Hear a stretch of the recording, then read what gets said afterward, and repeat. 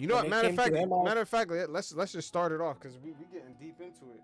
Because I had that in Yeah, there. dude, it's too much topics. That's why Yeah, I wanted to start off. it's just a lot going on right now. Matter of fact, you guys definitely check out Samir's newsletter in the link in the description below.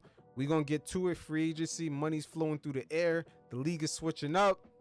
The Lakers are Also, sweating. subscribe to Orange Cookies. Thank you. The Lakers are sweating, man, out here. The team got sold. KD got traded. Man, what's going on out here? Yeah. Dodgers money coming in now. All kinds of money coming in, man. Private equity. I'm not sure. Is it private equity or is it like hedge fund that's coming in? But I think it's a hedge fund. It's gotta be. It's gotta be. At least the Dodgers is hedge fund owned, right? But Magic Johnson's also a part of the hedge fund.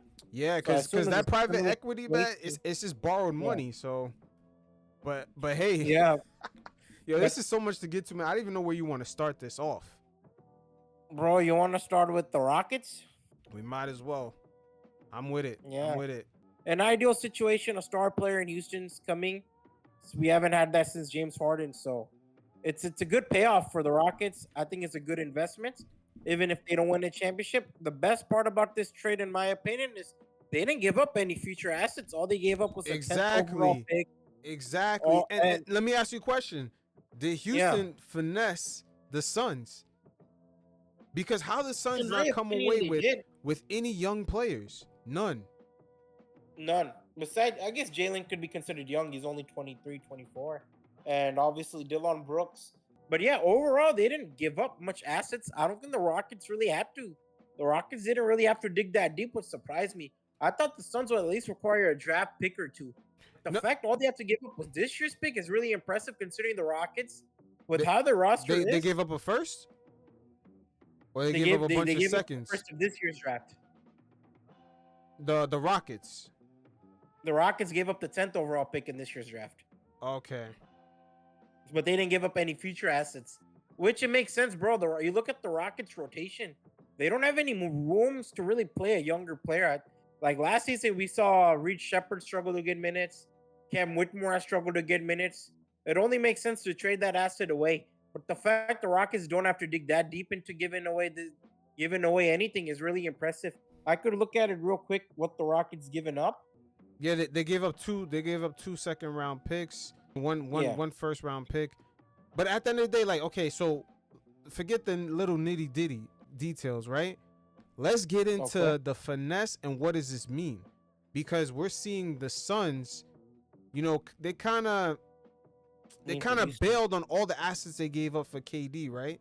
They kind of bailed on that because they sacrificed a lot for it. But what Houston's real leverage, what it looks like, is the fact that they actually locked their young players on into favorable contracts. They didn't give away the Michael Porter Jr. contract.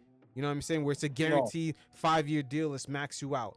Have we potentially seen teams gonna start using the Houston Rockets as a blueprint? Like, okay, we got a nice first, top 10 pick. He's playing well. We're not gonna super max him out. We're gonna try to give him the Jalen Green deal, because this is what really gave the Rockets leverage. The Jalen Green deal, the Şengün deal. They have enough cap space to make things Did you see happen. the Jabari extension? The Jabari extension is a favorable extension. It's a very favorable. I think the thing that shocked me with Bari, honestly speaking, I thought he'd signed the extension like during the All-Star break, because he's a part of the same draft class as Chet Holmgren and Palo Banchero. Banchero's a guaranteed pay. Chet is just going to depend on his health. So I was surprised that Bari was willing to bite the bullet a lot sooner instead of trying to wait out and try to get a bigger deal. They probably promised him a bigger role. But I mean, at the end of the day, like right here, right, with the Houston Rockets, again, Zion got his money right away, no questions asked. We're seeing Jalen Green, once again, he got a shorter term deal. Is this the new blueprint for teams as a lot of talent comes in, and a lot of, even the younger teams, they have a lot of guys who can shoot, who can score, who can play. Yeah. They have a lot of first round picks. Is this the new way teams should navigate? Is this the new way teams should navigate into signing their younger players after the rookie extension? Should they give them shorter term deals so they can maintain flexibility? Because imagine if Houston had maxed out Jalen Green or maxed out Şengün or just let one of them get maxed out. They wouldn't have this type of leverage to even make this trade. No, not at all. Not only that, right now, Houston, I saw that they're re-signing a lot of their role players. Jay Shante, Aaron Holiday, Drew Holiday's brother. So they're still signing on to the role players. Steven Adams got a 3-year, $36 million. Clint Capella got a 3-year, 23 million. So they're still able to keep a lot of their role players, sign on key role players. Houston, because of those favorable deals, have had a lot of flexibility in keeping a large portion of their last season roster and build upon that. Obviously, I think the situation with Jalen Green and Şengün, in my opinion, where I can compare them different from, like, let's say Zion and the Pelicans or the Houston Rockets. I don't think the Houston Rockets were ever sold on Jalen Green and Şengün being first options. But boy, hold on. But just beyond them being sold on it, right? I think teams now are looking at the Rockets on how they moved.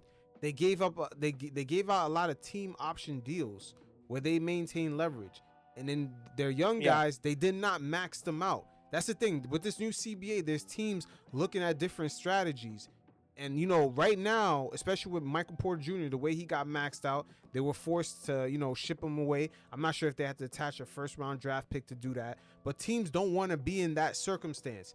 That's not where you want to be, because with them giving Jalen Green and Şengün a shorter deal, that kind of opened them up to afford a mid-level guy to add on to the team. That's the difference.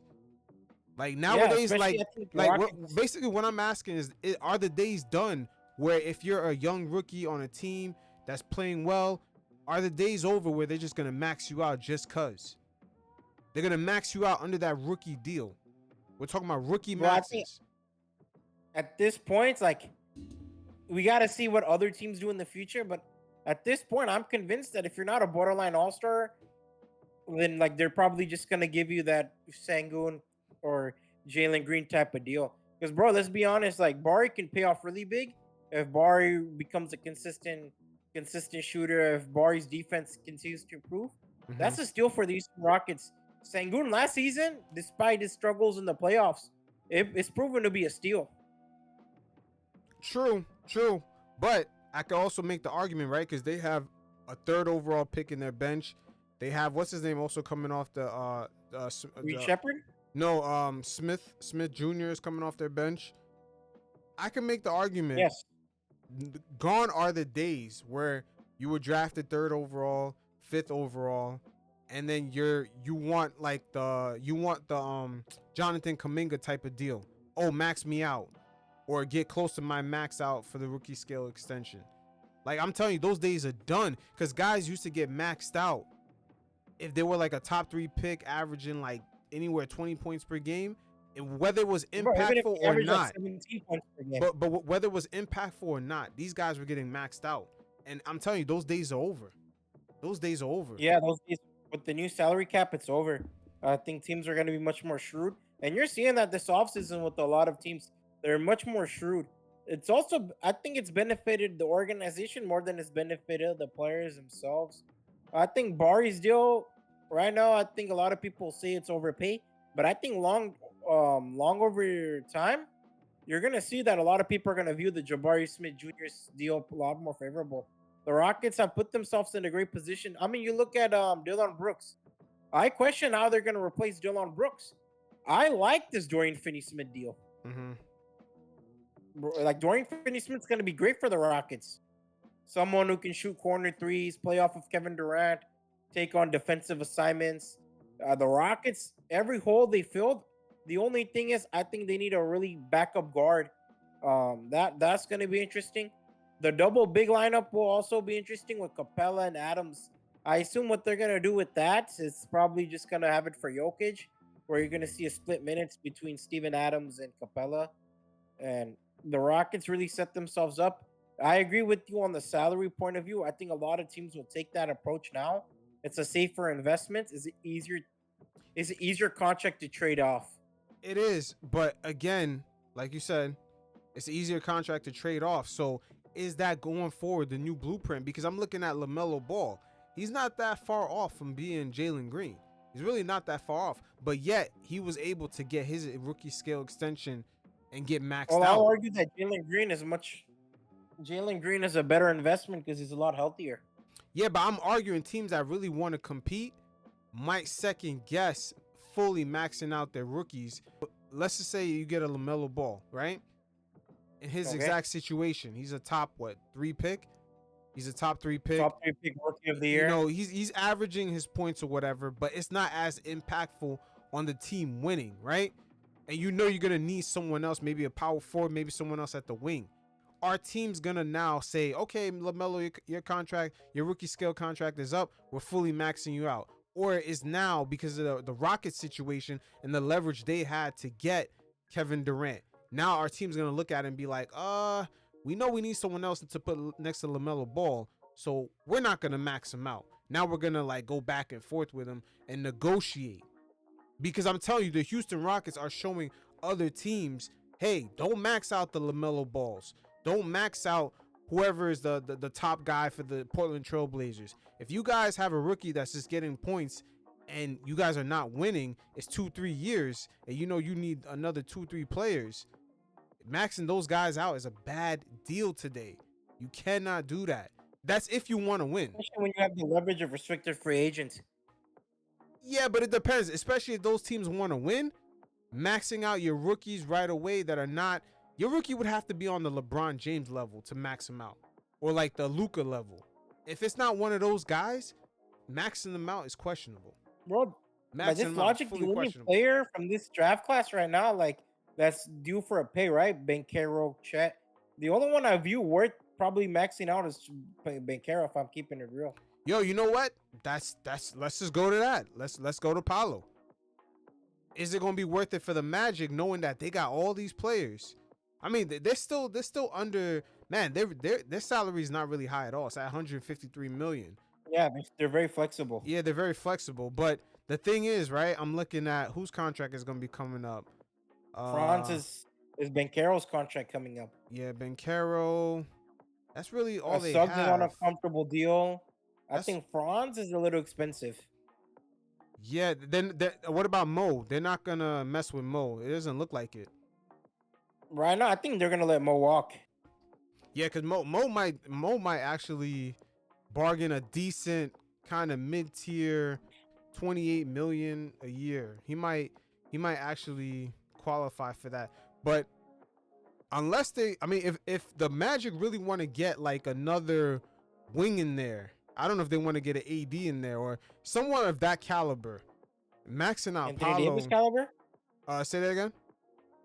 Whose caliber? I would say around the AD. I'm not saying AD specifically, but I'm talking about like a 10-year or 8-year player who has playoff experience. If they really want to go to that next level and add that guy, man, maxing out Palo on that rookie scale extension, especially with you got Anthony Black coming up by 2027. Black is what, third year? Yeah, but his rookie scale contract is gonna end in 27. Like, it gets complicated when you start maxing out your top guy, like for the full rookie scale max. It gets complicated to add people to that, and then you're already paying Franz. So man, Franz is getting see like okay, prime example right here. The Magic last year, they would have renegotiated Franz a little bit different had his extension been up this season. Like I don't know if it makes sense to pay a rookie scale contract where Franz is going to be making $51 million in 29-30. Or he's going to be making 47 mil in 28-29. You know what I'm saying? Even 27-28, him making 44 mil. And then of course, you're going to have to pay Palo by then.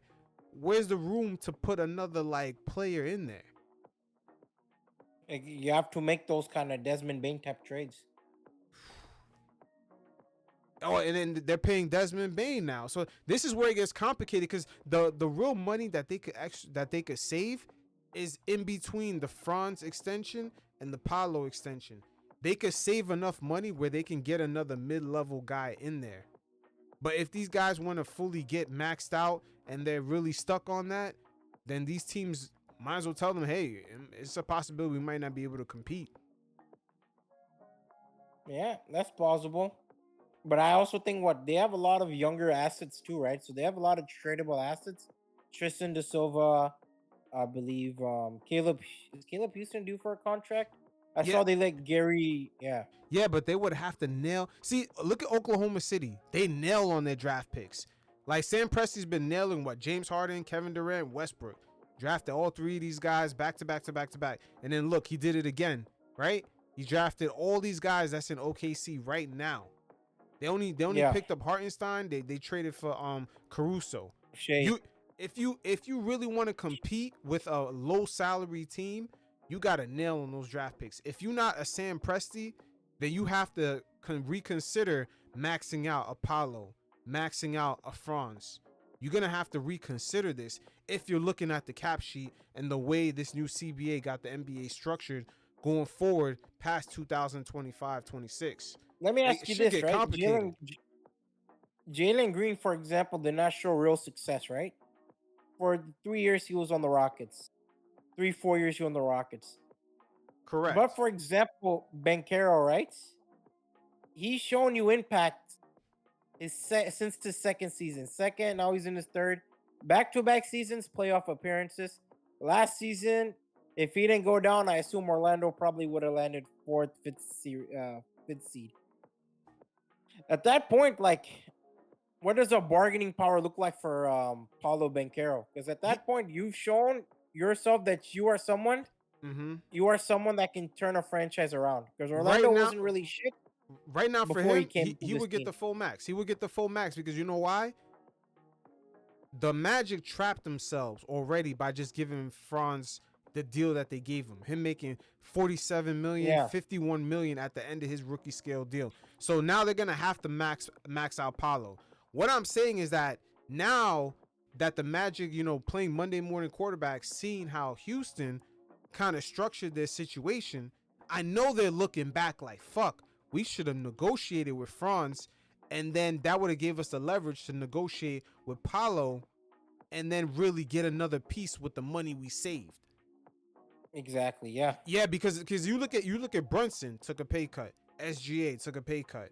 So what is Orlando trying to do here? They're just trying to have the Franz and Palo show with them possibly just getting eliminated in the first round, not having quite enough pieces or not needing what they really need, like another really kind of that guy wing player that can help them out, or they're just gonna be in the mix. Yeah. It gets weird. It gets complicated, but it's too late. They already maxed out Franz. But I think going forward, a team like if Charlotte was actually trying to compete, I would say Charlotte. The Washington Wizards. Okay, that's perfect. The Wizards is prime example. They're not going to max out a lot of these guys. They're going to look to do the Houston Rockets blueprint on this team. This team is actually, they have the leverage to do so. I like the Washington Wizards' future. I'm gonna be honest. Me too. I know it's a little sidetrack, but I like their future a lot.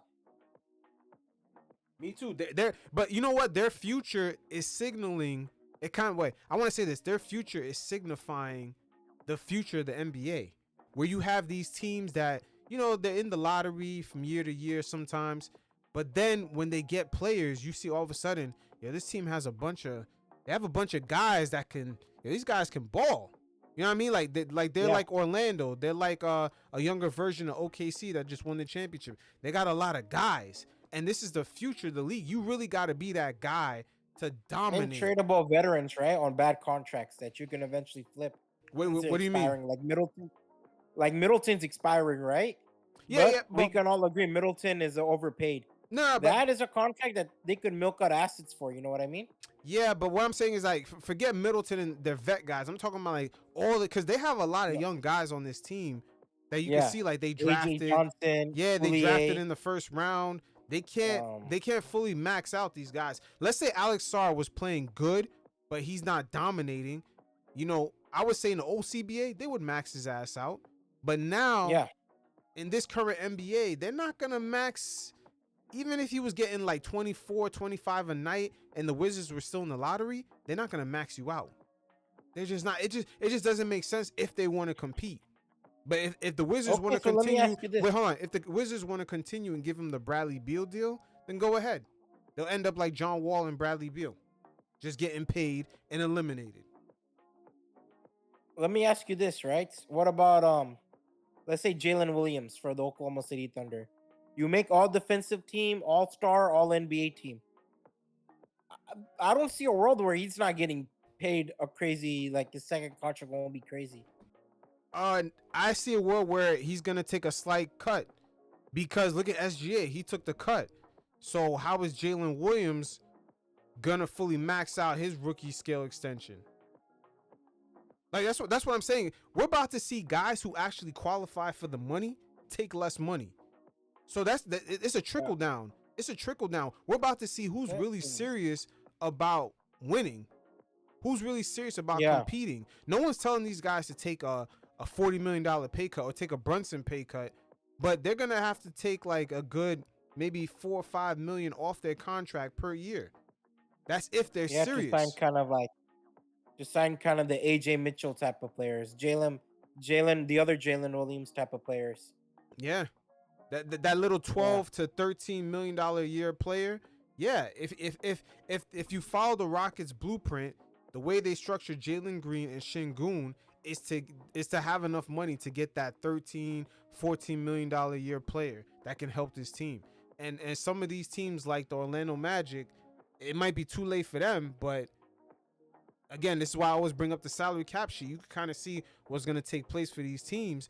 Unless Palo has like a SGA type of jump, they're going to be kind of stuck paying guys a ton of money, and their owners are not going to pay luxury tax. If they had the owners that wanted to pay that, then cool. But they don't have that type of ownership. So small market franchise, they're not paying those kind of. So what's the deal? What's the future for Orlando? They're gonna grab a couple of vets for the next 2 years, try to ball out and get into the finals or whatever, and then after that, they're stuck paying Palo and Franz $50, $47, $44 million.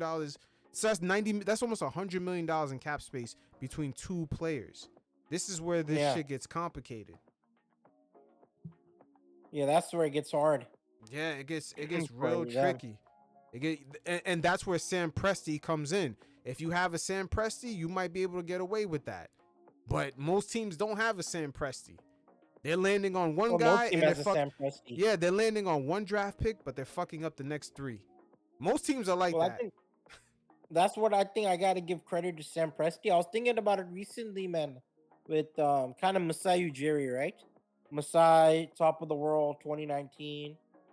You remember the phrase, and Masai you can trust, and all those phrases that got popular.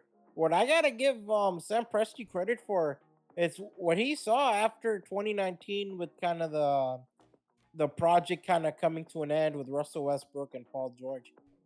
What he was able to sell owners, because let's be honest, owners look to save money.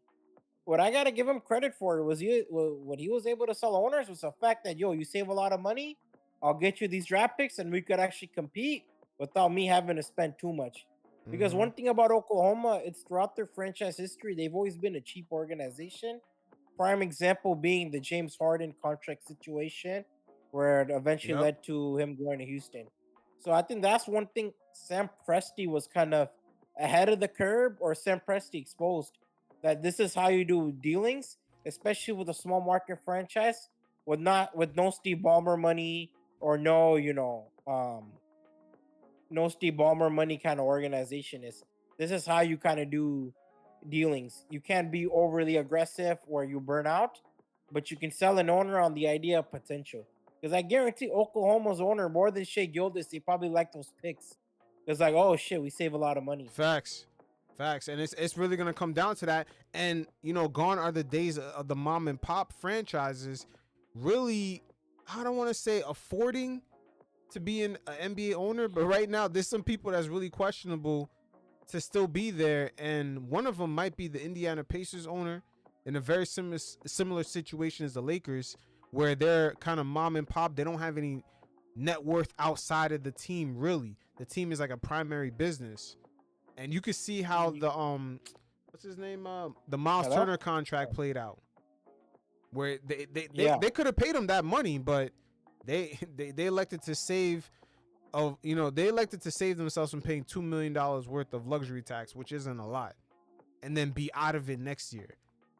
But hey, it is what it is. But going back to the teams kind of being stuck with these rookies coming off these extensions, you don't want to end up like the Toronto Raptors.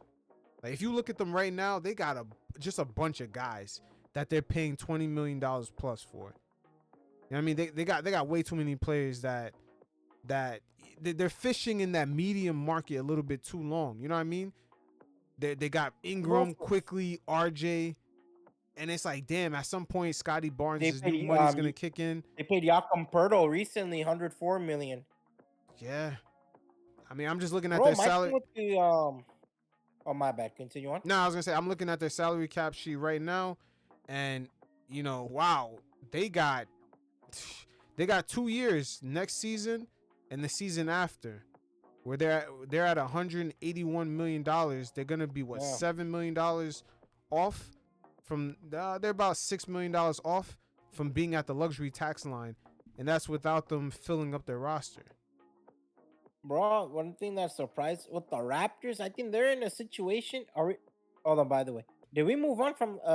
You have any last thoughts? I guess we could just move on from Houston. Any last thoughts? No.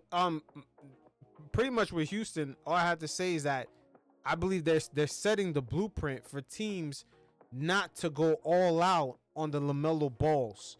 Hey, LaMelo, you're up for contract extension. Hey, let's talk about you taking a little haircut less every year so we can have enough money saved up for a mid-level exception. And then they would do the same thing with what's his name? Brandon. What's the other guy in B. Miller. Yeah, Brandon Miller. They would do the same thing for Brandon Miller. They'll be like, hey, take a few years, take a little haircut every year, and then we're gonna combine the money and go get a veteran guy we can pay 14 to 15 million a year for to help you guys get to that next level. Like, this is the way the NBA is now, because these rookies, they're gonna have deals where even with that haircut, they're gonna be making 45 mil plus. And they're still making crazy money. Yeah, exactly. So it's like, if SGA takes a pay cut and Jalen Brunson takes a pay cut, there's going to be a trickle-down effect even to the younger players. It's bound to happen. The same standard. Yeah. And let me ask you, where do you view Houston in kind of the Western Conference setting? Like, as of right now, let's say the season starts tomorrow. Where do you kind of view them, in your opinion? I got to wait on that because I'm going to wait on that because I got to see how Houston is going to use Kevin Durant, how they're gonna use him. That's very key. And also Fred VanVleet, are they gonna did they re-sign him? Like, they re-signed him. They extended him. They extended him to what? 2 years. So they're betting 2 years on KD. Yeah, they're re-signing. I think Kevin Durant talked about taking a pay cut. Oh yeah, 2 years, 50 million. So he's taking 25 a year.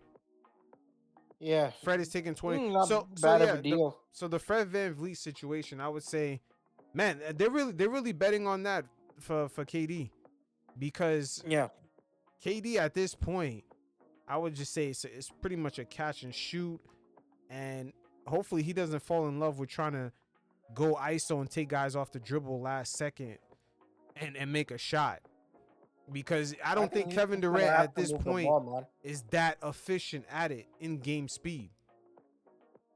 No, I think they're going to be a team that swings the ball, man. I think that's going to be the identity of the Houston Rockets. Ime Udoka takes pride in his defense. He's surrounded him with good defenders, obviously.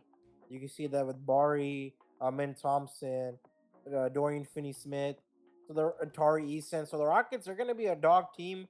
I think Kevin Durant's fit will be interesting, obviously. I want to know what their guard depth will look like and how they're going to work the double big lineup and how they kind of use. Like last season, we saw the double big lineup work, so it'll be interesting to see how that transfer over this season. But overall, the Rockets, they've done good. They're aggressive.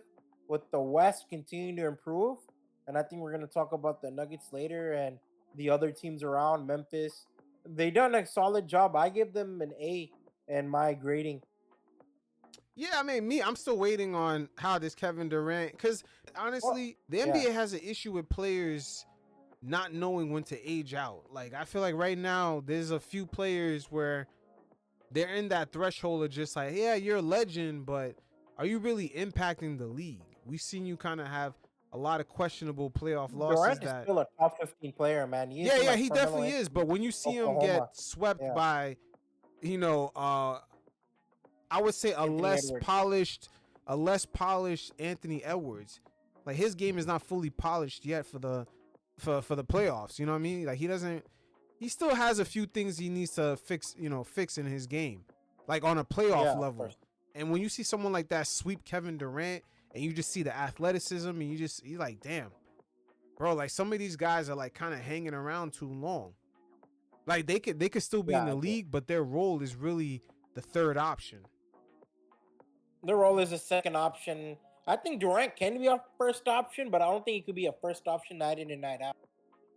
What I think the Rockets are gonna do, they're gonna use him as a decoy on a lot of shit. Like, it's gonna be better Yeah, I spacing. think the Rockets are going to continue on the defensive reputation. Yeah, but it's gonna be better spacing for a lot of their other guys.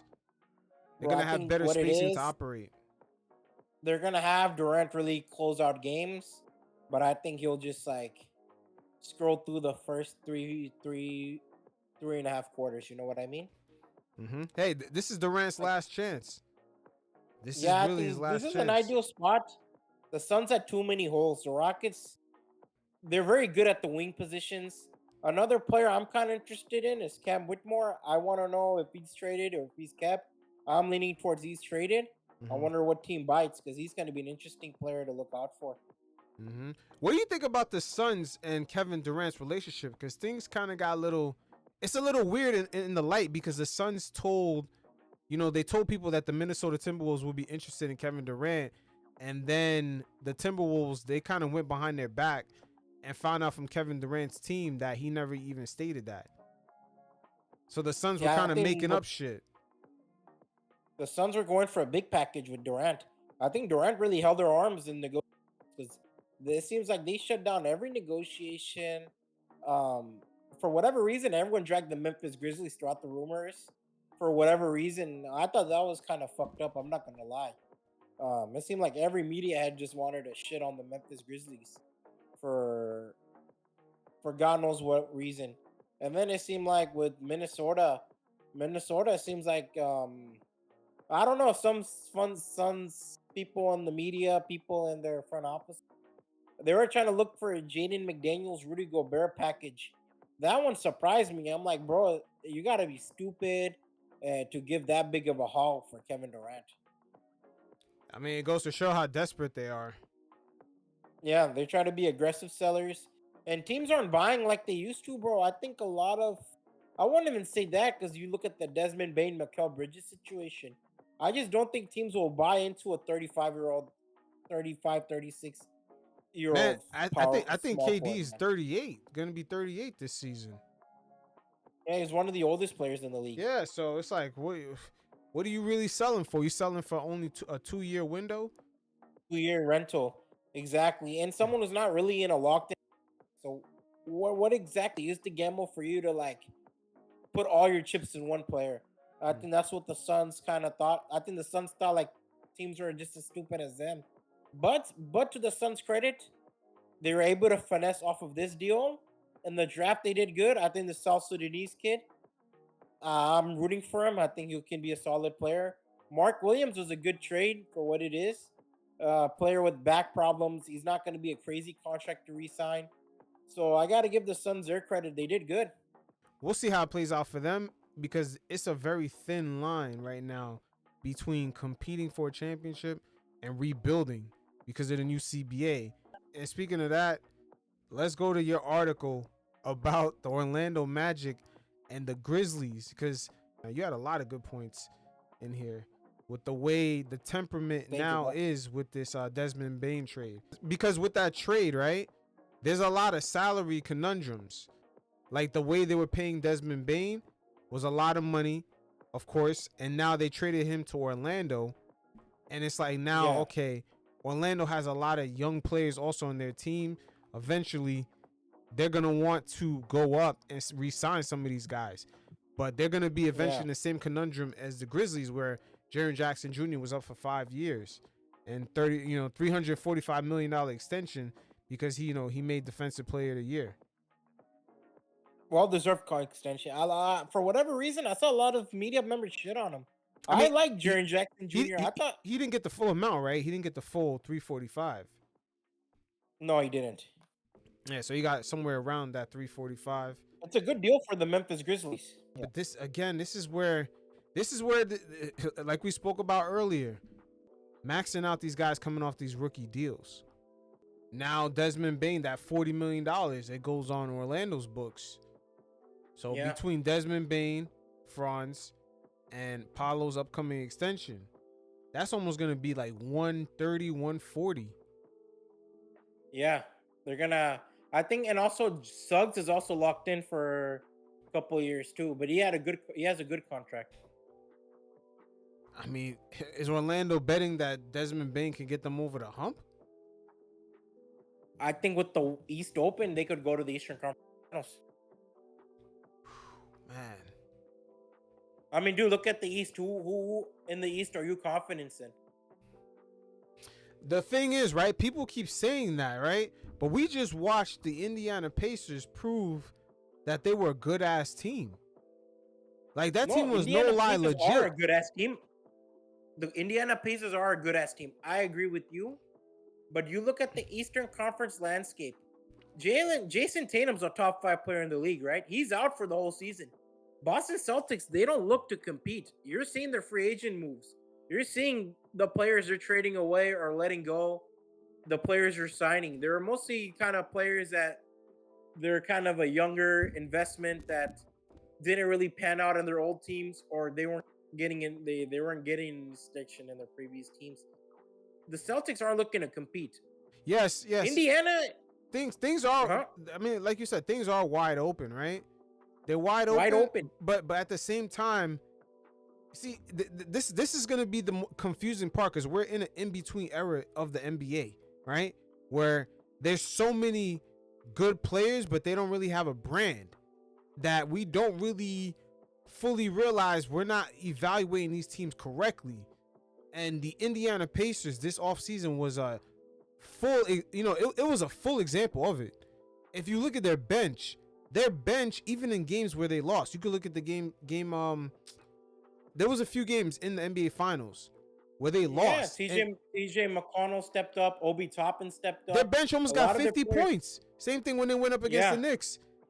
Same thing for Cleveland. Where they went crazy. Yeah, like who's bench? But who's bench in the NBA is consistently putting up more than 35 points a night consistently? Not many. That's kind of crazy. Even the Thunder with their magnificent bench, their bench is more athletic and like defensive minded, but their guys contribute.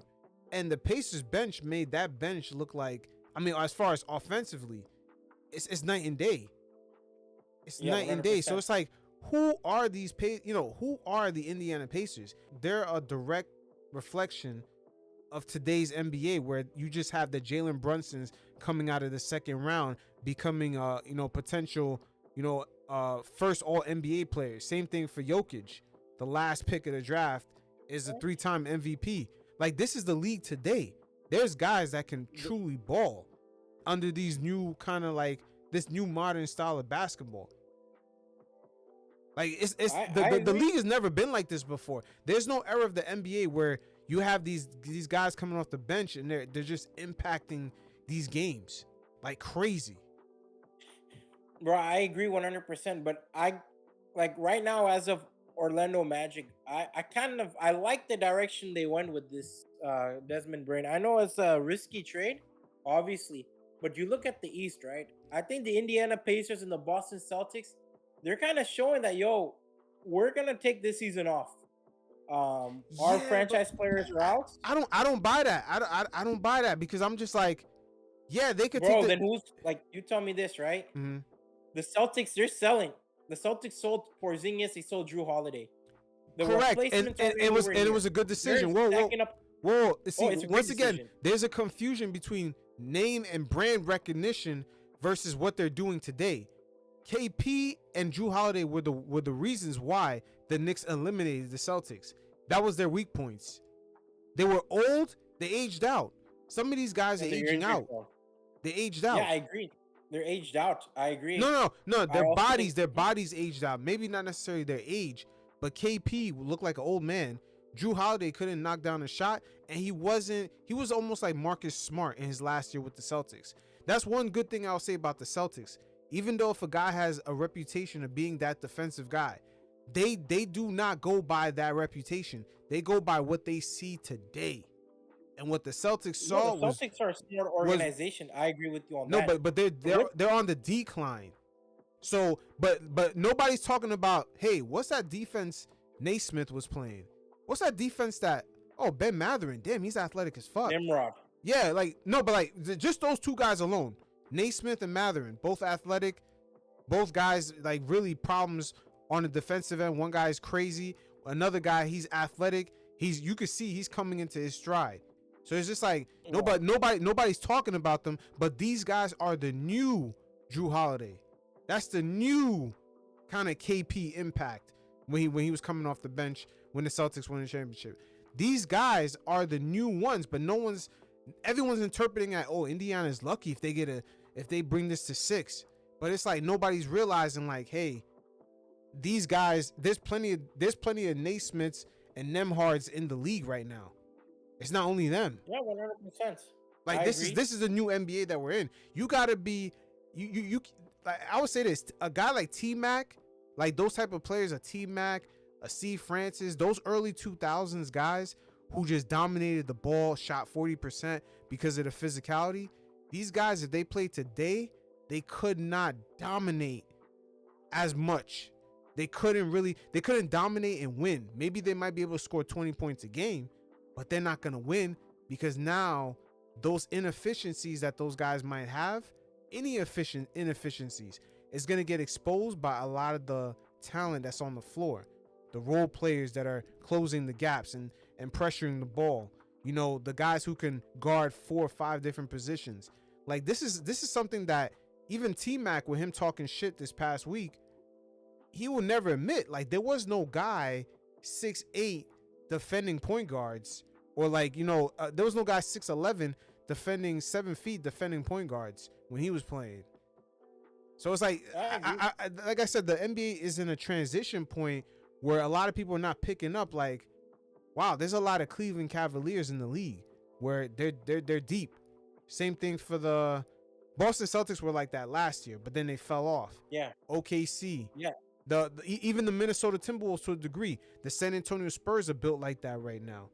And then let's say the Washington Wizards in 3 to 4 years, the Wizards might be looking like that. I think 2023 Denver Nuggets could be in that argument of being a deep team. Yeah. So this is the new style. This is how your team. I'm always saying this throughout my other segments. The Dallas Mavericks in 2011, when they closed the window on Kobe's 3-peat and they beat LeBron, that was the beginning of the end of the hero ball era. And this season with the Pacers and OKC in the finals, that was the closing of the casket. They put the dirt on the casket. They fully buried that casket. Them early 2000s NBA where a guy is chucking up all the shots and playing hero ball is dead. It's fully dead. It's closed. That window is fully done. Era, I agree with you on that. The only relics that's left is LeBron James. He's the only relic of that era. That LeBron James, I'm holding the ball, you got to guess what I'm going to do. That shit is ending. That's why he has no impact. Saw that with the Dallas Mavericks last season too, bro. Luka does it to a degree, but Luka is more, he's younger, so he's more skilled. LeBron doesn't have that type of passing ability. Not like Luka. No. Luka's a little bit different. And Luka, unlike LeBron, he uses that big ass body and he posts up. If you're gonna pressure him, he's gonna bring you in the post and post you up. That's the difference. I'm talking about the guys that used to cross over nonstop, chilling around the perimeter, and then they're gonna blow by you and kick out, and you shoot a 3. The Miami LeBron type of teams, that shit is done. It's done. It's dead. It's gonna be much more swinging the ball. Swinging the ball all over the place. Superstars also have to play defense. SGA proved it in the finals. SGA and J Dub. Yeah. And then even Tyrese 100%. Haliburton was playing defense. So if your Tyrese played superstar, defense. so Siakam played great defense. yeah, if your superstar is like Damian Lillard, just think he's gonna get his shots off and then be a liability. Those guys are harder to build around. Same thing for Jalen Brunson. That's why him and Cat struggled against the Pacers. You can't hide those guys. Yeah, 100%. But you were asking about my opinion on the Magic. In my opinion, bro, I think what the Indiana Pacers opened up, especially for mid teams, because the Indiana Pacers were like the middle of the pack team.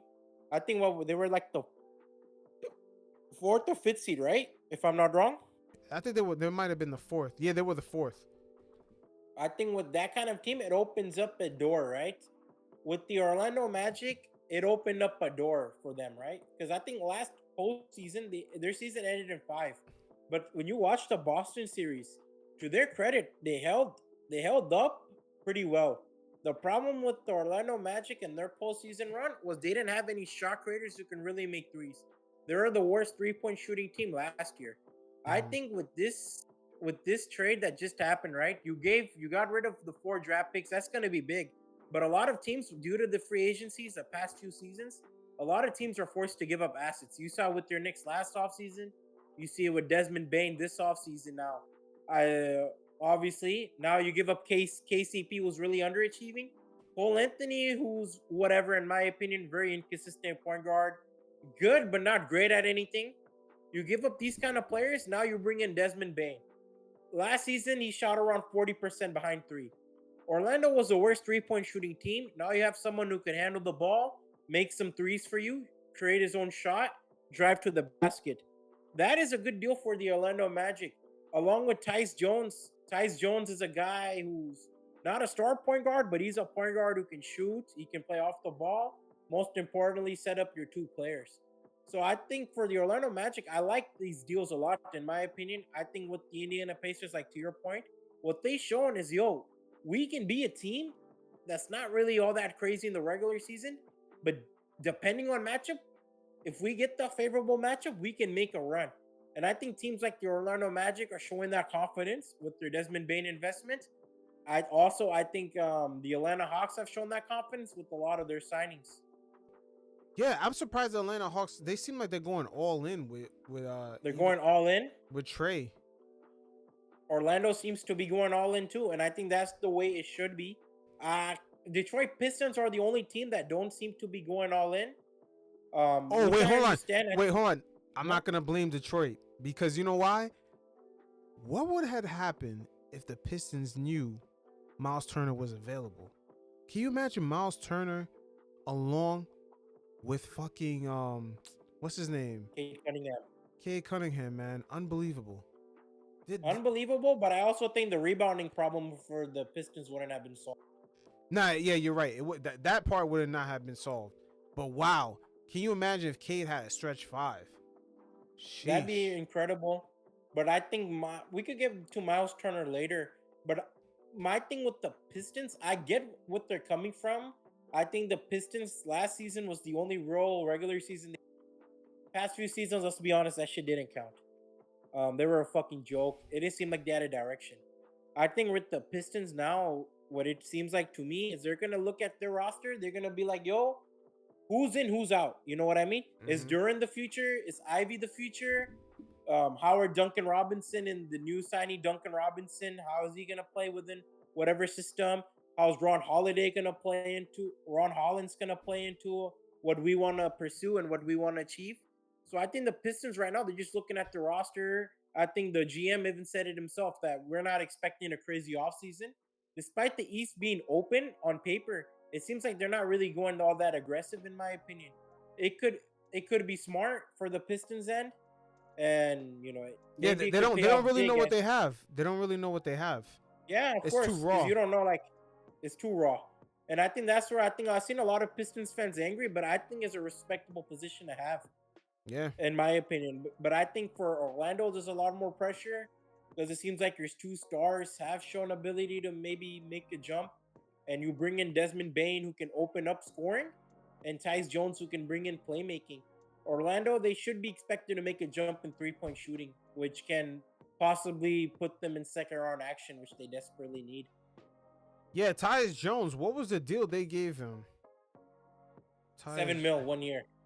Wow. So it goes to show you that he'd even wait for Phoenix to even play out, because man, what's going on over there in Phoenix is a mess. You could just tell, because he took less money and skipped out. He took a pay cut. Yeah, on Washington to play for Phoenix, hoping that they was gonna extend him. And now that should even work out. He might as well have taken the money, man. Yeah, 100%. But I think this investment in Orlando is gonna pay off a lot better. They're a much more fluent franchise. They're a team desperately looking for playmaking. Yeah, and they desperately need a point guard. So it's an ideal situation. Their scoring is gonna go up, in my opinion. So I'm kind of looking forward to Orlando's season. I think another question that comes into it, it's obviously Banchero's extension, which we talked about earlier, but Franz Wagner's improvement within the three-point shot. It seems like he's regressed since coming into the league. So that's going to be something that they kind of have to look at, is how much does he improve in his shooting ability. And I think health overall, Orlando is really questionable. Jalen Suggs has dealt with injuries. Banchero dealt with injuries. Franz dealt with injuries. So they're going to have to be a really healthy team if they want to look to compete.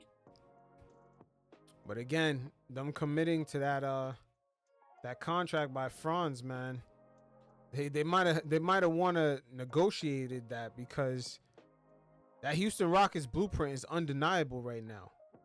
It's just giving guys the Rockets blueprint does look good. Yeah, but a shorter deal. Situations are dealt with. I think they've done a solid job thus far. In my opinion, you lock in your third option's a guy who has 3 years in his contract. Let's see what Pablo's contract's gonna look like. You got young assets. Let's see how. I think Jalen's on a good contract. Jonathan Isaac is on a great contract. Isaac's under a great contract. Their big. I don't really like their big man situation. I think they need to look to improve on that.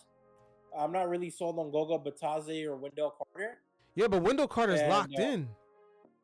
He's locked in. Another contract where it's just the team has an option on that last year, but another 4-year deal. I mean, the Magic, they're giving away, like, I'm telling you, Houston giving a shorter term deal, like a 3 to 4 year deal with a team option at the end of that, is a lot better than the rookie 5-year guarantee that they gave Franz, and they're gonna have to give Palo. I mean, unless Palo. Is Wendell sitting on? Wendell is sitting on like 18 to 20 with a team option at the end. They could look to move him around, but that's kind of their struggles. But overall, man, I think with the East open, the Orlando Magic, it won't surprise me, depending on matchup, if they end up in health, if they end up making a deep run. Same with the Hawks, in my opinion. Like, those two teams, I think they're a dark horse. Obviously, the Knicks are going to be favorites because the Knicks are the Knicks. You have Brunson, you have Karl Anthony Towns, and kind of the main question with the Knicks is coaching, in my opinion. I think the coaching is a big question in their bench. I don't know your opinion. I'm not really crazy about the Jordan Clarkson signing. I'm cool on it. Nobody is. But it's nothing special to me. What the Knicks need to do, the Knicks need to get a coach where they can actually assess offensively who's a powerhouse, who's going to contribute, making that offense a real powerhouse as it should be. Because that's going to make up for the lack of having a bench. But in last year's playoffs, or just last season in totality, the Knicks, they had Tibbs. Tibbs is not really that type of offensive coach where you could see what exactly is Mikal Bridges. Is he worth extending? You know, because Mikal, he had a great season, but the only thing for what the Knicks need him to do, they need him to hit long distance shots to spread the floor. And also, could he be really consistently that ball stopper for like smaller guards, like shut down the Trae Young, the Damian Lillards? Can he consistently do that and make up for Brunson? Because Brunson is slow and he's the weak point. That's a big gamble, in my opinion. Wait, hold on. The reason why the Knicks have to be so gifted offensively through a coach and know what they have is that Brunson and Towns is too much of a weak point to have on the floor at the same time defensively. That's the Knicks' issue. Like, they're not sophisticated at all on offense. You could tell from the Pistons series because they could never separate themselves. against the Pistons, who are not that complicated. If you see the series, the Pistons were they were running a very simple offense where they didn't have the shooters, and also their young players were making a lot of mistakes, and the Knicks still couldn't pull away. The veterans weren't good. Like Tim Hardaway Jr. didn't step up. Yeah, Malik regressed a lot. But the Knicks couldn't pull away. They couldn't pull away. And ironically, because of the Knicks, Dennis Schroeder ended up getting a big contract. Yeah. But it was kind of crazy. And then to see Tibbs struggle with certain third quarters where the Knicks they're not running any plays. The offense is stagnant. And the Pistons, on the other end, they didn't even score themselves. Like that right there shows you Tibbs' limitations. Which game was it where the Knicks barely won by one? Yeah, it's like those type of games. There was too many. Like the Pistons are too young, and K doesn't have enough shooters around him to actually, kind of be that offense where when the Knicks weren't scoring to pull away from the Knicks. The Pistons could never do that. The Knicks will go five minutes without scoring, and the game still be a 1-point game. You know what I mean? Like the Pistons, they were just young, and they didn't really have the guys. They didn't really have the shooters. Think about it. They didn't have someone who could take over, to be honest. Yeah, they couldn't. They were relying on Beasley and Tim Hardaway Jr. Yeah, that's not a good look. And Durant really struggled. Karl-Anthony Towns, to his credit, one hell of a series against the Pistons. Yeah, but again, it's just. I'm not blaming him. I'm saying with Tibbs hasn't shown a sophistication on offense where you see the Knicks, even if they have bad defensive games, the offense is clicking so much. The Knicks had only one game last season where you saw the potential of the offense, and that was against the Phoenix Suns, where they completely dominated. And it's like they were looking like the Steve Nash Phoenix Suns. And Tibbs, he does not have the sophistication to run an offense like that night in, night out. It was so apparent last year in the playoffs against the Pistons. The Knicks could never pull away. There was never a 20-point blowout win. Nothing. Everything was, oh man, we not scoring for 5 minutes. Thank God the Pistons fucked up. We're only down by 3, and we haven't scored in 10 minutes. Okay, let me ask you this. Now, there's a lot of bullshit in the media sphere, right? So we can weed them out. Who's looking like the obvious choice for the Knicks coaching? Like, you're more in touch with Knicks media. There's rumblings all the time. You don't know for sure until the tweet hits that Knicks hired Bob Dylan, whatever. Who is looking like the favorable option for the Knicks? The thing is, from what you're gathering, the thing is, a lot of the reports I don't think are real because the Knicks, nobody ever knew that they was even in the mix for OG. Leon Rose does not talk to anybody. He does not talk to anybody. Maybe the media. RJ Barrett trade was surprising too. Yeah, every trade was surprising. The Karl-Anthony Towns trade was surprising. Nobody even knew until after it happened. That's one thing about the Knicks. Nobody ever knows until after it happened, ever since Leon Rose arrived. You ever notice that? No, I agree with you 100%. World Wide West, Leon Rose, those guys. I think Scott Perry left for the Sacramento Kings. But regardless, those guys are a good coach. Those guys have a good. Let me ask you a question. As an outsider, right? Have you ever heard Leon Rose talk?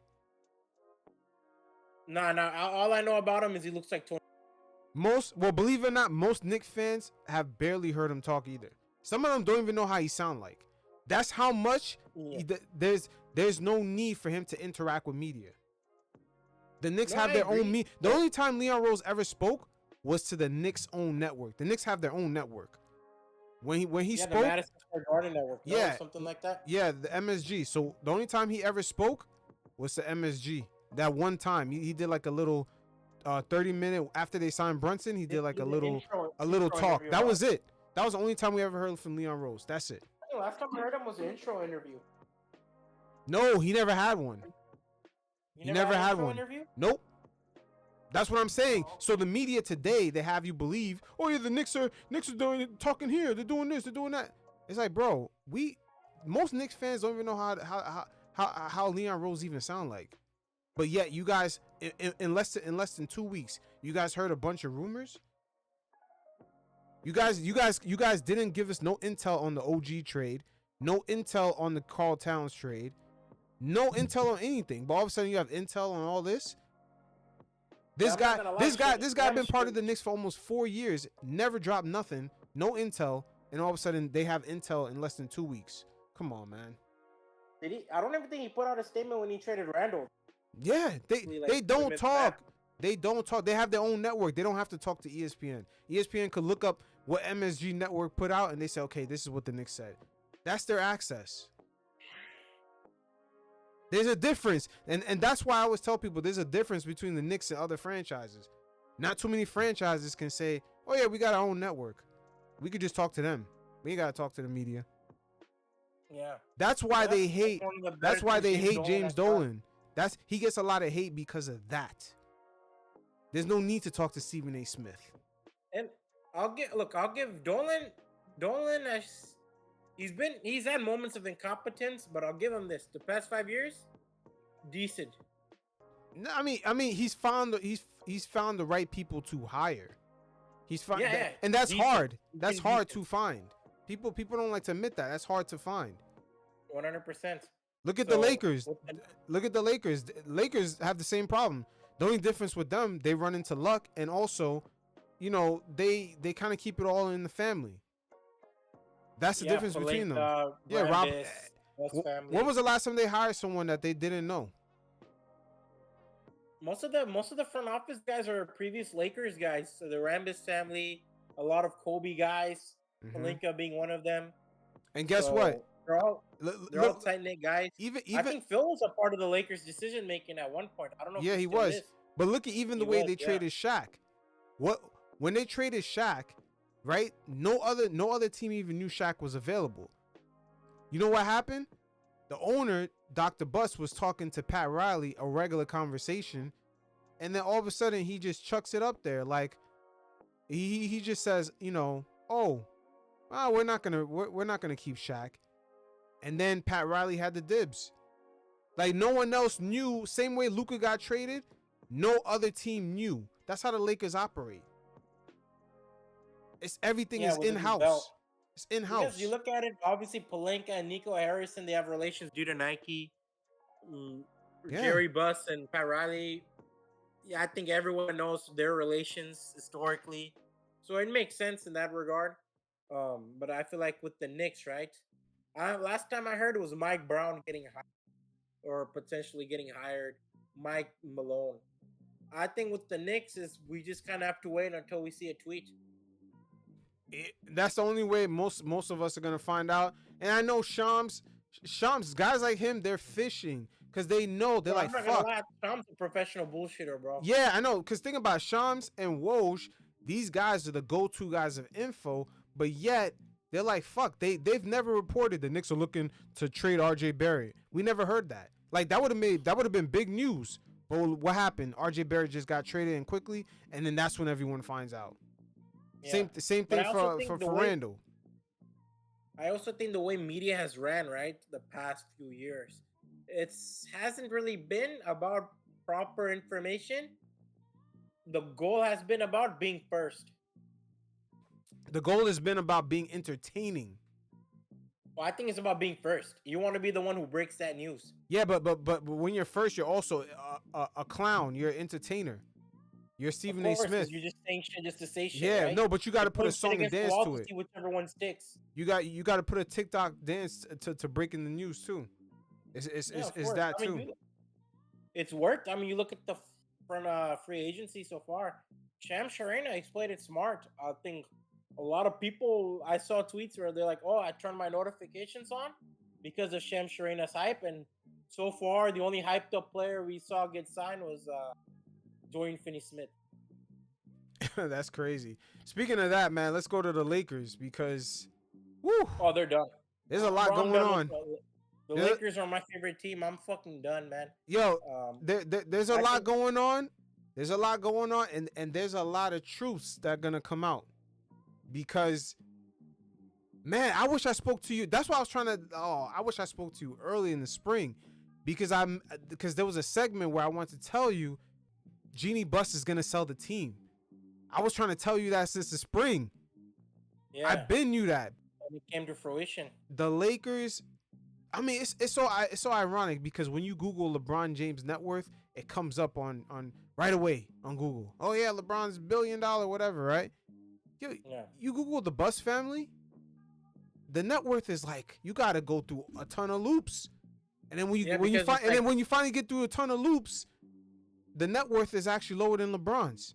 I'm just like, because they're all family run organization, but they chased one of the brothers off. Yeah, but hold on. When was the last time? But think about it. When was the last time we ever seen a player have a higher net worth than the owner? Never. Maybe Mike? No, Mike didn't have a higher net worth than the owner. When he was in Washington? Nope. Remember, Mike touched $1 billion almost 12, 13 years after he left the NBA. With the Haynes and the Jordans, huh? So even with all that, even with the Nike blow up, it took him even after the Nike lifetime deal, it took him another 13 years to touch that Billy. Yeah, we never seen that because I think with the Bus family, since they being a franchise, they ran that organization through loans. It was never like their own. You got it right there. And guess what kind of loans they ran it through? They ran it through the type of loans where they could actually leverage their net worth, leverage also percentages of ownership. Percentages of ownership on the team as debt. And that's another thing that in these sales, when you hear $10 billion, etc., Mark Cuban 3.5 for the Mavericks, right? And then what was said about when Mark Cuban and Jeanie Buss sold their teams? Oh, they sold the teams, but they maintained control, which is not true, right? And that's a smokescreen because we saw Cuban. Exactly. Moment he sold, they fired everyone affiliated with Cuban. Dirk Nowitzki, pack your bags. Crap. Exactly. Yeah. And you know what's so funny? With Mark Cuban in that 3.5 number, it includes debt. It includes debt. He's probably walking off with the Billy if he's lucky. Or probably 1.5. He really sold the Mavs for 1.5 with no control, or even 2. But also the Mavs, because he complained about. Guess what happened to the Mavs? They lost their local TV money. That's not coming in no more.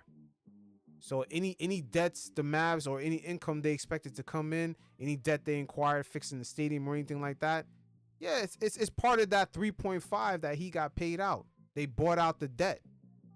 That's part of it. And same thing for the Buss family. The Buss family, they can actually take out loans on their net worth and loans on the Lakers. So they said it's $10 billion, right? But they only sold. They said they maintained 15% of their shares, but they own 60%. So they really sold about. You see, this is how they trick you. Their total shares, they say, is worth 10 billion, but in reality, they kept 15, and they sold 45. Yeah. So how much did they really get? And we know there's debt attached to that. To them shares, like some of them shares they probably use as collateral for debt. So out of that imaginary 10 billion number that they keep throwing around, what's the real number? There's like a lot of smoke screens. We're never gonna find out the real number. Obviously, that's through their accounting shit. But regardless, I mean that's historically been known and out there that even with Buss when he first bought the Lakers, he loaned out. He basically uses real estate properties and his real estate ventures as kind of equity for his NBA, like him purchasing the basketball team. Mm-hmm. So those old mom and pop kind of shit is kind of dead now. Yeah, because now, like how Mark Cuban said, he's a middle class billionaire. He said the NBA now you got to have a real estate portfolio. It's expensive. Well, you need to be a technocrat now. Mm-hmm. And then the Luka contract that's coming up, it's not the price of his contract that's expensive. It's putting a championship around that contract is what makes it expensive. You're gonna spend in luxury tax over $80 million plus per year. That's what the Mavericks were scared of. And then the Laker family just looking at the kids, whatever money they got paid, it has to get split among all those kids. And come to find out, had those kids kept the Lakers, had one of them died, the shares automatically get split among whoever is left over who's alive. It doesn't go to their kids. So let's say they got kids and then they pass away, the shares don't go to the family. It go to the other siblings. Yeah. So you could only imagine the angst of them just realizing, okay, we pay Luka. Then if we want to keep a championship team around Luka, we got to pay $80 million luxury tax every season. And then to maintain this NBA team, we don't have the money to go get our own stadium to build what the Warriors got. Look at Steve Ballmer. He just moved into town. He has a better arena than we have. Oh, dude, everyone's booking that arena too. Yeah, so it's like, and then they don't even control their TV deal. Loud, man. That Clipper arena's loud. Like, you watch the Clippers playoff team, you know, it doesn't look like that. Oh, you know, the ugly girl in the dance anymore. It looks like that girl who hit puberty and now is beautiful. Mm-hmm. And then at the same time with the Lakers, right? They're living off. You could tell when Jeanie talks, stars want to come here. That's something from the 80s and 90s, man. Like, Jeanie doesn't have a proper vision for past her father. Like, her father's time was the 2000s and before in the 80s, but she doesn't have a vision past that because it's the way she talks about the team. From the time she took over, she struck out on LaMarcus Aldridge, Paul George, Kawhi Leonard, Kevin Love. Look at that, Klay Thompson. The list goes on and on and on. Nobody ever talks about these things. How many people they struck out on? LeBron wanted to go there. They never had to recruit him. He wanted to go over there. They didn't have to recruit LeBron, exactly. Shaq hit it the best. When Shaq talked about it, he said the idea of big markets, small markets is dead. The age of social media and how you become kind of relevant and how you become a transitional star has changed. You see that with kind of Haliburton now, or what the hell, all that shit that's popular nowadays, where it's like. And look at SGA. He looks like a Laker. He dresses like a Laker. He has the aura of a Laker, but he's not a Laker. Wearing Converse everywhere. You look at him. Yeah. Giannis, Jokic, those guys don't need a big market for people to give a shit about them. Even Luka joined the Lakers. It's a big deal, but it's not the same. You could tell they don't know the branding. They're stuck. There's a lack of vision. Like, the father bought the team, there was an identity, rolled out the red carpet. But the Lakers right now, Hollywood. They just don't have that. They're just living off of the nostalgia of those moments. And it's like, now it's time for someone else. Care about Hollywood. Yeah, now it's time for and Hollywood's dying. Hollywood's dying. Hollywood, I think, within young people, Hollywood is TikTok and YouTube and shit like that. And then the Lakers, you know, it's funny how when Jeanie sold the team, the main part of the media, like the ESPNs, the big writers, all of a sudden they started revealing the truths. Oh, the Lakers don't really have a good staff and organizational structure. They don't have a good analytics departments and trainers and scouts. They're kind of cheap when it comes to that. All of a sudden, all these things start coming. Like it's like the veil has been ripped off as soon as Jeanie sold the team. Now everything that the media already knew behind the scenes, they started saying it out loud. Oh yeah, the Lakers. Yeah, everyone knows. Oh, the Lakers are lovely, but it's just a name at this point because they're like, yo, when you go there, they don't have the top medical staff. They don't have a good analytics department. They don't have. Look at their arena versus the Clippers. Seeing it with free agents, right? Like, Brook Lopez was a highly touted free agent for the Lakers. He didn't bother. Exactly. There were so many players that did not bother. There were so many players. Clint Capella said, all right, fuck it. I'll play 20 minutes a game behind Sengun and Steven Adams. Klay Thompson went to Dallas, took a pay cut. Thompson went to Dallas for cheaper. You're looking at it, a lot of players are just taking other deals that they're like, you know what? Fuck it. Like, I could play a lesser role and probably achieve a lot more in another organization, and you're seeing it right now. I'm looking at it. James Harden, I don't think he entertained the thought of going to LA, but he doesn't entertain the thought of playing for the Lakers anymore. Nope. And then peep this, right? The father died in 2013, right? And the father bought the team for $67 million, right? So he was only paying taxes for all those years he was alive for the net worth of the team, $67 million, because that was like what was on record in LA.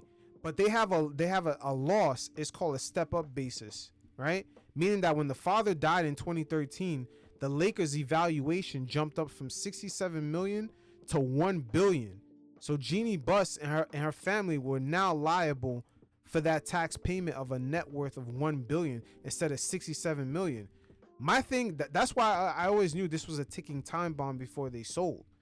They've been paying taxes. That's a hell of a jump to pay taxes on a business from 67 million to 1 billion because the father had passed. That's a lot. Yeah, that's a lot. And that's why I say out of that 10 billion number that they tossed out there, we're wondering how much is debt, how much is leverage off of the net worth of the team, the net worth of each individual family member. You know, it gets tricky. It gets tricky, man. It gets real tricky. And then, like you said, they had no vision. We're seeing the Golden State Warriors in net worth jump up light years ahead of the Lakers. The Lakers look like they're nowhere near in sight, but now the Lakers have a chance. I guarantee you the next 7 years you're going to see the Lakers net worth almost reach Golden State's, because now with the new owners, they're going to bring in infrastructure, a stadium. They have money to pick up a stadium. Well, even though they're locked in their stadium, but they can actually build infrastructure now with the Lakers instead of Jeanie Buss just relying. And he's a proven owner too. He has success in the Dodgers. Yeah, but the Dodgers have infrastructure. You know what I'm saying? They have infrastructure. They, like, if they wanted to, they can get a new stadium. They have like the backing for it now. This is the first time probably since the Lakers were bought, when Dr. Buss, whenever he bought them, this is going to be the first time that the Lakers, they're going to look like a complete different franchise. They're going to look like a real like rich franchise for the first time in a long time. And it's because the Buss family finally sold them. They like pretty much they sold the name. There's no infrastructure with it. If you sell the Knicks, there's infrastructure. You get MSG Networks. You get MSG, the arena, the Rangers. So MSG is in the most perfect place in the world too, bro. No, but look at it. You get the Rangers. You get radio. Like, there's a bunch of shit tied to it, right? The network. It used to be. Wait, hold on. It used to also be a cable company called Optimum Cable, but those sold it. But all that used to be attached to the Knicks. You look at the Golden State Warriors, they got the whole Chase Center, the whole infrastructure, the commercial real estate around it. It's a whole thing. The Lakers, Jeanie Buss just sold a logo and a name. That's it. That's all they sold. Yeah, she sold a brand. That's it. But if Mark Cuban got 3.5, I don't know, man. Something tells me just for that logo with no infrastructure, I don't know how much she got. Maybe someone hooked her up. But how much is that shit really worth just buying? I mean, it's worth money to someone that's already rich that can add infrastructure to that name. But right now, the Lakers are just a logo. Bro, they're like the Sears. You remember Sears Roebuck being like the biggest retail store in the world? Eventually, it just became a name. That's the Lakers right now, bro. They're just a name. Oh, the fact is, it's been a long time since we've seen. Like, I was thinking about a top 5 player in the world. Only one of them is in a big market franchise, or two of them with Boston Celtics, Jason Tatum, who happened to be drafted there. So we don't even know if hypothetically ends up in the Sacramento Kings. He wouldn't even be a top 5. Celtics wouldn't have a top 5 player in the league. You look at Luka Doncic, obviously that's through trade. So you look at it now, the NBA landscape, especially when it comes to markets, is dead. It's dead in the water. I think the mindset of the players has also changed. You look at the modern player, they don't care about clubbing. They don't care about any of that shit, bro. They're just kind of simple guys who want to play the PS5 and PC games. You know what? Right after games. You know what? I think the mindset of players has changed, where it's like they don't care about all that big lifestyle shit. But let me ask you a question. Let me ask you a question though. Do you think social media has something to do with that? Because now when they go out, they can get scrutinized. When they have the Charles Barkley's off the court incidents, now everybody knows. There's some people today that still don't know some of the stuff that took place with Charles Barkley off the court because it was different times. I think it's 50-50, to be honest with you. I think the new generation is much more technology driven. I think the new generation is much more they're much more indoors guys, because you look at the players coming in, they spent their middle school, high school, and inside of their homes because of COVID. They're not really looking to be all that wild, if that makes sense. But is the risk different though? Because look at Zion.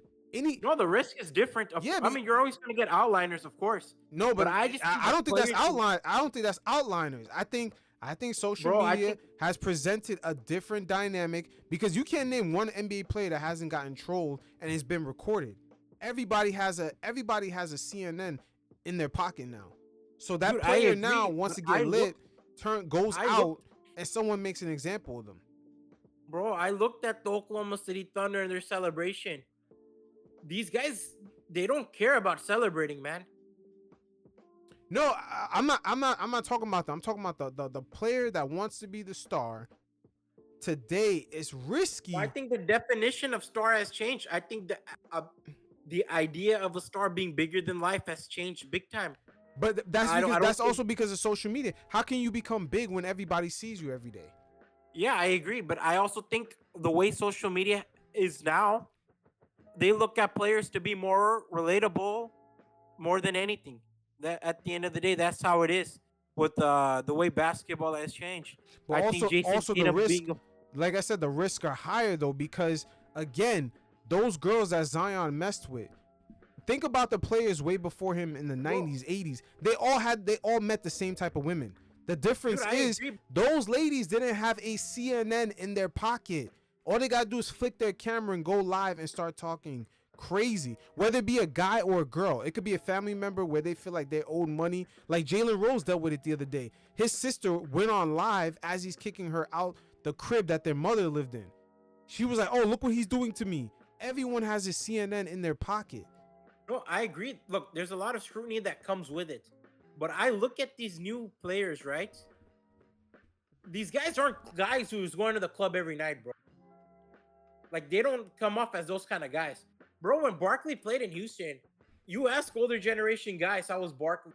They'll tell you he was a party animal and he loved to go crazy. I look at the guys now, bro. They just want to play Xbox and they want to chill and they want to play with Legos. They're much more simple-minded players. But I think that's because of the environment. Because dude, I think that exactly what I'm saying. That's culture in general. I would say it's a negativity off the environment. Because think about it, you're getting criticized for your game, right? All day long in social media, it never turns off. And at the same time, the moment you step outside, right, and the wrong fan tries to troll you, oh, you suck, da da da. While they're saying you suck, they're recording you. They're recording your reaction. They're recording. Let's say if you just tripped, you just stumbled. They're recording it. They're recording it. They're going to turn that into a meme.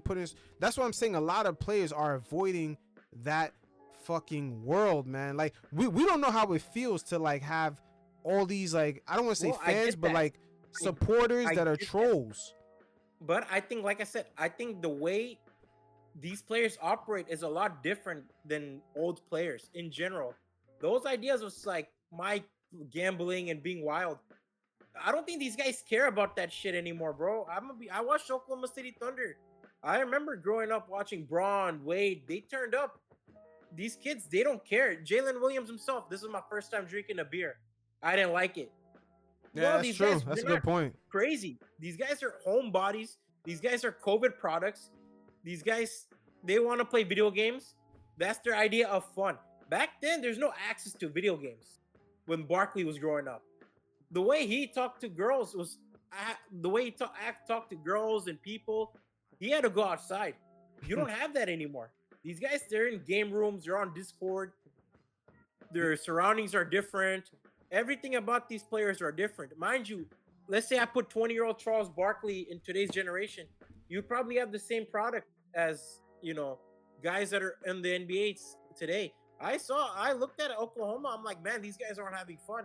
But I'm watching their interviews. I came to that realization that, this is the new generation of hoopers that we're going to see going forward.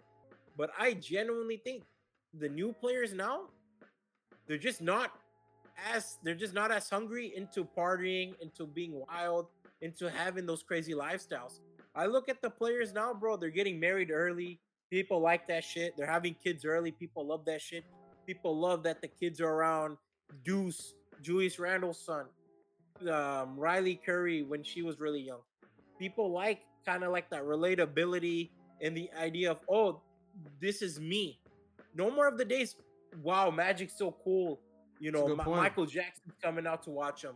Jordan's so cool. The guy could gamble, play golf, and then play at 8 p.m. basketball. Dennis Rodman can go to Vegas all night and come get you 20 rebounds. Barkley, you know. But let me ask you a question. Do you think that hurts the marketability of the league? No one's saying that family, all that stuff is negative. We're talking about the fact that the players are homebodies.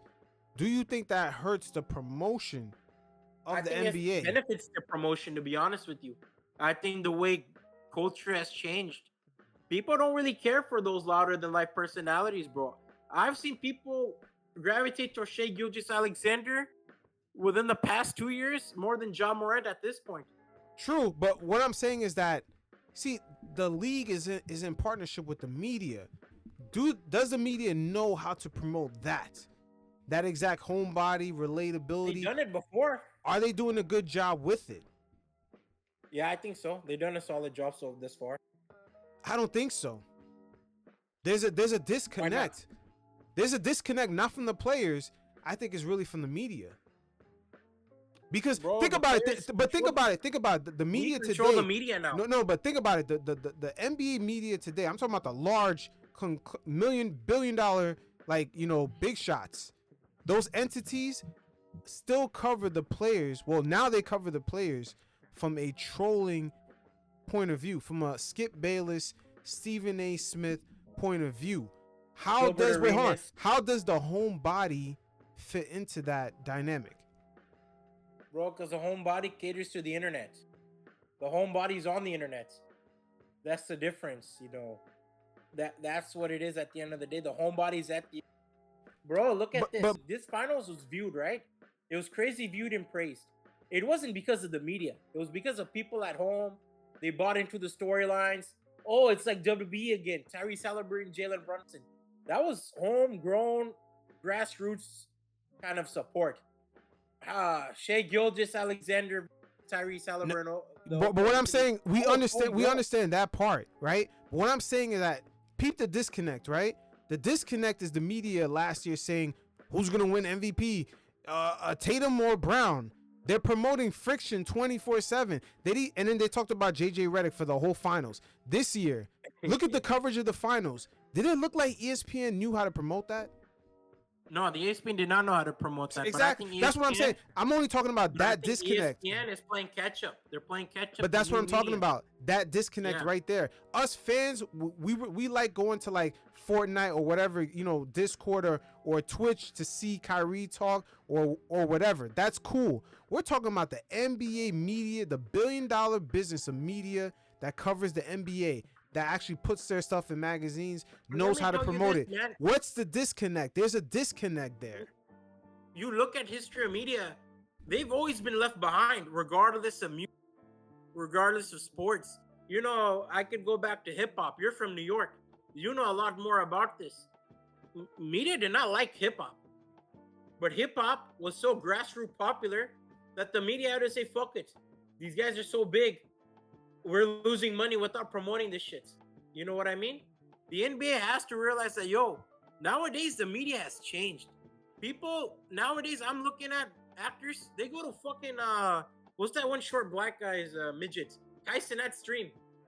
He's popular now, man. People go to him stream and he's hilarious. It's true. And the NBA has hopped on that wave. But the thing is, right? Yeah. I'm saying they're in a partnership with ESPN, right? I think ESPN... Their partnership is, so far as we know, it's money. It's money driven. We give you, let's say, $7 billion a year. You give us the NBA. Let's just say that's the number, right? Yeah. We know there's money being exchanged. Also, there's brand. There's the way you're presenting my brand being exchanged, right? And so far, we've seen it collide this year. We've seen Stephen A. Smith collide with LeBron James on the court. And they're going back and forth in the media. So... yeah. And then now we're watching NBA Finals. Guess who gets an entrance just like the players? Stephen A. Smith. ESPN now, the way they're interacting with the NBA is from a like, we're gonna introduce our own characters that are on our network. Yeah, I think ESPN now they look to build their own brand. Yeah, like you don't see that. Like it's like we paid you money. Now I'm gonna move into your house and I'm gonna sit in your couch and open your fridge. Yeah, like it's a weird thing. It's the media in general now. I think NBC recently signed Carmelo Anthony. And that's where, man, that NBC dynamic is gonna be interesting because that's where ESPN. Carmelo was a grassroots. Yeah, but that Carmelo was a grassroots where Carmelo went on YouTube. Yes, all the money in the world. He said, "Fuck it, I'll build my own production studio," and through that, he's built his own grassroots where NBC can be like, "Yo, this Melo shit is so popular, we gotta throw some money at him." But peep the difference, right? Peep the difference. Yeah. ESPN. Let me ask you a question: Would ESPN have signed Carmelo Anthony? No, fuck no. Why? Why not? He's not an ESPN product. No, that's not it. Why wouldn't they sign Carmelo Anthony? Let me ask you a question. Who did ESPN recently put on their network that's from the same exact world as Carmelo Anthony as far as the media sphere that's on YouTube or podcast? Gilbert Arenas. Gilbert Arenas. What does Gilbert Arenas mostly do on his show? Troll. It's a lot of trolling. It's a lot of trying to go viral. That's what they're in the business of. That's the difference. NBC is in the business of storytelling. How does that make sense? Wait, hold on. Carmelo Anthony is an A-list celebrity in the world of basketball. No. But you're not understanding. Look how Melo attacks his show. Melo talks about the game, just laughs and tell jokes with friends. It's relatable in that type of way. Gilbert does something else. Gilbert trying to go viral. Shock value. He's Howard Stern. Yeah. Charlemagne the God. Yes. He kind of goes into that realm. Yes. And then guess who picks him up?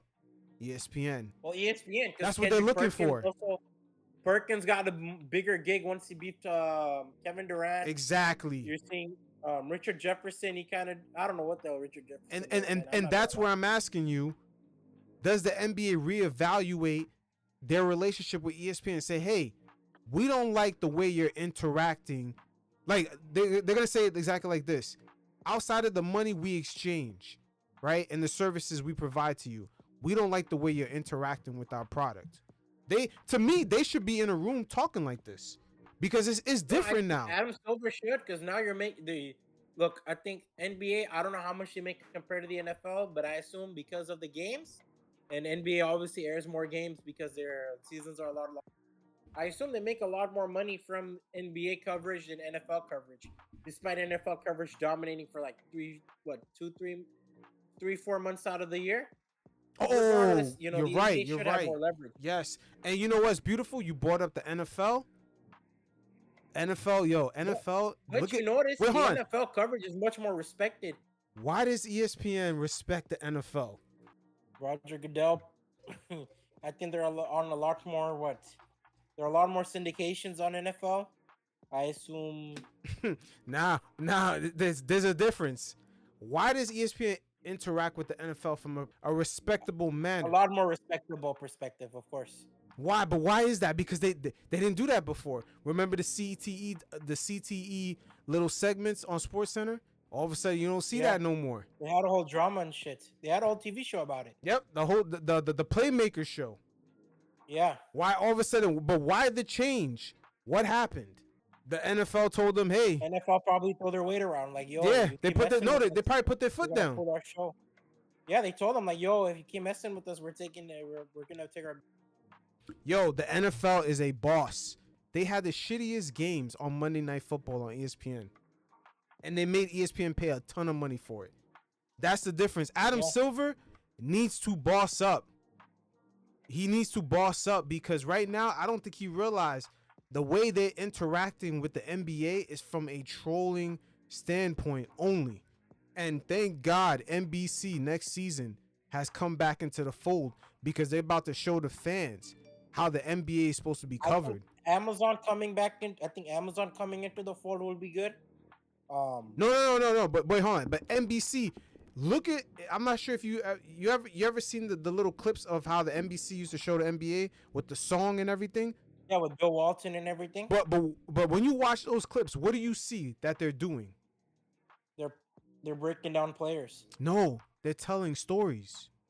Yeah, they're telling stories. You're breaking down players. No, but they do it from a real.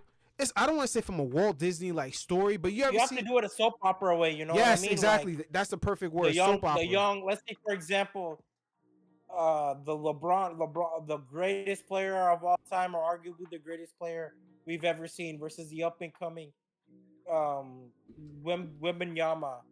You young fella got a lot to prove. Whatever have you, they're gonna break down both players, their strengths and weaknesses, their numbers this season, yada yada yada. Right? That's how ideally I assume NBC will present their product this season. NBC knows how to market the NBA better, and we're about to see it next year for the first time. I think the NBC also spent a lot of money. They're bringing in Mike. Yeah, but it's not a money thing. It's a cultural thing. You see, it's like the NBC sees the NBA and they see it as a product. Like, oh, we gotta tell the story. Like, we're into this in a different way than ESPN. ESPN sees the NBA like a prostitute. That's the difference. Yeah. They're like, oh, we need you on the corner to make money. Oh, you're not making money. Oh, we're gonna now. Okay, now we gotta fully pimp you out. We gotta pimp you out. No breaks, no vacation, no nothing. That's what ESPN is doing to the NBA. They've now inserted the biggest pimp, Stephen A. Smith, into the fold. He now is a character in the NBA storyline. It's not like he clashed into LeBron at Staples Center when they had that little back and forth. That was the real world clash, but there's also a clash in the digital world. Stephen A. Smith is now covering the NBA from a trolling standpoint. Well, you also saw Evan Windhorst get his hands dirty with too. Exactly. Where Windhorst is throwing shots. Look at Gilbert Arenas. In less than a month, Gilbert Arenas has gotten Tracy McGrady to shit on Kobe Bryant. Less than a month. Less than a month. Yeah. How many years have we seen T-Mac on ESPN? He never shit talked nobody like that unless they came at him. All of a sudden, T-Mac is shit talking. Come on, man. Yeah. Come on, man. We know what culture. Oh, come on. We know what culture ESPN's about. Even Wade shit talking. Wade just gave his perspective. It was a little different. I think Wade was kind of wrong about Pau Gasol being MVP, but he was right about that Game 7. He was not telling no lies about that. Gasol showed up. No, but he was right about Kobe. Kobe shooting bad in that Game 7. There's no lies about that. That stat line don't lie. But Kobe is the MVP. Shit. He is the MVP of that series. 100%. But I digress. I think the way it was much more clip farming. I think the way Gilbert Arenas, the whole idea of small markets should never win an NBA championship. I'm like, man, for who played in this league, you've been a part of small markets. It's not a good way of shitting on the product you played that fed you for 13 years. You know he doesn't mean it. Gil. Yeah, I know he doesn't mean it. It's reaction farming. Yeah, exactly. Gil knows what he's doing. He knows what how the business thrives. He's like, okay, I gotta troll. I gotta give him something to talk about, something to come back, something to be angry about and get emotional so they can come back and I can monetize. NBA history too, because now you're having dishonest conversations. I think if you ask someone non-biased regarding NBA history, they're gonna straight up tell you, yes, Shaq was the first option, no doubt. Within that span of the three-peat, he won an MVP, 3 Finals MVP. He was dominant. But it's not far-fetched to think Kobe could be a good second to 1B option. I think now history has kind of flipped where people are kind of overvaluing Kobe's impact, undermining Shaq's, and vice versa, overvaluing Shaq's impact, undermining Kobe's. So it's done a lot of damage to the league and how we view. Yeah, but ESPN covering the league from that point of view, 24/7 with no context, no proper context to understanding. Okay, the league was a physical league. Yeah. There was no player movement. There's other dynamics at play. Free agency started. Well, you're not given the context of that time period either. So you're starting a beef with the dead man and a man who's close to his mid 50s to 60s. Even with LeBron, they're just like, oh yeah, he scored the most points, so he's the greatest of all time. But it's like nobody was saying that about Kareem when he had the record for like the past 30 years. Nobody said he's the greatest player of all time. Nobody said that about Malone. Yeah, it's like it's a weird, but they don't understand. At the same time, Stephen A. Smith, he's old enough to know, you can't compare guys from the past to now because they spent 7 years in the 80s trying to get free agency. So what are you talking about? Also, the style of play is different, how defenses and offense mesh. Like, You look at the league now; it's much more offensive orientated, and that's where I saw T-Mac make a crazy statement. He'd average 40. I'm like, bro, T-Mac, you'd average a good 25 plus. Nah, T-Mac But wouldn't average 40. He bro, was not I even think efficient like that. I think T-Mac would average a cool like close to 25, cool 20 plus, because a lot of players do it and the offense is catered. But I'm also looking at it. I'm like, man, that's a very dishonest way of looking at basketball and looking at the product you're supposed to be promoting. Exactly. Because sure, like you have bad. these views, fine. I'm not saying that, oh, shit on your own generation, shit on your own era, shit on your peers. I'm not saying that. But you can give flowers. And I think that's where I have a problem with, especially a lot of these old heads in media. Because I look at guys like Allen Iverson. He gives flowers. You know why? Because he doesn't want to be perceived. Allen Iverson, I'm not saying he agrees with some of the stuff, but he understands like this is just like Superman versus Batman talk. It's gonna go on forever. I might as well just give guys their flowers, and because I don't want to be perceived as a hater. At the end of the day, no matter what you say, you're gonna be. But some guys buy into it, and it pays. Imagine it pays. It does for ESPN. That's how they cover the NBA. It's from put it like this. Gilbert Arenas, I remember I seen him talk on one of his lives. He said that ESPN was so kind of hyped up about him that they asked him to move to New York. They're like, oh, but we want you in person because you changed the whole energy of the room. Like they want that back and forth. They're like, that's the difference in how they're covering the league. They want like a back and forth dynamic. They don't want, it's not information based. I like Paul Pierce and Kevin Garnett a lot because I like the way both of them talk about younger players. I think Paul's funny because Paul was shit on his own era, but he'll hype up the new era for whatever.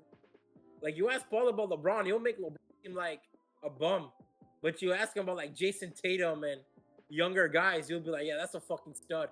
So I like how they kind of go about the league. Allen Iverson. There's a lot of media guys that I'm like, man, those guys are redeemable. Those guys are respectable. But I'm looking at Gilbert Arenas, Tracy McGrady. At some point, you're just gonna tarnish kind of whatever goodwill you have. I'm gonna be honest. I think Tracy McGrady is one of the most overrated players in basketball history. Yeah, I don't think he's a first ballot Hall of Famer because if you don't make it out the first round, either. I don't think so. He's a Hall of Famer, but first ballot? Oh, I don't know. No, fuck no. What the fuck is the standard? What playoff success did Tracy McGrady really produce? Like, he had a great moments at 13 seconds against the against the San Antonio Spurs. Historic. No doubt about that. But where do you ever see Tracy McGrady's jersey ever being retired anywhere? Orlando, fuck no. Houston, fuck no. Atlanta, San Antonio, fuck no. So it's kind of like, man, with Tracy McGrady, you already have a good reputation of being overrated. But you know what? I mean, underrated. I can't. Or not underrated, but very rated. Like people still glaze Tracy McGrady, especially that older, like early 30s. Like, but nah, you know what it is? No, you know what it is? The NBA. There's people that love the game from a winning standpoint. There's people that love the game from a showmanship standpoint. Oh, McGrady was one hell of a showman. Yeah, and there's a large fan base. You know, of course, there's a large portion that love that showmanship. Oh, he scored all these points, and that's all they really go by. But they don't understand, like, yeah, but what was the wins like? Like they lost every night. They don't understand team dynamics. How far can you lead a team? For example, Tim Duncan wasn't as explosive, so you're not going to get much people talking about crazy Duncan moments. But when you break down accolades, you break down success, you break down team leading, you break down his career from 99 to 2016, you have an appreciation for... Was Tim Duncan drafted 99 or 96? One of the late 90s. I think it might have been 98. 98? Well, yeah, 98, sure. 98, I agree. But you look at that, you build the appreciation for those kind of players. So you know what it is? It's a few players that can win and entertain at the same time. Very few. Kobe was one of them. Kobe could win and entertain. Jordan could win and entertain. I think Shaq was a circus because he's like so unbelievable, but he still won you games. Yeah, he could win it. Well, he was so dominant. He was bound to win. Yeah, I think low key, there's been other players. Steph, Jordan. Those guys were they were great showmen. Yeah, those are rare to be both of those things. But there is a fan base. When you see T-Mac speaking, he's speaking from the showmanship point of the game a lot. I think he's speaking from that. But when it comes to tactical and winning, it's just like, because see, he spoke about if I had Shaq. Yo, you know what's so crazy? A lot of people mistook what he said about Kobe, but he really was mentioning Shaq. He just didn't. He didn't fully speak in detail. Like, he should have kind of elaborated a little bit more what he meant. He meant if he had Shaq and the way Shaq was so dominant, if he had a dominant center, because he's thinking in those terms, because that's his era. You had a dominant big man. If he had a dominant big man, he would have won. I think that's the thing, right? That's what he meant. I think with Kobe, he had to take a little bit of a backseat when it came to Shaq, right? Little bit. Like, why do people say a little bit? There was no take a backseat. There was no a little take a little. It wasn't an option. He was going to be in the back seat no matter what he thought. Yeah, well, no matter what. And I think guys like T-Mac, guys like T-Mac, guys like Tracy and McGrady, would they be willing to accept taking a backseat to Shaq? At the time, yes, because you can tell who was the alpha dog of the NBA. There was no doubt. It was Shaq.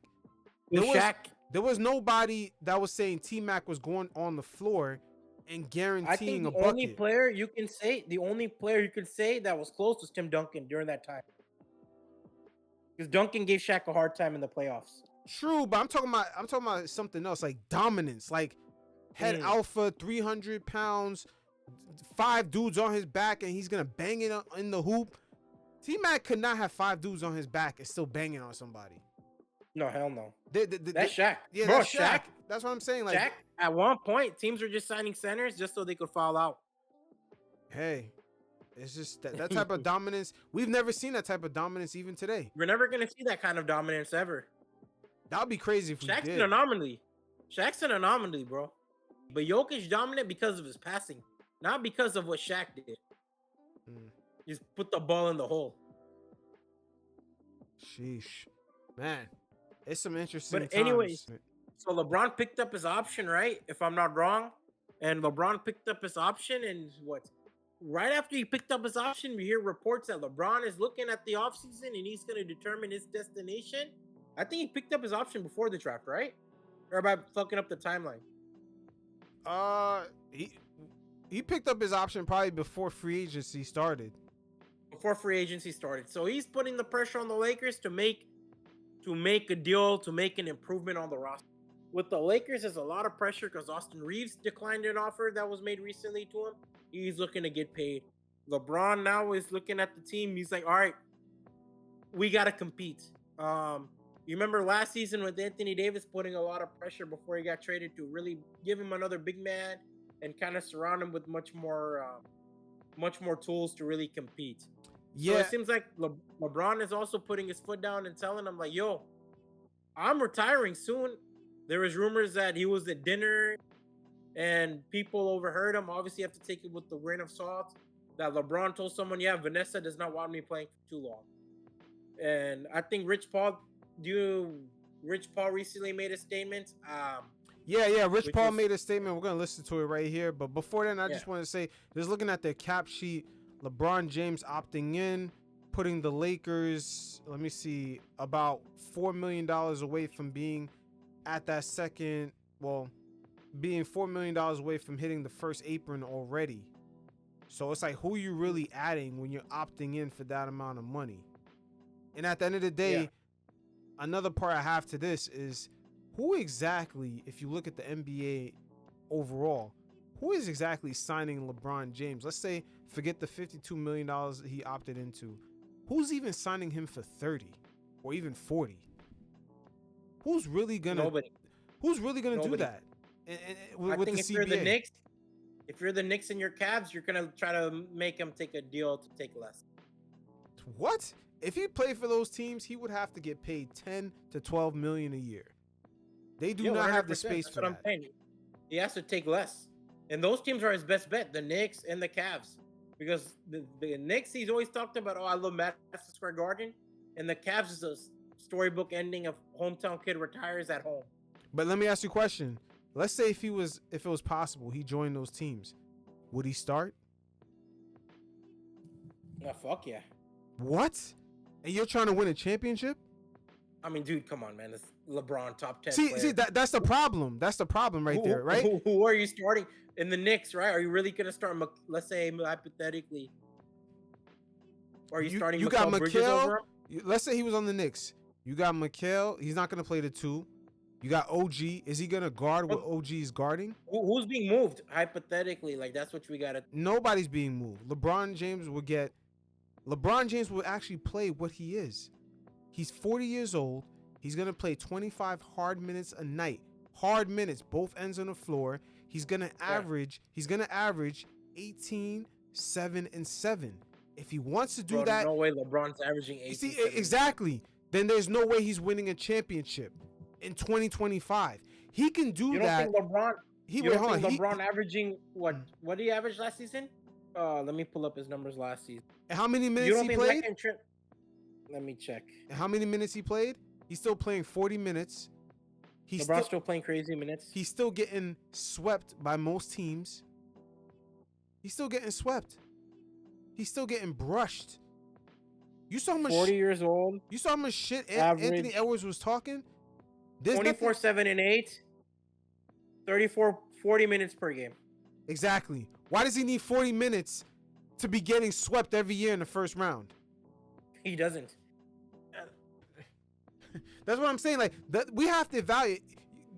Yo, KD, even if KD was 42, he can average 20 a game. He can average KD has an off-ball. KD has an off-ball ability. No. But what I'm saying is that there's a difference, though. When you average what LeBron James averages and you're 25 years old in the Miami Heat in 2010, LeBron can carry even a horrible Cleveland team and average those points. But when you're 40 years old, you're getting the same points, you're playing the same minutes. The impact is not going to be the same. When LeBron first joined the Lakers, they won 35 games the year before. They didn't lose one person in free agency. They only dropped Julius Randle. But other than that, they still had all those top draft picks. LeBron joined the team and they still won 35 games.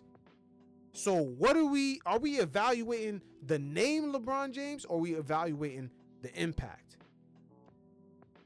Because the impact as far as him averaging those points to get him to pass Kareem, it doesn't have the same impact on the winning column.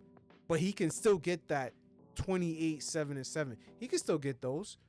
But I think LeBron still makes you a French playoff team. Yeah, but are the goal for the Knicks, the Cavs, those teams we just mentioned that can those actually goals compete? Are for winning the Larry O'Brien at this point. Exactly. So those teams are at their peak. Donovan's at this peak.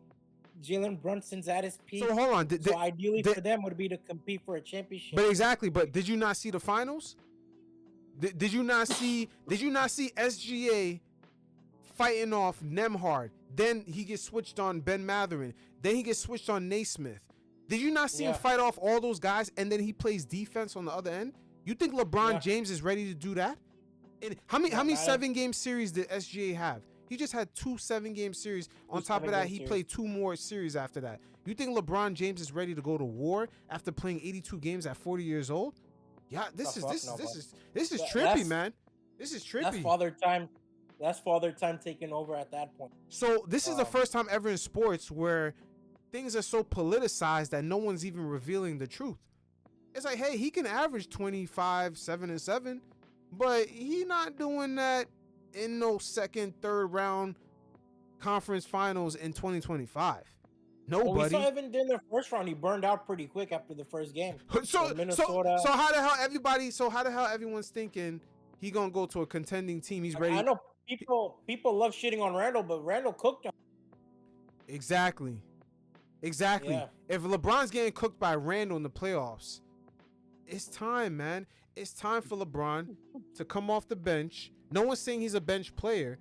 He's going to come off the bench. He's going to average his 18, 7, and 7. Andre Iguodala role? Yes. It's time. It's been time. It's been time. Shit, bro. Like, let's be honest. If he wins the 6-man player of the year, one more achievement over Mike, I guess. But you know what? This is what I mean. This and this is the issue that I'm pretty sure all the legends already see. Because LeBron James could fool a lot of us who've never been in the NBA court or whatever.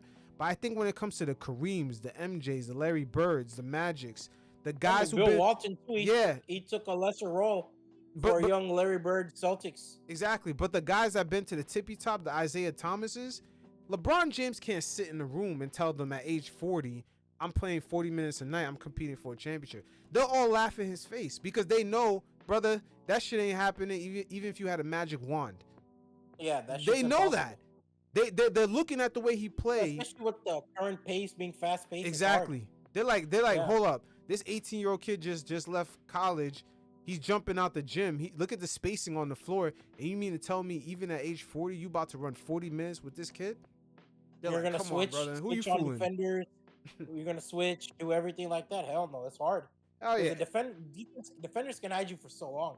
Oh yeah. Even I think that was the problem with the Lakers in the playoffs. They were hard to hide. A lot of their flaws were hard to hide.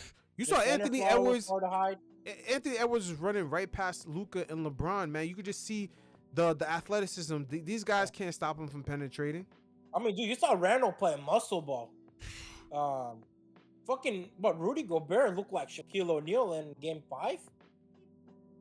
Yeah, man. And once again, this is where branding is clashing with expectation. I mean, you saw that with the Nuggets too. The Nuggets ran the Lakers off the court 2 times. You're seeing that with the decline of LeBron, mind you. But my thing is, okay, we can agree what leverage LeBron has is questionable. But the Lakers themselves, they aren't really doing themselves any favor because now the Lakers already have a reputation of being the home of the legends. But you have to pamper one of your legends now because LeBron's getting a jersey retirement in LA. See, but the pampering stuff is why the Lakers end up selling the team. That shit got them caught up already.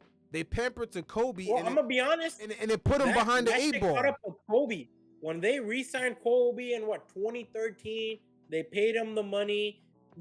Dwight Howard was basically told, "Hey, Dwight, his team is still Kobe's team."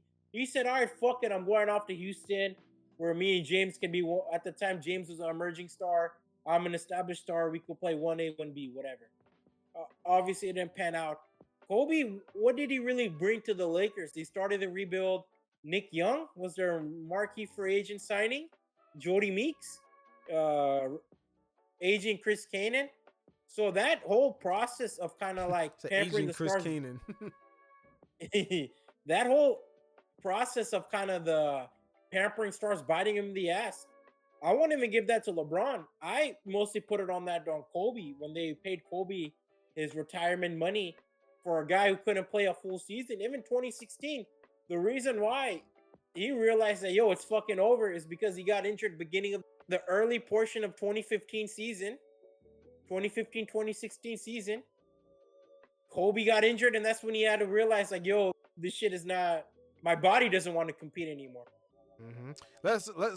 Let's quickly take a look at what LeBron, Rich Paul, his PR guy, I should say. Yeah. Let's look at what he had to say. LeBron wants to compete for a championship. He knows the Lakers are building for the future. He understands that, but he values a realistic chance of winning it all. We are very appreciative of the partnership that we've had for 8 years with Jeanie Buss and Rob Pelinka and consider the Lakers as a critical part of his career. I'm going to pause it right there. I'm going to stop it right there because interesting that he mentions Jeanie Buss and Rob Pelinka, but doesn't mention a new ownership. And keep in mind, this statement comes out after the team sells. Yeah, the team sold a month ago. So we're talking a month later. So he's still talking about Rob Pelinka and Jeanie Buss. But I'm going to continue. But that makes sense. He has history with those guys. He does, but he doesn't, you see, it's almost like the Andrew Wiggins thing with LeBron. It's all in the details. It's who he doesn't mention. If there's no Andrew Wiggins mentioned, or I'm looking forward to playing with the new draftee since I have the number 1 pick, means that the number 1 pick ain't going to be there. If LeBron James ain't even mentioning the new ownership of the Lakers, LeBron probably not going to be there. I'm just saying this is a pattern. But let's look at what else Rich Paul had to say. We understand the difficulty in winning now while preparing for the future. We do want to evaluate what's best for LeBron at this stage in his life and career. He wants to make every season he has left count, and the Lakers understand that, are supportive and want what's best for him. I'm told he wants to compete for a championship next season, and he is uncertain about the Lakers roster moving forward. LeBron James clearly is of the mindset that he wants to compete for a championship, and he's going to be monitoring very closely. Are the Lakers going to make the moves that puts them in position to seriously compete in that vaunted Western Conference? And if now, where do those conversations go? That becomes a subplot of this offseason. Yo, these guys, man. These Midwest the propaganda boys. Crumbling. Rob Pelinka, the Clutch Sports, Maverick Carter, they're good at running propaganda for LeBron and his interests and rest of their clients' interests, whether Anthony Davis, Draymond Green. Makes sense. But hold on. In the statement, Rich Paul says he wants to make every season he has left count. And the Lakers understand that and are supportive and want what's best for him. See, but who is he talking about? See, this is made so vague for a reason. Is he talking about Rob Pelinka? He mentioned Rob Pelinka and Jeanie Buss, but they're no longer, well, Jeanie is no longer in control. I don't think Rob is in control depending on how this shit pans out this season. Yeah, because I doubt the Lakers are willing to pay luxury tax. LeBron opted in. Looking at the salary cap, they're at 191, and the first apron is at 195. What's the problem with the Lakers, man? They have no direction. You look at the Lakers. You tell me. We just talked about Memphis and their direction. We talked about Orlando and their direction. We've talked about, what other team have we talked about? The Houston Rockets and their direction, right? Those three teams, you and I, we both agreed that they have direction. We understand their end goals, right? Whether it's Orlando trying to win the Eastern Conference, Houston trying to compete in the stacked Western Conference, and Memphis Grizzlies retooling to keep, obviously, Jaren Jackson Jr. and re-sign a couple of those guys, bring in new talents. What is the Lakers' end goal? I don't even think you know. I don't know. I don't think even you know, bro. I don't even think the Lakers, the people in the decision making in LA, know what the fuck the Lakers are doing, bro. I think I know what the end goal is. The end What's goal, the end goal? is those Bronny James jersey sales. I'm not talking about the Bronny James jerseys themselves. I'm talking about the money that it generated. The end goal is for them to make money. No, I'm not talking about money. I'm talking about as a team constructed. No. I'm telling you, the end goal is not about the team. It's about the money. The end goal has always been the money. Ever since LeBron has been there, because it's not realistic to build a team around paying a 40-year-old $50 million. It's not realistic. Bro, I get that. But basketball isn't Disney or Nintendo where I just put Mario's face in everywhere. People are gonna buy them. You'll be shocked. You'll be shocked. We are moving in a new generation where younger fans don't care. They want to see their player. They want to see their player. They want to see players kind of rise up and become superstars and win championships. That's what the Laker fans want. The Laker fans want that. Laker fans, they want that. But I'm telling you how ownership is moving. Ownership is moving. Wait, hold on. Ownership is moving like a theme park.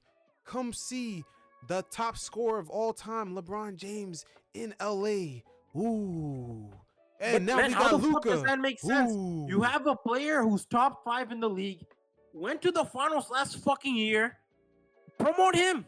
Make him. Build around him. Why the fuck would you trade for him at that point? Put Anthony, they might as well milk out those Anthony Davis years and be like, hey guys, this is the COVID championship. Have your last hoorah before the player retires and we trade him to buck fuck anywhere.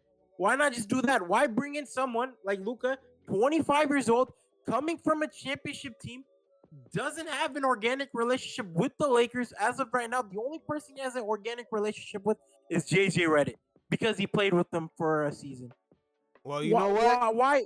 Why take those gambles? Because if I'm Luka and his team, I'm looking at the Lakers. I'm like, all right, I'm coming into my prime. I'm watching my peers, Jason Tatum win a championship, Shai Gilgeous-Alexander win a championship. Why would I sit there and wait and tittle on my thumbs? while those guys continue to keep evolving, their teams continue evolving, they're going to win championships, MVPs, Finals MVP. I'm sitting there in the back dealing with the 40-year-old amusement park.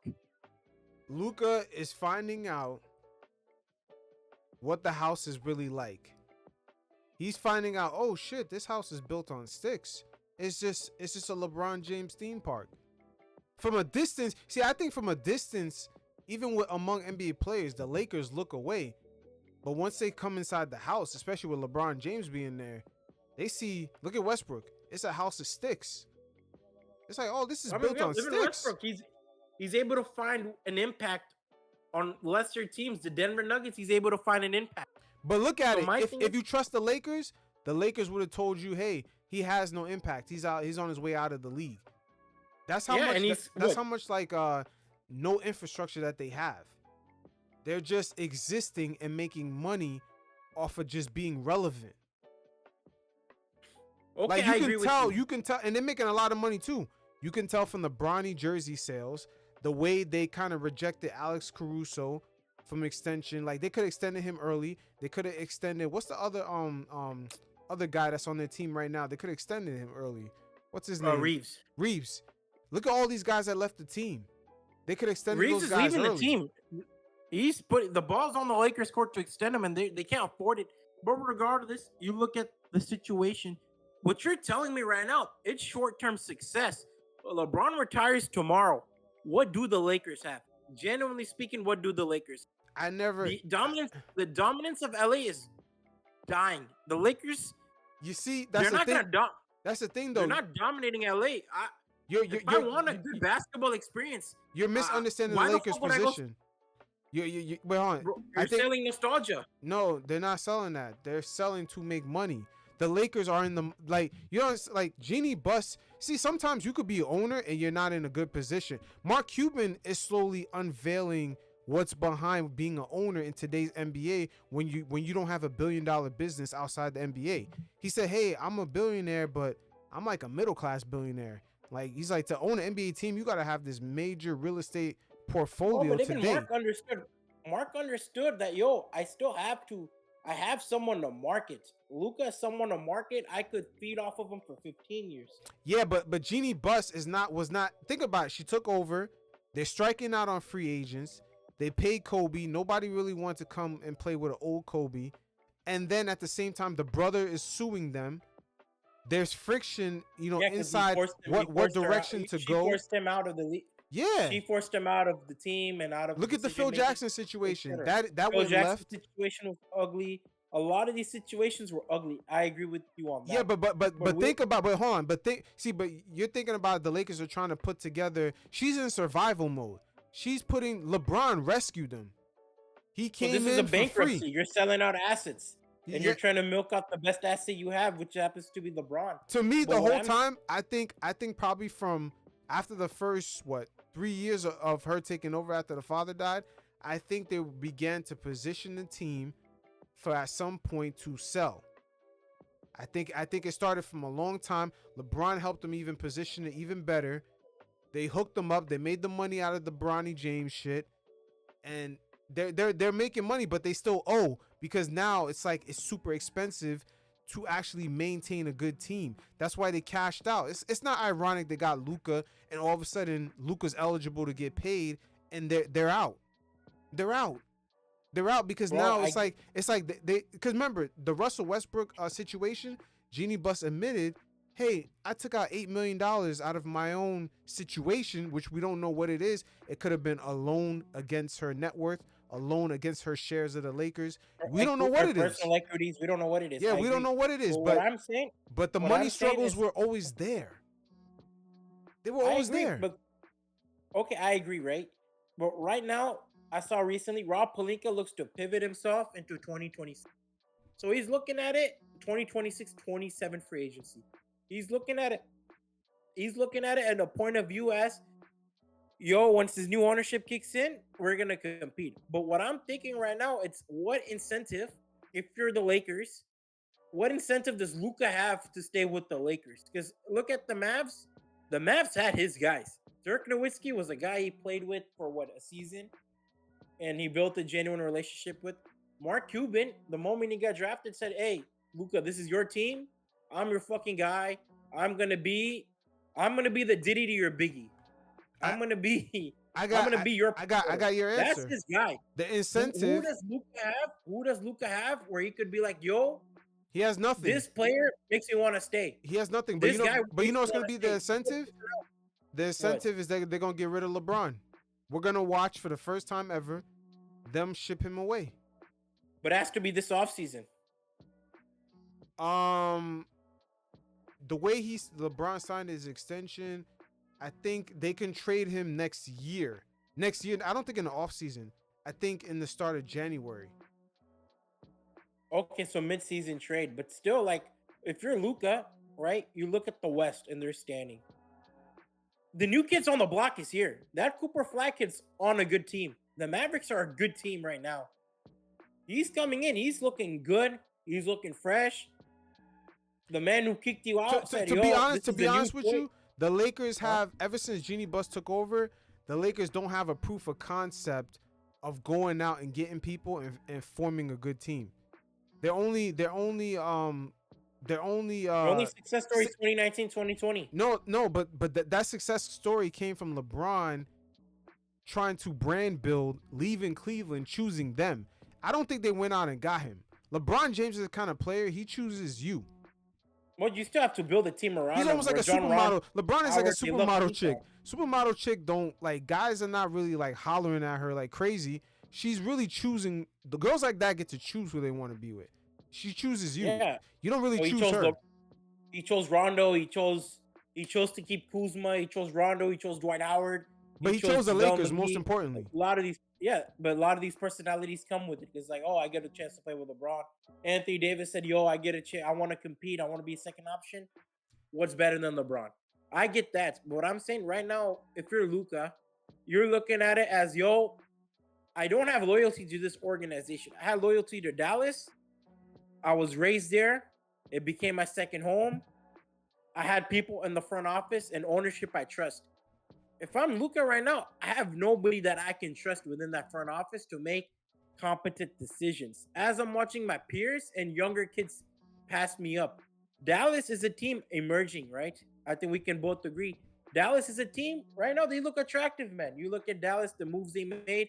You extend Kyrie Irving. Why? Because him and Nico Harrison had that relations. You bring in Klay Thompson returning. Derek was at Gafford extended. You bring in D'Angelo Russell for the guard position on a minimum. They made moves where it's like, yo, that Cooper Flag kid could be if he pans out to be a generational star, playoff. Anthony Edwards running it back with those guys. They're gonna fill in a couple holes as a regular season, as the offseason progresses. Back. Victor Wembanyama healthy. Couple of new toys coming in. Playoff ready. Oklahoma's running it back with the same roster. Most likely finals bond. Who the hell knows with the NBA right now? Denver, they're coming in with new toys. Houston Rockets got Kevin Durant. So my thing is, bro, you're looking at the landscape of the West. The Memphis Grizzlies, they made a pivot. They could possibly be players. Where is a breathing room for the Lakers? They seem like odd men out hustle for the supremacy of the West. As the West, they're buyers. The Lakers don't even seem like, let alone, they don't look like buyers nor sellers. They look like guys that are just there. They're just there. They're letting everyone pass them up. But you know what? You know what's also weird? I think Luka has to become a free agent because he'll be eligible for more money. If he signs an extension, he'll take a shorter. He's not signing an extension. Yeah, he's not. It's almost a $70 million difference. It's a $60 million difference. Yeah. Yeah, dude, that's a lot of pressure because, bro, right now, during this time, you're seeing front offices feel pressure. Trae Young isn't the level of Jason Tatum and Shea, or even Brunson, those level guys. He's able to put pressure on the front office to be like, yo, I don't want to be a play-in team anymore. The Indiana Pacers showed the NBA world that you could be a 4th, 5th seed and still be able to prevail to the NBA Finals. He's put pressure on his organization to be like, yo, bring me some dogs. They brought in Porzingis. They brought in Nickeil Alexander-Walker. They brought in a couple of guys. they look like good. You know, if those caliber of players cannot pull the B tier Trae Youngs, then Luka should have that caliber of pull to be like, yo, I want to compete. Tell me this: the Lakers, the front free agency started, centers are in high demand. I mean, centers are in high demand, but low supply. You strike out on every center. Yeah, I mean, it doesn't even look like they even tried. No, hell no. But you know, I can't fault them on that because it's like, who's really gonna? Once again, who's gonna pay? I mean, they only got what, $5 million more until they hit the luxury tax. Yeah, so, and dude, I'm gonna be honest, bro. Like, a lot of people, I feel like they haven't watched DeAndre Ayton play basketball in 5 years. There's a reason he got bought out. You know what it is, but see again, when you're desperate, like, is desperate. The name DeAndre? Yeah, but I think it's more to do with his name attraction, bro. I'm gonna be honest. That DeAndre name was once attractive, especially after 2021. Lakers fans haven't watched him since he looked like Shaq in that series against the Lakers. Well, you know what? At the end of the day, man, this is what happened when LeBron stays too long. This is how sometimes you could still be good to play, but you got to know when to bow out, man. Well, I think what it is, and I want to talk about this later tonight, is GMs overstaying their welcome. Rob Pelinka has overstayed his welcome. LeBron has overstayed his welcome. Rob Pelinka about to get fired, bro. As soon as that new ownership take over, I'm gonna be honest. That Luka shit saved him and got him an extension, but he should be fired. He's been incompetent for the past few years. I just watched Alex Caruso win the championship. Come on. A lot that of these Luka guys shit saved them, man. I don't know, man. That Luka trade is kind of, you know what it is? Just a scrub. It's suspect, but it makes sense at the same time because, again, the new CBA is not about Luka's new contract. It's about putting the proper players around Luka, like Kyrie was due for an extension. And, you know, all that money adds up. You know, Dallas is not getting Laker money as far as local TV deal. They lost that money. So I'm pretty sure when Cuban sold the team, some of that debt was on that books for not getting that money. Yeah. They probably planned on getting that money, and that money got cut off. Well, that's why they got new toys. That Cooper Flag's going to get them a deal. Yeah, so Dallas was probably scared about paying that tax, which would have been over $80 million. So now it's on the Lakers tab. If the Lakers give them the extension, it's going to be on them. One of the most embarrassing things that came out of this whole shit is the Dorian Finney-Smith story that just came out. They allegedly told teams that his leg is fucked up. They try to lie on the guy, bro. Pelinka was secretly telling other teams that Dorian Finney-Smith's ankle is cooked. And that is most likely the reason why Dorian Finney-Smith decided to leave the Lakers. That's interesting. That's the second time this offseason we've heard a team lie on a player. Kevin Durant said the Suns lied on him. This is by Anthony Irwin. Yeah, the Suns told the Minnesota Timberwolves KD was interested in being there. And that was not true. Yeah. That's interesting. So it seems like front offices are lying to cut a better deal. Yeah, and I don't blame them, man. It's harder today. It costs a lot of money. It's harder. But I don't. Man, Dorian Finney-Smith, I'm not gonna lie. That Houston Rockets deal was so affordable. You couldn't pay him that. You had to try to lowball him that much. But again, like I said before, the Lakers is just it's a house of sticks, man. It's a beautiful logo. But when you get inside Staples Center or whatever, when you get to LA, you realize that's all it is. It's just a logo. And we were talking about familiarity. That would have been a perfect player to keep around Luka. I said when we were talking about Luka and the incentives to stay, Dorian Finney-Smith probably would have paid off as an incentive to stay, like incentive to Luka. You know what I mean? Mm-hmm. Someone Luka genuinely loves to play with. And now I don't know, man. The Lakers, they just seem kind of stuck. They're just an ugly organization, man. I'm gonna be honest. I think Rob should get fired. Nah, the Lakers are gonna be fine. They're gonna be fine because now they have a new ownership with deep pockets. But you know what's interesting? But can you confidently say Luka stays? No, that part I don't know. But even if he leaves, even if Luka leaves, right? The Lakers will be fine. The way that owner's running the Dodgers, Lakers are gonna be straight. It might take some time, but they're gonna be fine. Let's see, man. Let's see, because But I'm looking at as of 2025, they're fucked. Now 2030s, we're probably gonna have a whole different conversation. But as of right now, it's not looking good with how the Lakers are structured, how the culture is. It's embarrassing to say the least. But that's kind of my final thoughts on the Lakers in general. yeah, I mean, my final thoughts on it. I mean, just I just wanted to add on to this.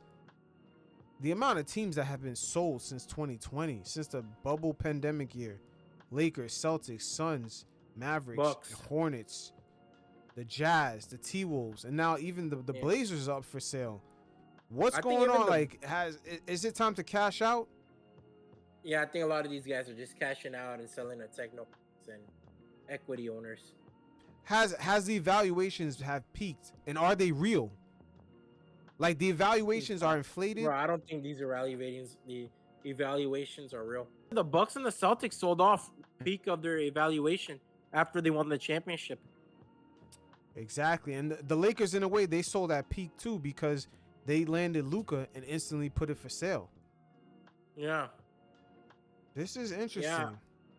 We're looking at a new time of NBA ownerships in general. But no, but again, like Mark Cuban said, he's like, hey, you got to be a certain billionaire to own an NBA team today.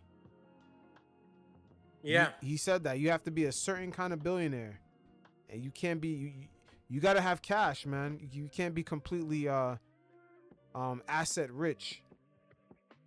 No, you can't. You have to have cash on hand and willing to take in these big risks. I think the Phoenix Suns shown that with the new owners. Steve Ballmer has shown that since 2014. You're seeing that as time progresses and how much basketball is changing.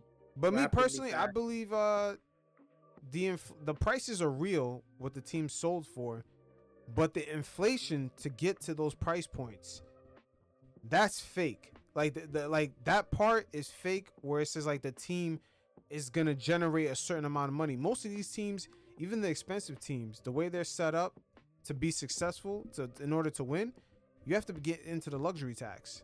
And yeah, I think a successful NBA season, I've heard the Lakers made $80 million just making the first round of the playoffs for a whole year. I mean, you look at the luxury tax bill, it's over like 110, 120. It could dip it all the way up to 150. So it's like, what? Like, a lot of these teams are taking losses, man. I'm just wondering, are these teams now? That's why Dallas cut off the possibility of giving Luka the supermax. True, but I'm wondering if these teams now are just basically write-offs for billionaires or entities that have other things in their portfolio other than these teams. It's for sure a write-off. These teams, they don't want to make. Dude, these are country club brags owning a basketball team. They don't want to make it a full-time job. No, but that's the thing. It used to be that, right? It used to be the country club thing to do because these teams were only a couple millions of dollars. We've always heard owners had other things to do. But nowadays, these owners seem way more attached. Some of these evaluations are very high for this to just be some side piece. You remember the famous quote by Suge Knight?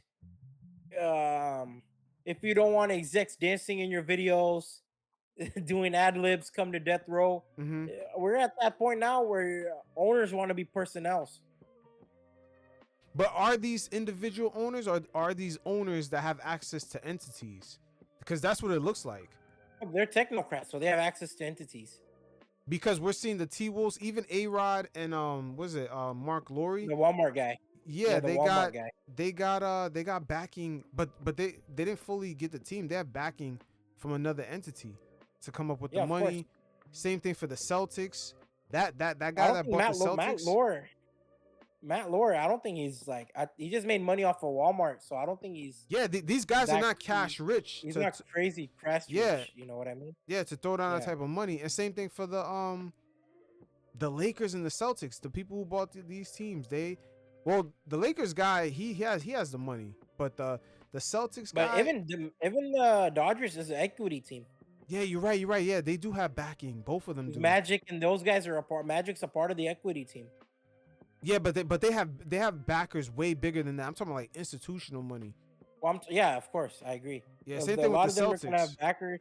I think I don't know much about Fertitta and how the Rockets are ran, but he's the face of it, and I assume he has backers too. Yeah, he probably does, but at least we know his other business. You know what I mean? He's a real estate giant in Houston, bro. Yeah, see, but at least we know that. Like, that's the other part. Yeah. But you see, look at the owners like Jeanie Buss, where the Lakers was his only thing. And then now, even the Celtics, it's like, okay, now people are coming in with real estate portfolios, buying these teams. It's a strange thing because I'm thinking we're seeing Desmond Bane get traded. We're seeing other players, teams that were competing for a championship, kind of get rid of guys. This is going to get more savage. Well, even Jokic, I recently saw like the GM, he said straight up, like, we're going to offer Jokic an extension, but it depends on if he's willing to accept. I'm like, damn, bro, you're going to say that about the best player in the world? The guy who deserves a statue in front of the stadium? That's what you're going to say about him? But you know what's funny? Man, I wish these NBA teams release how much money they make a year. Because I'm telling you, some of these, a lot of these teams that are winning, like the Denver Nuggets, their luxury tax bill is going to be higher than how much money they actually make in profit. Well, that's why they're shedding off a lot of that salary. That's why we saw the Michael Jr. trade just happen. Mm-hmm. Man, I never forget when I heard the Detroit Pistons lost $50 million in a year. And that was the Pistons. Well, I can imagine some of these big market, franchises like the Celtics, New York, and Lakers, LA, Brooklyn, expensive real estate, expensive rent, cost of doing business, high taxes. How much money these guys really even look at Madison Square Garden. I mean, just look at Madison. That fucking real estate is probably crazy. I want to talk about the Bucks and kind of the East being opened up and other teams around the East, but mainly the Bucks. Since today everyone saw the news of Dame getting waived and obviously his contract being stretched. What was your reaction off of that? I was surprised. I thought, Chris Hayes, I saw him put out a statement that Giannis isn't happy. I'm not buying that bullshit, bro. Yeah, I'm not buying it. I'm glad you said it. But first, let me play the Chris Hayes soundbite of him just, kind of, because he has a close connection with Dame, just kind of giving us some insight into how Dame and his team is kind of processing this. Spoke with Dame a little bit briefly, and he was surprised. The Bucks did recently go out there to Portland to meet with Dame, but they did not tell Dame that this was coming. He had no clue about that as well. I was told that Dame found out about a situation just like everybody else found out. So, you could read into that as you may, but at the end of the day, he's going to be a free agent first time ever in his career. He's going to have the opportunity to choose his own team, and he's been working out. I've been seeing videos of him working out, rehabbing right now, so he's in a good place mentally, but there's definitely things that could have been done and handled differently for sure. I don't want to say Giannis orchestrated this, but I have a good feeling he definitely co-signed this. Giannis is shrewd, bro. I think a lot of people don't like to say it. Giannis is fuck. Yes, his fake nice guy persona, man. That shit don't slide, bro. Giannis is shrewd. I'm not even saying he's not a nice guy, but when it comes to basketball and his way of business, he's shrewd. When he makes statements like, yo, I don't know if my future is in Milwaukee. That isn't saying that I'm leaving Milwaukee. That's him saying that, yo, I better get in my way. Like, you know what I mean? Like, I'm happy here. He's not having a season where he's not relevant. Yeah, he's saying, like, I like Milwaukee. I genuinely think he's had all of his family's born there. He likes it there. They've taken care of his family. They've taken care of him. He's going to have a statue when he retires. That number 34 is retired. He's set. Giannis is set.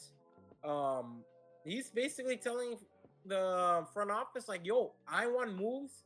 I want to bring in guys who I think I could play the best out of, who I would enjoy playing with. You saw that with Kyle Kuzma. He wanted Kuzma. Reports came out that he wanted Kuzma on the team. So they said, all right, we'll pull some strings. Middleton it is. Even with the whole, like, everyone overreacted with this tweet. I looked at that tweet. It's about Brook Lopez. But you know what? Giannis, like you said, it's highly likely he orchestrated this because you can tell for how the Bucks went out of their way. they used a stretch provision on Damian Lillard. He had 2 years, $100 million left on his contract. They extended it with the stretch provision to 5 years, $22 million, and it ends in. So they can sign players. Yeah, so they can sign players. It ends in the 29-30 season. I've never seen a team leave $22 million in their books like that for that long, and then go out and sign Miles Turner. So we have to, when we look at Miles Turner's contract, we're gonna have to add on the 22 mil on top of that. Well, it's already came out that Miles was recruited by Giannis. Man, Giannis, I don't blame Giannis, man. Like, who the hell doesn't want to be relevant, and you're putting out MVP numbers low key like Giannis has done the past couple seasons? Bro, he's a Hall of Famer. Like, you know what I mean? But the thing about Giannis, I think he's confusing his loyalty for wanting to stay in Milwaukee for them actually having a chance to win. Like, I think even if Dame was healthy, their chances of winning was slim. It's slim. Their chances of winning closed, 2022, 23. When Middleton's health deteriorated, and Giannis got injured because of the back middle of the series against Miami, and the rematch in 2022, 2023, one of those years. So his chances have been deteriorating. I think with Giannis at this point, I think with him, man, I'm gonna be honest. Like, I think sometimes we talk about, players want to go here, players want to go there. But with Giannis, it's a different situation. I think some players like Kevin Durant, Oklahoma, he achieved a lot there, but he didn't achieve a championship. Devin Booker in Phoenix, there's a lot to yearn for. Dame in Portland, there's a lot to yearn for. But what is there to yearn for Giannis? Relevancy, competing for a championship while staying in Milwaukee and collecting that max money. Relevancy is there, but what I'm saying is, like, Giannis goes somewhere else. Yeah, but it's obvious, man. Giannis likes his situation. He's the man. Bro, it's his city. Man. But you tell me this: if you achieved everything in one city, right? Defensive Player of the Years, MVP, a fucking championship, everything. What would be the incentive for me to be like, yeah, I think it's time to try let's see like what I can achieve in other teams. LeBron did that in Cleveland because he's like, yo, I can't win, right? Giannis said, I won. What is there for me to really go out there and achieve and try to keep proving myself in another franchise? No, I mean, I've already made a home. I wouldn't really say all that. I would just say, he still has, prime years left. He doesn't have to leave, man. He already won a championship. He never put that Michael Jordan pressure on himself. So nobody's gonna be mad if he just leaves with one check. Nobody's gonna say he's a loser. You know what I mean? He already has an MVP. Into the league as an underdog. Is one thing if he came into the league projected to be Michael Jordan. Giannis was a project player, so it's a blessing that he ended up being, the second greatest power forward of all time. He's passed up Kevin Durant in all time, in my opinion. Yeah, but at the end of the day, you know what? He wants to stay in Milwaukee, man. It's very obvious because, again, if we look at the numbers, it's $22 million with Dame's contract stretched. You add on the $26 million that Miles Turner is getting, it's almost $48 million a year they're paying for Miles Turner. You could basically sum it up that way. You could take Dame's extra money along with Miles Turner. It comes up to $48 mil against their cap. So how the hell are they really improving their team? They're not. They're barely improving their team. And you can't tell me they're still going to be paying tax. Dame is... this is crazy. Giannis really said, hey, trade that motherfucker, man. Yeah. Bro, like the play styles didn't mesh. I don't think Dame really... you could tell with Giannis is like, man, this is where it kind of goes back to Tracy, McGrady, and Shaq. It's like, Kobe accepted that back seat because he had no choice, of course. But sometimes he had no choice, and he had no proof of concept. He came into the league as a project. Dame came in as a man. Mm-hmm. He won Rookie of the Year. You lead him to the conference finals, Portland. You're playing with another dominant player similar to Shaq. You have to realize that, I have to take a back seat. Middleton was willing to take that back seat because Middleton was never a 1A. Drew Holiday was never a 1A. And I think that's what it all comes down to is Giannis is a 1A. And you kind of have to take that back seat. And I think this is what bit Dame in the ass. Now, guys like Kyle Kuzma, Miles Turner, those guys are proven winners in their career. They're willing to take that back seat. Kyle Kuzma's used to taking that back seat for guys like LeBron and Anthony Davis. Yeah, but he has no choice. He's never been a 1A or 1B or even a 1C. Kyle Kuzma on a 100%. Championship team is coming off the bench, and he might even be the second guy off the bench on a championship team. Yeah, he's a microwave player. Yeah. Yeah. You look at Miles Turner. Look how many players he's taking a backseat for. Rookie year, he takes a backseat to Paul George. Victor Oladipo comes to town, he takes a backseat. Sabonis takes a backseat for him. Tyrese Haliburton takes a backseat. Pascal Siakam takes a backseat. He's used to it. So for him, it's like not a big deal to take a backseat for Giannis. It's probably an honor to take the backseat for Giannis if you're Miles Turner. That's probably the greatest player ever took a back. That is the greatest player ever took a backseat for. Now, is this the end of the whole buddy? Let's team up. I'm gonna choose my own superstar. I'm gonna choose my own co-star era, because this seems like this is the last stop of that.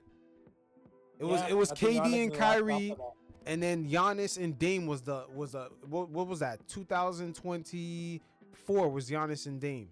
So now that has not worked. That's the end of that shit. I think these guys are just looking at players who can contrast with their play style. Giannis and Miles Turner is a good fit. Miles Turner is a good rim protector. Miles Turner is a guy who's a good off-ball player and a guy who can shoot threes. That's good for Giannis. I think that fits perfect. Bobby Portis has always been a good six-man. Gary Harris is going to be a good off-the-bench player. Gary Trent Jr. had a good season. Kevin Porter had a good season. He's looking at it as like, I have guys who can play off of me. And let's be honest, even salary-wise, they're a dead-end team. But even with the Bucks, let's say those guys get hot throughout the season or one of them make a jump. What's there to say that the Bucks don't make a run? I know it's the whole Cinderella story, but what's there to say that there's not a possibility of that as long as Giannis? Yeah, but you know what's so crazy? You were right in the beginning of this segment. Giannis did pull this trade for sure, because when you add up Miles Turner's salary and Dame's stretch salary, it comes up to the same amount of money. Yeah. There's just no way that this was just done off the whim. Bro, he played media manipulation with the timing of his tweet about Brook Lopez. A lot of people are like, oh shit, he's upset about Dame. You read the tweets. 4 tweets straight in a row about Brook Lopez. No, I'm sure it's a mixed message to like, oh yeah, I care, whatever. Man, that guy cares more about that. It's pretty clear if you read between the lines. He's talking about Brook Lopez. He's just trying to play media manipulation. Yeah. Hey, the real Giannis is the guy that choked out Benedict Mathurin. Now that SGA took a pay cut, is this the new standard for the rest of the league, especially after Jalen Brunson took a pay cut? All right, I'm good now. But you look at Giannis, bro. That guy seems to play with his own kind of rules, bro. And I think Giannis is so shrewd. I don't really see him trying to take a pay cut to win, bro. I think Giannis wants to win, but on his terms. I think Giannis might be different from like SGA and those guys in regards of like team building and kind of how he views basketball in general and how he views the business side of things. It makes sense, no? Like, when has Milwaukee ever been a relevant franchise outside of the Kareem Oscar? And they had some moments with Sidney Moncrief, but they never been a consistent, relevant franchise. The Bucks, Giannis makes them a relevant franchise. The greatest book ever. This is the same guy who's probably going to get a statue outside of the building. Yeah, well, I was going to say SGA is really... What do you think about his contract, though? Him taking, instead of $380 million, he took $285 for 4 years. Does this set the new standard for all players? Because you can see Jalen Brunson, he took a pay cut. So guys that are eligible to get the money, they're sacrificing over $100 million. Is this a new standard to remain competitive? And that's what Denver's putting the pressure on Jokic. It's like, yeah, we're gonna give you an offer, but it's up to you to accept. So I was like, yo, Jokic, do you really care about building a winning team, or are you looking for your own pockets? What do you think Jokic is gonna do? Who the fuck knows, bro? that's like at this point, like, bro, I really didn't think Jalen Brunson would take a pay cut until I saw that Mountie took a pay cut for. I didn't think, I thought Shea, when I looked at him, I'm like, fuck, that's low. Like, forget 75 mil. I'm like, bro, a guy who had one of the most greatest seasons of all time, you would think he'd get a lot more out of the contract or a lot more out of the negotiation. Mind you, we cut off his representatives, so he's representing himself in negotiations. I thought he'd get a lot more out of it. I was surprised. I'm like, damn, that's a low ball. But it's setting a new standard for basketball. If the best player in the world can take a pay cut, that was pressure on Jokic and Giannis, who are arguably, some may argue, the best player, if not second, third best. Yeah, it's Jokic. Pressure on them. Jokic is definitely under pressure to take that pay cut. But the Nuggets, they kind of got out of that situation that we was talking about earlier with the Houston Rockets giving short-term deals on guys that are coming off of rookie extensions. Same thing here. They got off the MPJ deal because they gave him that long-term contract. And now they got Cam Johnson instead, which is, it's a little bit of a downgrade. I would say it's definitely a little bit of a downgrade. But the Denver Nuggets, the fact that they overspent, right? They overspent on the MPJ contract. They overspent on the Jamal Murray contract. No negotiations, just fully maxed out these guys. They sent 4 first-round picks away just to dump salary. And this is within the Jokic years. That's kind of crazy. Yeah. 4 first-round picks just to dump salary, and they still end up losing key role players. Yeah, they lost Bruce Brown. They lost KCP in free agency. I think Denver now, and credit to the Denver, we could talk about it later. They pivoted well, but you're seeing now it's like these contracts are taking a toll on ownership, and the ownership's not willing to go above and beyond to pay for it and get penalized for it. So now you're going to see a lot of them pressure Jokic.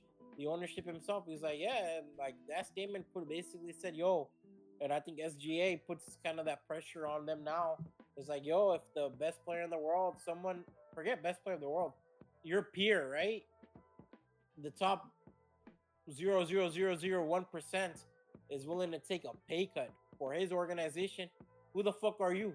That's the guy you went game 7 with. How you expect to win if you're going to take a lot more money, but the guy who beat you is willing to fucking, make sure AJ Mitchell, the 8th man off the bench, gets paid. Jalen Williams, the guy who had one role, which is to guard you, gets paid. Yup. And again, this is where Jokic is under pressure. Do you think like all the signees, the Tim Hardaway Jr., the Valanciunas trade, do you think that now the Nuggets are in a better position and all they just need is for Jokic to kind of take that pay cut?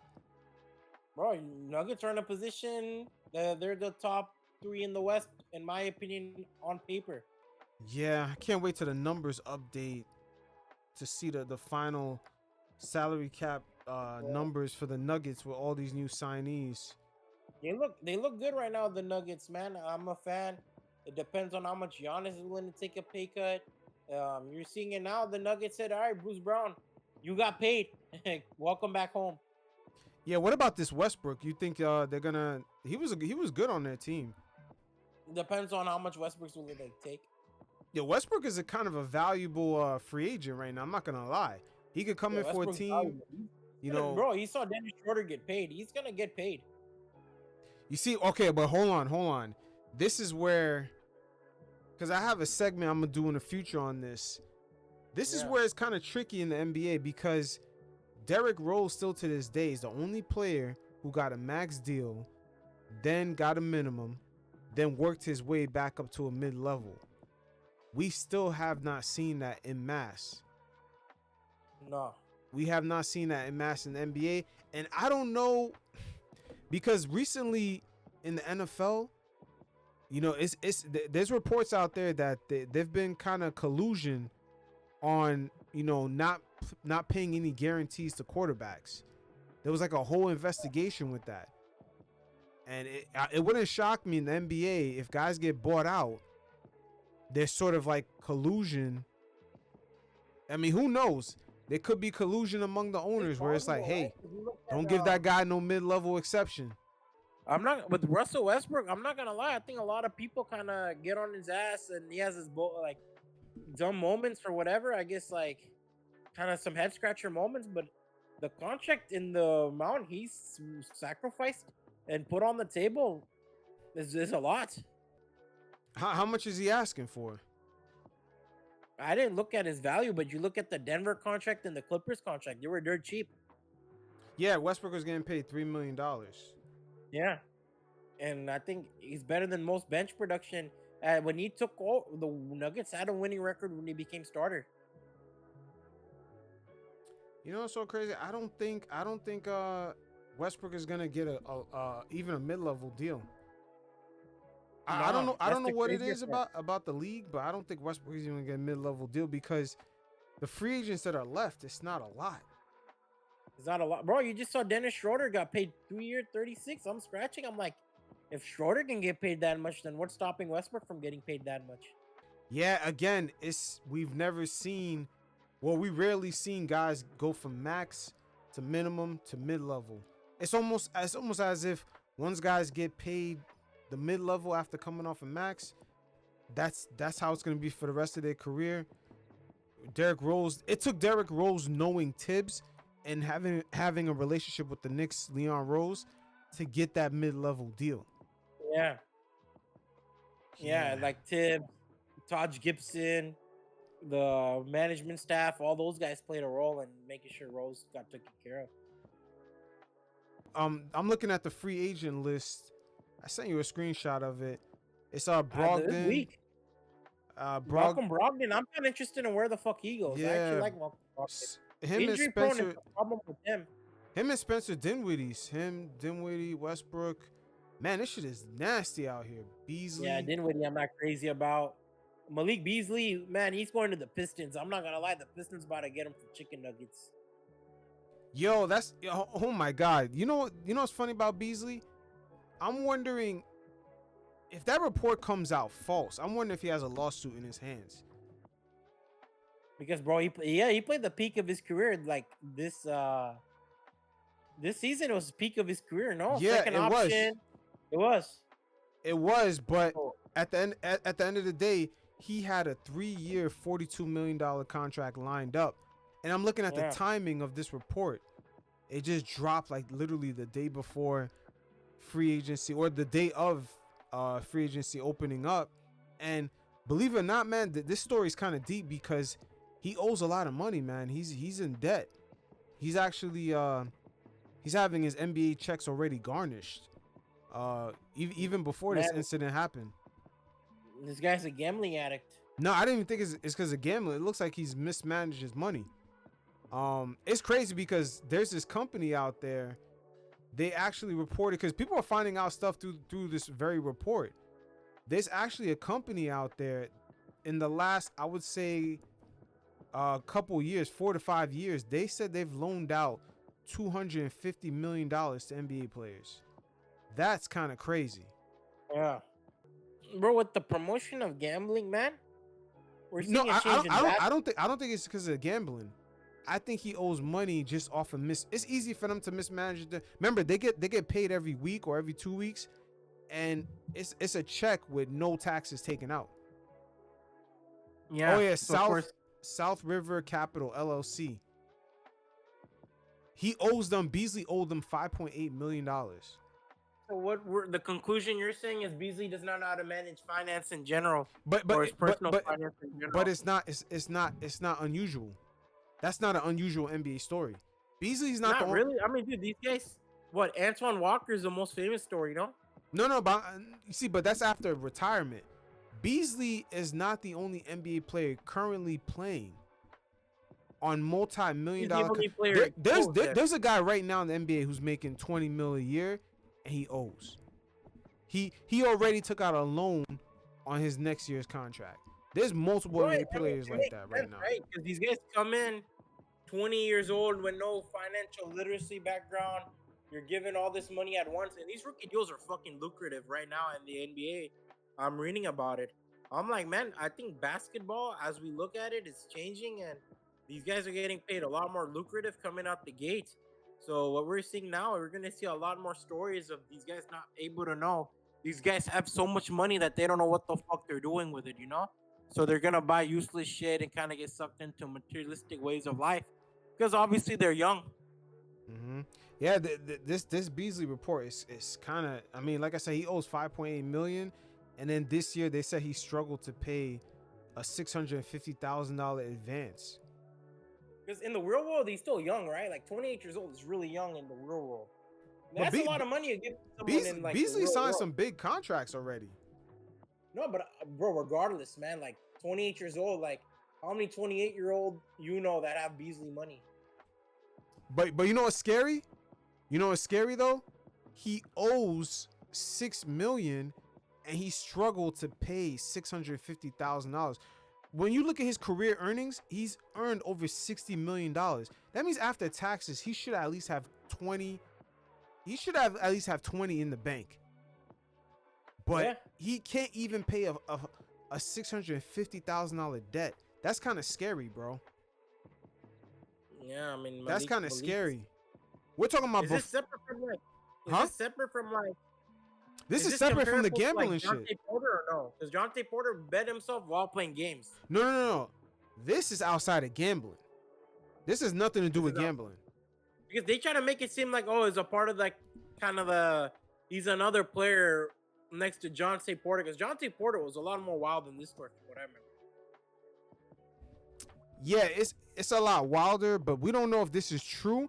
But all I know, Jonte Porter was a lot wilder. No, I know, but the only thing is that this is a bad look. The fact that you made $60 million up until this season in 9 years, and you can't even pay, and you cannot pay a $650,000 debt. Oh, $650, not even $6 million. Shit. Yeah, and he owes $6 million on top of that money. That's what I'm saying. It's scary because right now he looks like someone that could fall victim into gambling, like a gambling debt. Yeah, he looks like, because it looks like that right now, because what's the minimum contract right now in the NBA is $3 million, right? So he's fucked. Next season. But peep this, right? With Beasley, the game that's in question was a game where he was predicted to get under a certain amount of rebounds, and he completely surpassed it. This is why I'm gonna shoot Beasley bail, because we gotta wait to see if he's innocent, because he could be innocent. A game in which he was predicted to have less rebounds, he got way more, but there was mad prop bets on him getting under that, which is weird because usually it's the reverse. Usually he goes under what he was projected to get, but he went way over, and they said there was a flurry of prop bets. So it's a possibility that he might be innocent.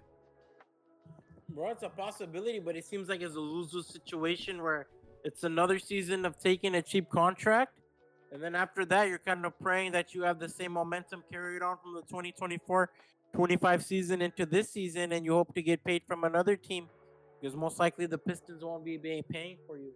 He's at that point now where he has to take another gamble on himself, and who knows if he can reach that standard again of being the second option and increasing his value in the hopes of another team instead of the Pistons paying for him. Because at that point, I don't think the Pistons will pay for him if he has another good season. I think he might have a lawsuit in his hands if this is false. Well, man, he should have a lawsuit in his hands. He's going to lose a lot of money. Like I said, you're going to lose, what, $43 million, hypothetically? I think the league minimum is, what, $3 million? They're going to sign him for the $3 million if you're the Pistons. Of course you are. I have a lot of questions in my head, like who leaked out this story? Where did the original source come from? Did the places that he owed money to leak out this story? Yeah. You know, like everything is coming down right before free agency. The feds, you know, making the report public, and then also him owing money comes out all of a sudden. And him turning himself in, obviously. Wait, he turned himself in over that? I think he did, right? I saw a mugshot photo. Yeah, and that's another thing, right? That's why I said this looks very orchestrated. Because I was like, it says he's under investigation. Nothing ever said he got arrested. Yeah, I mean, that's what I read on it. It could be fake news. I don't know, but that's what I read under a tweet. Let me double check. No, but you're right though. That's what I'm saying. This looks planned because those little snapshot pictures, they matter. The way they reported this makes it seem like he got locked up. This looks very. That's why I say he might have a lawsuit in his hand because this looks very orchestrated. Yeah, it's sad, man. Yeah, he never got arrested. But if he didn't, he never got arrested. But the way that's an old mugshot. Man, this is nasty. Yo, this is a bad era. This is what I'm saying. The players are nervous about going out because even false allegations online end up looking true. Yeah. The fact that they put an old mugshot of the dude and said, "Oh, gambling," and it's like it looked like he got locked up over it. That's what I thought, because I'm like, damn, like I remember I read, oh, Malik Beasley turned himself in. I'm like, oh, okay, like I didn't know he got arrested previously. So in my mind, I'm like, damn, I guess like, you know, that could mean anything. Someone turning themselves. It doesn't mean they're necessarily guilty. It just means like, yo, like, you know.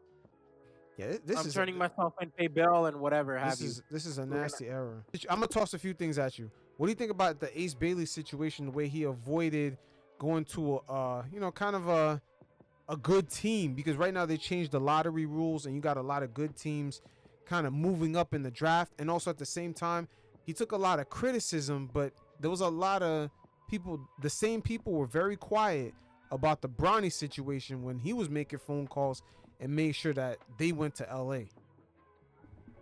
Bro, I'm gonna be honest with Ace Bailey. Bro, this is not the first time a player has tried to pull their weight.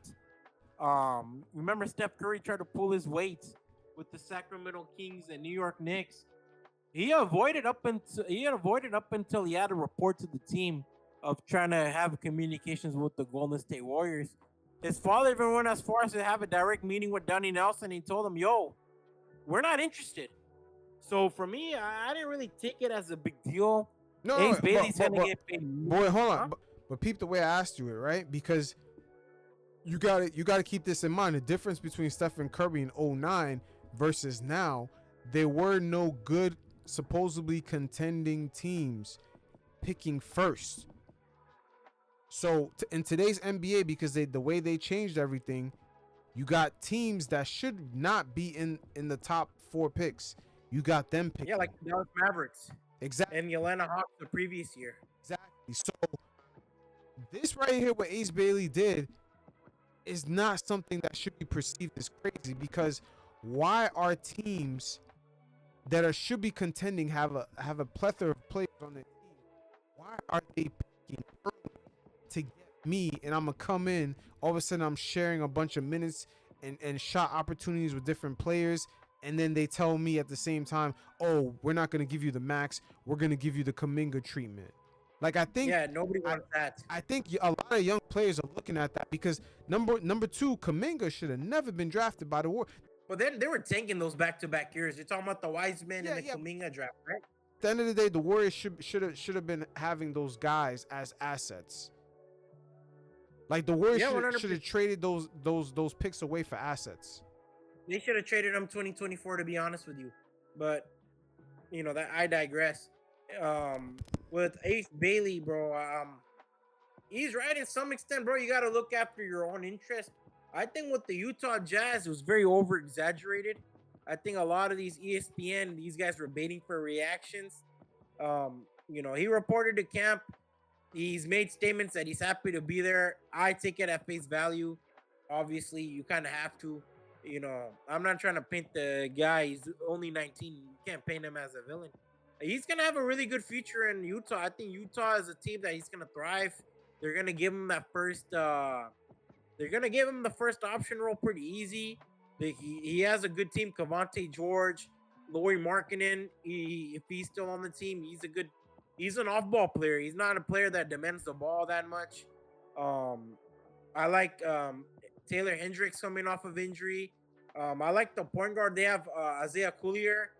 So they have a lot of good players on that team that are going to make a difference. Obviously, not Indiana, my bad. Utah cleared off some salary. It looks questionable to say the least because I didn't really like the Colin Sexton trade for them. It seemed like they had to give up assets instead of gaining assets, which shouldn't have been the case. But I think Utah, as of right now, they look like a solid team. People over-exaggerated kind of the Ace Bailey and the Utah Jazz situation big time, in my opinion. I think the whole Brooklyn Nets and the Washington Wizards was a hopeful wish by media more than anything. Yeah, but do you think he was wrong for doing what he did? 'Cause I feel like in today's NBA, that should be a strategy because there's no reason why some of these teams are picking so early. It should be a strategy because if you're an agent, you want the best for your clients. And if you're a player like Ace Bailey, you want to be the first option on a team. So, of course, like a team like, let's say, the Dallas Mavericks, is not an ideal place because now you have to share the ball with Anthony Davis, Klay Thompson, Kyrie when he returns, you're going to have to share the ball with them. It's not an ideal position to be in. Mm-hmm. Yeah. That's where I get it. I think as fans, we're kind of too harsh on some of these guys. You have to look at it, bro. These guys aren't making these moves out their ass. They have a whole team part of these decision makings. True, but then I'm looking at the draft board and I'm seeing Dallas number 1. That was in the finals last year. Philadelphia number 3. It's like, damn. Yeah. If I was a top pick, what the fuck? What am I going to? I'm Paul George is starting in front of me. Like, what is MVP, that? MVP Embiid. I'm not getting the ball. Tyrese Maxey. I'm not getting the ball. You know, and you just kind of get in the stuck limbo. Mm-hmm. It makes sense why he avoided playing for them. And remember, remember how we talked about earlier when we said the way that Houston Rockets gave Şengün and Jalen Green their extensions, it was a little bit short, a year, and that allowed them to save money and get another player. Now it might be a struggle for other players to get their max evaluations on their rookies extension. But at the same time, if you go to a good team like the 76ers with the 3rd pick, or even Cooper Flag, it's like teams might ask them first to take a pay cut. Like, they're putting themselves in that kind of position. And it's like, and they're gonna judge your numbers versus what you could really get, because they're gonna say, oh, you only scored 20 points a game, but you're like, yeah, there's 3 other guys that are veterans on this team, and I'm in an uphill. I'm fucking Jonathan Kuminga right now. Yeah, you want to avoid those situations big time, bro. Then you're kind of in a lose-lose situation where you're traded for basically a bag of peanuts as your team looks to maneuver without you and make moves without you, leave you behind. Mm-hmm. Around the NBA media, I'm seeing too many personalities criticizing Bailey, man. They always have an issue when a player is trying to control where he goes. But when, I don't know, it's a weird thing. I don't get it. But I also think the Bronny situation you use for an example, I think it comes down to is Bronny's not a lottery pick. He's a 2nd round pick, so they don't give that much of a shit. And they're willing to give it much more leeway than a lottery pick like Ace Bailey.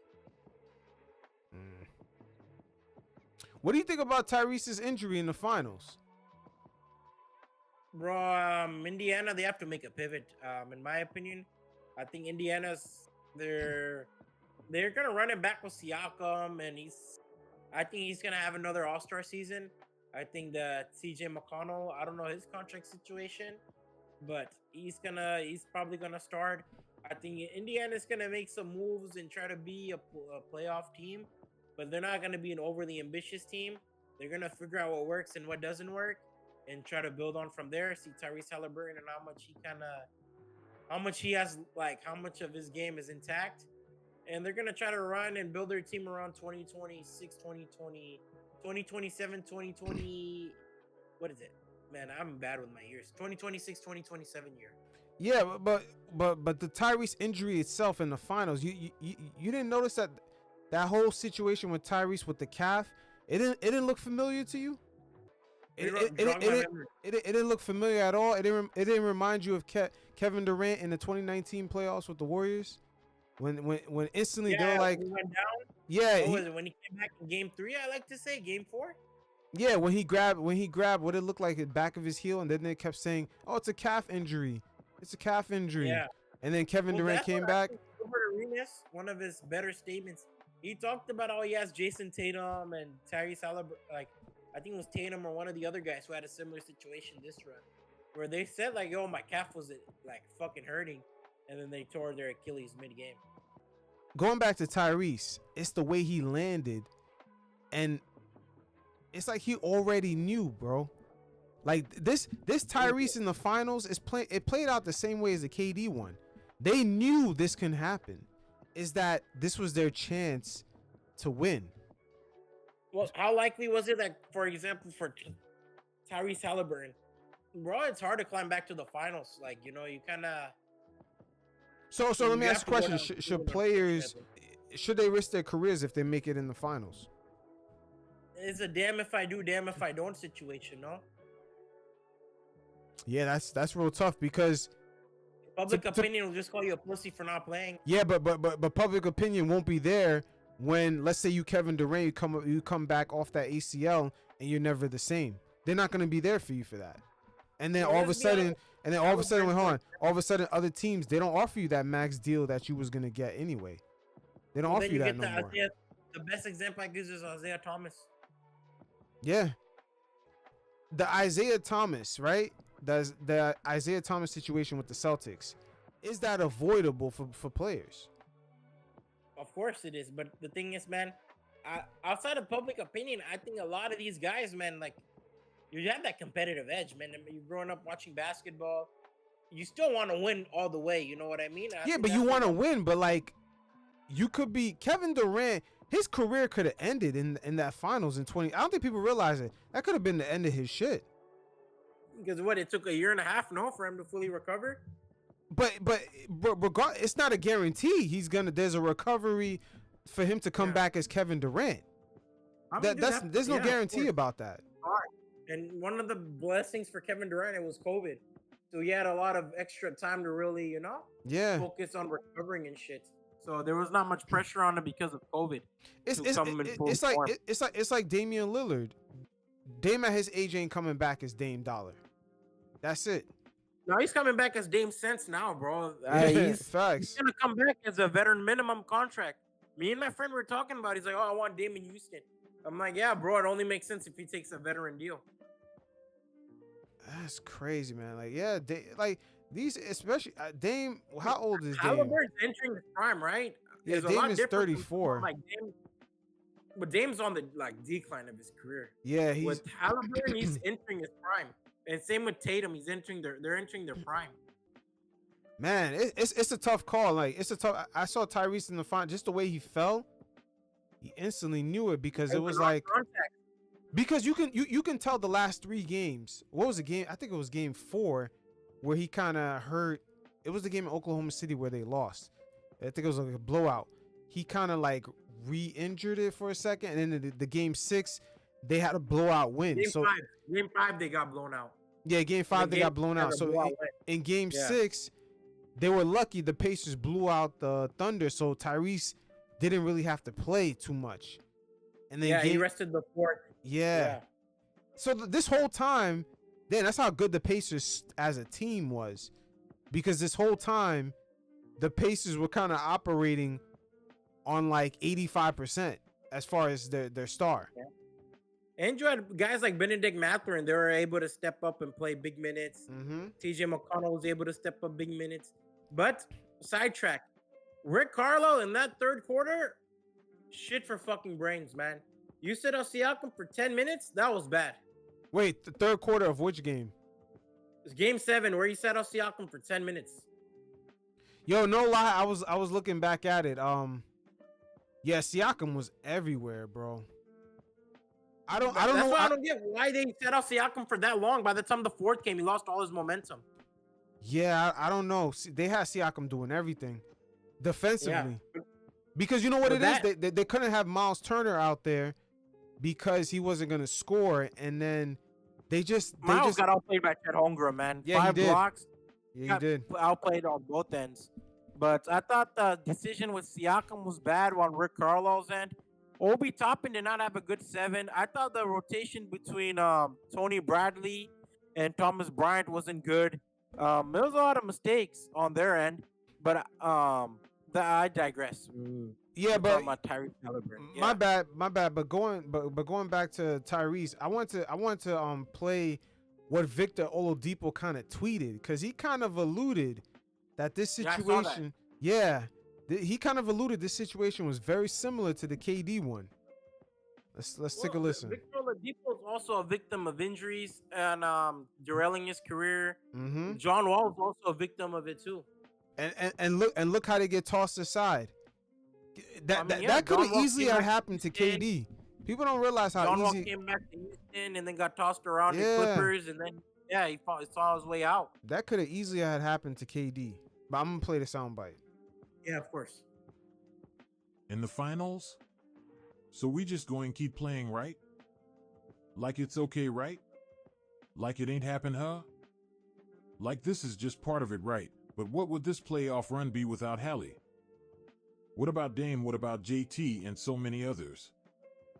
I bet we will just blame it on the moment though, LOL, and hey, he got millions, right? So he will be all right, huh? So what truly matters? The athlete? It's all good though. I promise you I'm going to be a part of this change. It doesn't have to be a norm or just part of the game anymore in any sport. We can and will protect the players better. Y'all enjoy the rest of the game though. Rest up, Hallie, bro. This will make you stronger. Yeah, it's crazy, man. That's a good statement by Oladipo. He's right. I think the players, of course, we as fans will accept it as long as the players themselves take a position where they decide to sit out if injuries get too serious. You know what I mean? Mm-hmm. And I think Victor Oladipo's right that we can probably change that. But that's one of those things that's very hard for me to imagine someone changing that. Because, bro, you spend the whole offseason, you spend the regular season kind of building up for that moment. So it's hard for me to imagine them trying to, like, not go all the way to the finish line. I'm not saying it as, like, oh, I want my entertainment or my validation. I'm just some idiot. But at the end of the day, it's just how basketball is, unfortunately, especially for the players themselves. The amount of mental pressure and the preparation that comes with it. And a guy like Tyrese Haliburton, bro, how often do you know this opportunity coming back? You know what I mean? True, but again, going back to the Kevin Durant situation in 2019 with the Warriors, everyone saw him grab the back of his heel. But then the Warriors kept saying, oh, it's a calf injury. It's a calf injury. Oh, KD might be coming back, 3 games from now. Or maybe, the next series, the beginning of the next series. Then they made the Western Conference Finals. Oh, yeah, he's not coming back for game 1. They kind of slow dog walked it. And then all of a sudden, he didn't play that whole series. Yeah, they made it seem like in the Western Conference Finals he was gonna come back. For game 1 in the finals, and then all of a sudden that got pushed back. And then when he finally appeared, he barely played like 10 minutes, and then Achilles done. So this whole time it was a fucking Achilles injury, and they were like kind of, at the end of the day they knew he wasn't coming back. They knew he wasn't coming back, and they knew this is possibly their last chance to win with him, and they nailed him to the cross. Yeah.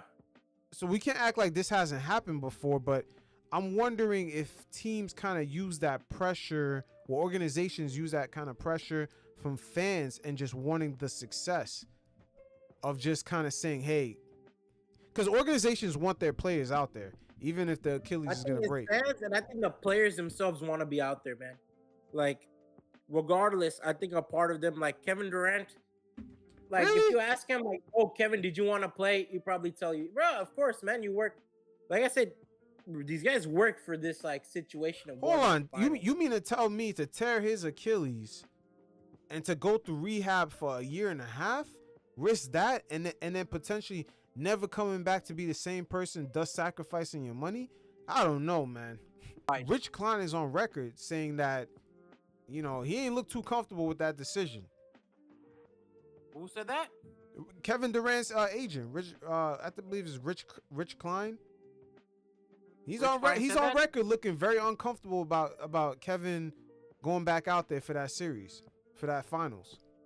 Okay, then his medical staff is on the medical staff for giving him the green light. Who pays the medical staff though? I mean, the franchise. But what I'm saying is, I think like you can't tell me there isn't emotional blackmail to these players on the back end, or somewhat of like, oh, this is your only chance.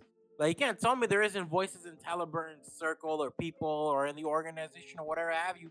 Oh, this is probably our only chance. Who knows what the Eastern Conference could shape up as with how fast the teams are changing and shit. True, but for the player's lifespan, which in the NBA it's only like a little microdose of time. That shit don't matter. That very like one game coming back for this one game, one series, that shit don't matter. It only matters for the franchise. Obviously, NBA is not a lifelong career path like a doctor or a lawyer or every other career path besides sports. Mm-hmm. So maybe you should value your body a lot more, especially Haliburton. Thankfully, he's 26. But what, he has like 4 more years of really being Tyrese Haliburton, and then what? Retirement or a steep decline. Bro, Tyrese knew as soon as he hit the ground what it was. You could tell from the way he was slamming on the floor. You can tell he already knew it was a major potential that this shit was gonna go. That his leg was gonna, that his Achilles was gonna blow up. Achilles injury is a fatal injury. How many players have we seen fully? I think I can only name 3 players who fully recovered from an Achilles. Not even 3. I think Isaiah Thomas, he had an Achilles injury. Luckily, he went back-to-back finals, but his career cut down a lot shorter than what people remember. Same with Dominic Wilkins is the only player I could remember that really was able to really pick up where he left off was Dominic Wilkins and Kevin Durant. Yeah, it's a tough call, man. One of these days, I believe a player, because the money is so large nowadays, I believe there's gonna be a player on Luka's level that's gonna be making, or SGA's level, is gonna be making $72 to $80 million a year, and they're gonna opt out of the finals. They're gonna opt. They're not gonna do that. What Tyrese did, what KD did, they're not gonna do it. Yeah, it's plausible. It could, because right now, because like right here, me, like, I like to humanize the players. I like to humanize the players because at some point, the same way LeBron James broke the narrative of, oh, you're loyal to the team that drafted you until they don't need you and they ship you off, and then nobody cares. Like LeBron changed that narrative, took control of his career. Of course, like you wouldn't go to your job if you're sick. But LeBron broke that paradigm of saying you're blindly loyal to your franchise when your franchise don't share the same loyalty to you. He broke you're blindly loyal to your owner. And it's the same narrative that's carried over into the finals. Oh, we're here, but you might blow your thing out and risk the rest of your career. But yeah, play this series though. It's the same narrative. Yeah, you have a chance of winning the Larry O'Brien trophy. I agree. It's the same narrative. So it's like at some point there's gonna be a player brave enough to break that shit. I think that's what Kawhi tried to do. And the Spurs, look how the Spurs reacted. Look how the Spurs reacted. But you also look at who reacted. Is this Pierce who reacted the ugliest? It's who? It's Pierce. Wait, with the situation with Kawhi? Yeah. You said Paul Pierce? No, his peers. Yeah, his peers, but his peers were not in his situation. No, Tony Parker straight up made the statement. I had a worser injury, but I've come back a lot. No, yeah, I'm agreeing with you there. What I'm saying is that his peers don't go home with him. His peers won't be there when he's rehabbing. What I'm saying is like, you need a whole mindset change. It has to be like 1 through 15 guy on the roster can be like, yeah, I get his point of view. I support him all the way. That's where the kind of the San Antonio and kind of that relationship drifted. Was where like Parker, Ginobili, they're making statements offhanded about Kawhi. If yeah, and I mean, at the end of the day, those guys were never in position to make that kind of money. Also, yeah, they were never in that position, but they were never in that position. Fan base, like San Antonio fan base media, they're gonna cater to two of those guys. See, that's the thing. The NBA, we can't front right here. The NBA is probably It's a like capitalistic company, bro. It's a business. It's a business. Yeah, it's capitalism, of course. Yeah, it's a business. It's probably like you know, I don't know. I would say 60% marketing and 20% business and 10% basketball. Bro, the basketball players. No, 20% basketball, I should say. For us, basketball players make a lot, but in the grand scheme of things, they're not making as much as Adam Silver and these owners. I mean, it doesn't come down. I wouldn't put it in those terms. I'll put it more in the terms of, you see, at least Adam Silver, it's respected when he grinds, and then you know, he hangs up the towel. He goes to his job and there's an understanding that he's loyal to his position and his family. But you see, these basketball players, they do the same exact thing. They go to their job, but except it's not respected that there's a loyalty to their family first. That's not respected. It's like, whoa, you're not loyal to the fan base? You're not loyal to the same fan base that won't care once you get traded to another city how it affects your family. That fan base moves on. Buying the jersey. Yeah, they move on. So it's like, but who created that narrative? Like that's what I'm saying. Wait, hold on. That's why it's the greatest gift LeBron James really gave to the NBA players. It's something that Jordan never did. He never got the chance to. LeBron had the chance to, and he gave it to the players. It's the gift of controlling your own destiny and treating the league, getting the privilege to treat the league like a business, exactly how they treat you. They're looking for your replacement every day as an NBA player.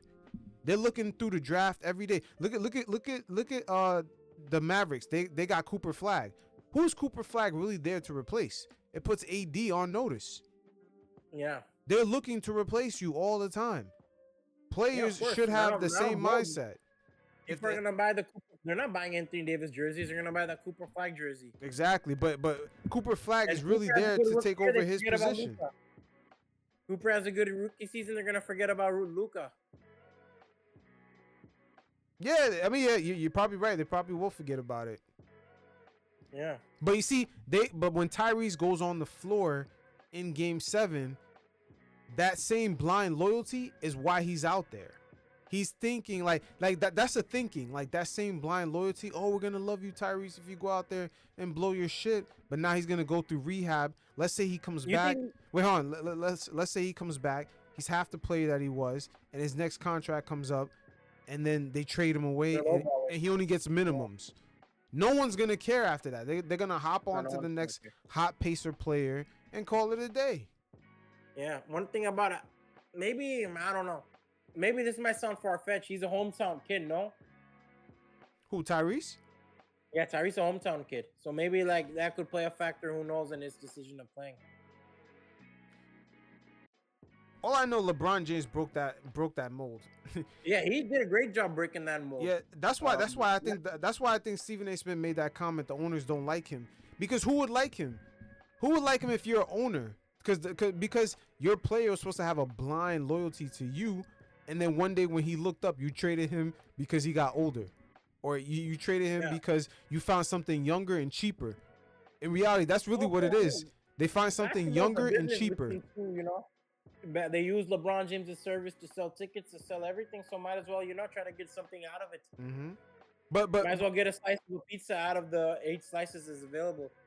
But AD, right? He's expensive. Yeah. What is Cooper Flag? Under rookie scale contract, and he has the same hype. Who do you think the owner wants? First overall pick. He's exciting. Yeah, who do you think the owner wants? Well, obviously Cooper Flag. Yeah. Super, homegrown talent. Fans are gonna get and fans were very welcoming of Anthony Davis due to context. They're gonna be very welcoming of Cooper Flag. He's gonna bring in a new era. Man, did you see Toronto Raptors in their decision to part way with Masai Ujiri? I don't blame them. The guy brought them a championship, but it's kind of an interesting timing. Why do it after the draft? That shit didn't make any sense to me. It's probably a disagreement. Who knows, man? Bro, I feel like what happened with Masai was supposed to sell the team to other players, and he just couldn't. Masai has played it very safe, man. He's played it very safe. Yeah, you ever watch The Sopranos? Yeah, I've seen The Sopranos. You remember when Richie Aprile goes to meet the other mob bosses, and he's trying to sell them the idea of whacking Tony, and Junior and Bobby have that conversation in the nurse's office, where he's like, man, he just couldn't sell it. He couldn't sell it. It's best to side with Tony. You know what I mean? Mm-hmm. I think what happened is Masai was meant to sell it to KD. Masai was meant to sell it to Giannis. The idea of coming to Toronto, but he couldn't sell it. Yeah, Masai is to me, I think he's been playing it way too safe. Bro, but I think for Masai, in my opinion, I think his goal was to play it safe until he gets the chance to bring in a free agent. That free agent or that trade was meant to be Kevin Durant. Wow. That's because crazy. Reports were coming out, right, that they're aggressively pursuing Kevin Durant. Right now, Toronto, they're set up. They don't have a main player. Like, Scotty got paid, but I don't think they view Scotty as a main player or main piece to a championship. So I think their whole thing was like the Houston Rockets approach is we're going to have guys who look like great second options and in the hopes of bringing a real first option. I think that's what they were looking at with the Toronto Raptors and with the current market. They were hoping to bring in a Giannis or Kevin Durant, but they couldn't sell it. You know what the Raptors, ever since they got Kawhi, you know what they really are, or what they've looked like? They've looked like a team that develops players really well and chooses them greatly. Like, okay, this guy will fit here. We can work and develop him here. OG Anunoby. Who else? They've Pascal Siakam. And then at the end of the day, when it comes time to pay those guys, they gotta go. Yeah, I mean Siakam hated his time in Toronto at the end. He said it himself that Indiana really brought the love of basketball back to me. Wow. So, I thought he should have been gone the moment Nick Nurse was gone, but I think he probably sold the idea to the front office that I can bring someone here. And I won't be surprised if the Athletic or someone actually comes out to report that Masai sold it to the front office, that he can bring someone here for the past few seasons. So they let him let go of Siakam to clear money. They let go of OG before their contracts were up, and he couldn't sell it. He couldn't be he wasn't able to sell it. Yeah, it's very unfortunate for Masai, but should Toronto just rebuild? Toronto should rebuild, but I don't know, man. It's kind of like they committed on Brandon. They committed on. I would pivot just to Scotty Barnes, but they committed too much contracts now. Yeah, they're heavily committed. Emmanuel, Brandon Ingram, RJ still committed to 2027. And RJ's about to enter his prime, so like, what are you gonna do in like a year or so when he enters his prime? Now he's gonna obviously look to compete. He's in the prime form of his career, and same with Brandon's already in his prime. He's 27, 28. He's looking to compete. You look at Emmanuel quickly. He's gonna be soon in his prime too. Yo, I meant to ask you about Emmanuel quickly, right? Yeah. What do you think about Julius Randle and sort of like the low ball payment he got? Because now he's getting paid the same thing as Quickly. I have that in a separate topic, but I guess we could gloss it over. I'm gonna make my last piece with that, and we could talk it over. Oh yeah, I bet. I just think the Toronto Raptors, they're gonna have to make a pivot, but I just found the timing interesting of Masai getting fired, and that's kind of the conclusion I came with, because I know you saw the same reports as I did that Toronto's heavily looking to sign Kevin Durant or trade for Kevin Durant. I think that trade did not happen. I don't think the draft pick was another athletic wing, so maybe Toronto isn't excited about that. But how realistic could that have been? What the Toronto? I mean, what they're gonna do? Put KD next to Grady Dick and Scott Barnes? I don't know, bro. I don't know. Like, none of the moves so far have made sense since letting go of Siakam and OG. I think the Siakam Pirtle 104 mil. I was like, fuck, man. I didn't even know Garrett Temple was still in the NBA. He's on the Raptors. Man, even Garrett Temple, like, oh, he eats a little bit of money, whatever. But Siakam Pirtle 104 mil. I was like, fuck, man. I guess like Toronto's either looking at their center position and they're looking at the league. They're like, yo, motherfuckers are desperate for a center. Might as well extend them to a crazy contract. I don't know what maybe Siakam Pirtle they could play out. But I was like, man, Toronto's kind of a weird team right now because it's not a young team. Like, their best player is a young player, but the roster around him is not a young player. It's guys that are entering their prime or soon enter their prime. So I'm not understanding what Toronto's trying to do. I think the Masai firing was just kind of, it was expected, but timing was shit. Yeah, I don't know what to make of this team. And then Siakam playing well in the finals, playing well with Indiana, I should say. Back-to-back years. Yeah, he's been a great fit with them. I don't know. Yeah. The Raptors, sometimes some teams just need a new vision. Yeah, I think Raptors has been, a decade? I mean, you had Kyle Lowry and DeMar DeRozan era. You had some great years with, obviously, the Kawhi year. Yeah. And also, Masai's been around since the old CBA. So sometimes, it wouldn't shock me if a lot of people get fired because this new CBA, it takes a lot of innovation. It takes a lot of brand new innovation. Anything they used to do from, like, the Melo days when Masai Ujiri traded him to the Knicks, those days are over. Like, Masai got to come up with brand new ways of manipulating the cap, etc.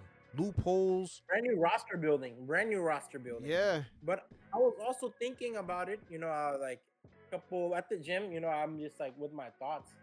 I'm like, bro, maybe a GM's life expectancy shouldn't be above like 5 or 6 years unless they really have a vision that you can really get on board and it's concise. Like, for me, it's like, let's be honest, like 2019, right? When Oklahoma, let's say instead of Oklahoma trading with the Clippers, or let's say Paul George gets traded to another team, or instead of picks, they get players. Sam Presti would have been fired.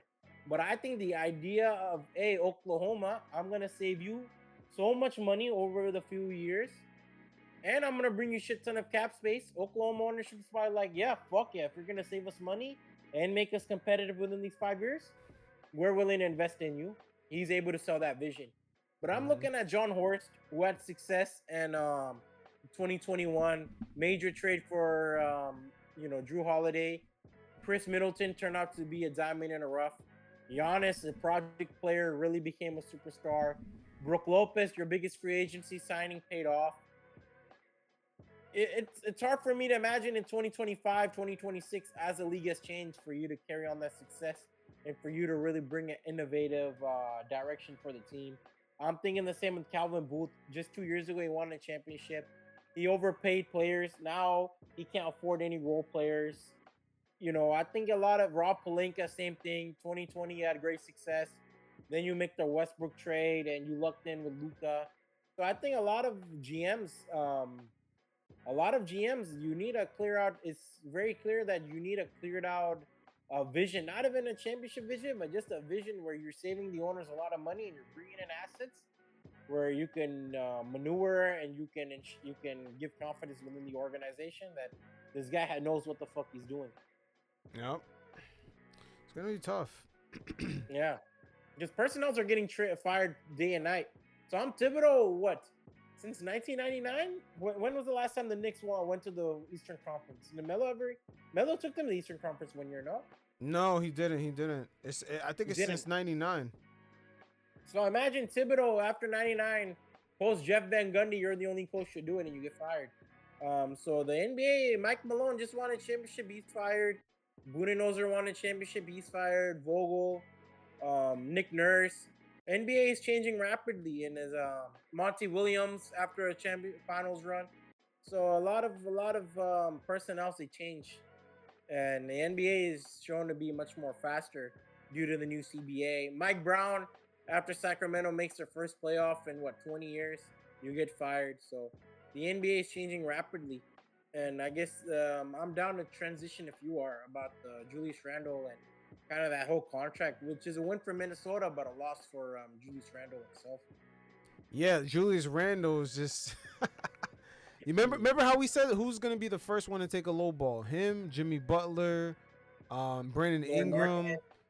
Yeah, so this is sort of the first wave of players that will signify to the rest of the league. They're gonna be like, hey, it's pretty hard to get a pay bump, a pay increase under this new CBA unless your name is Stephen Curry, Luka, or like a LeBron James type of level player. Top 7, top 10 player. Yeah. Because right now, what?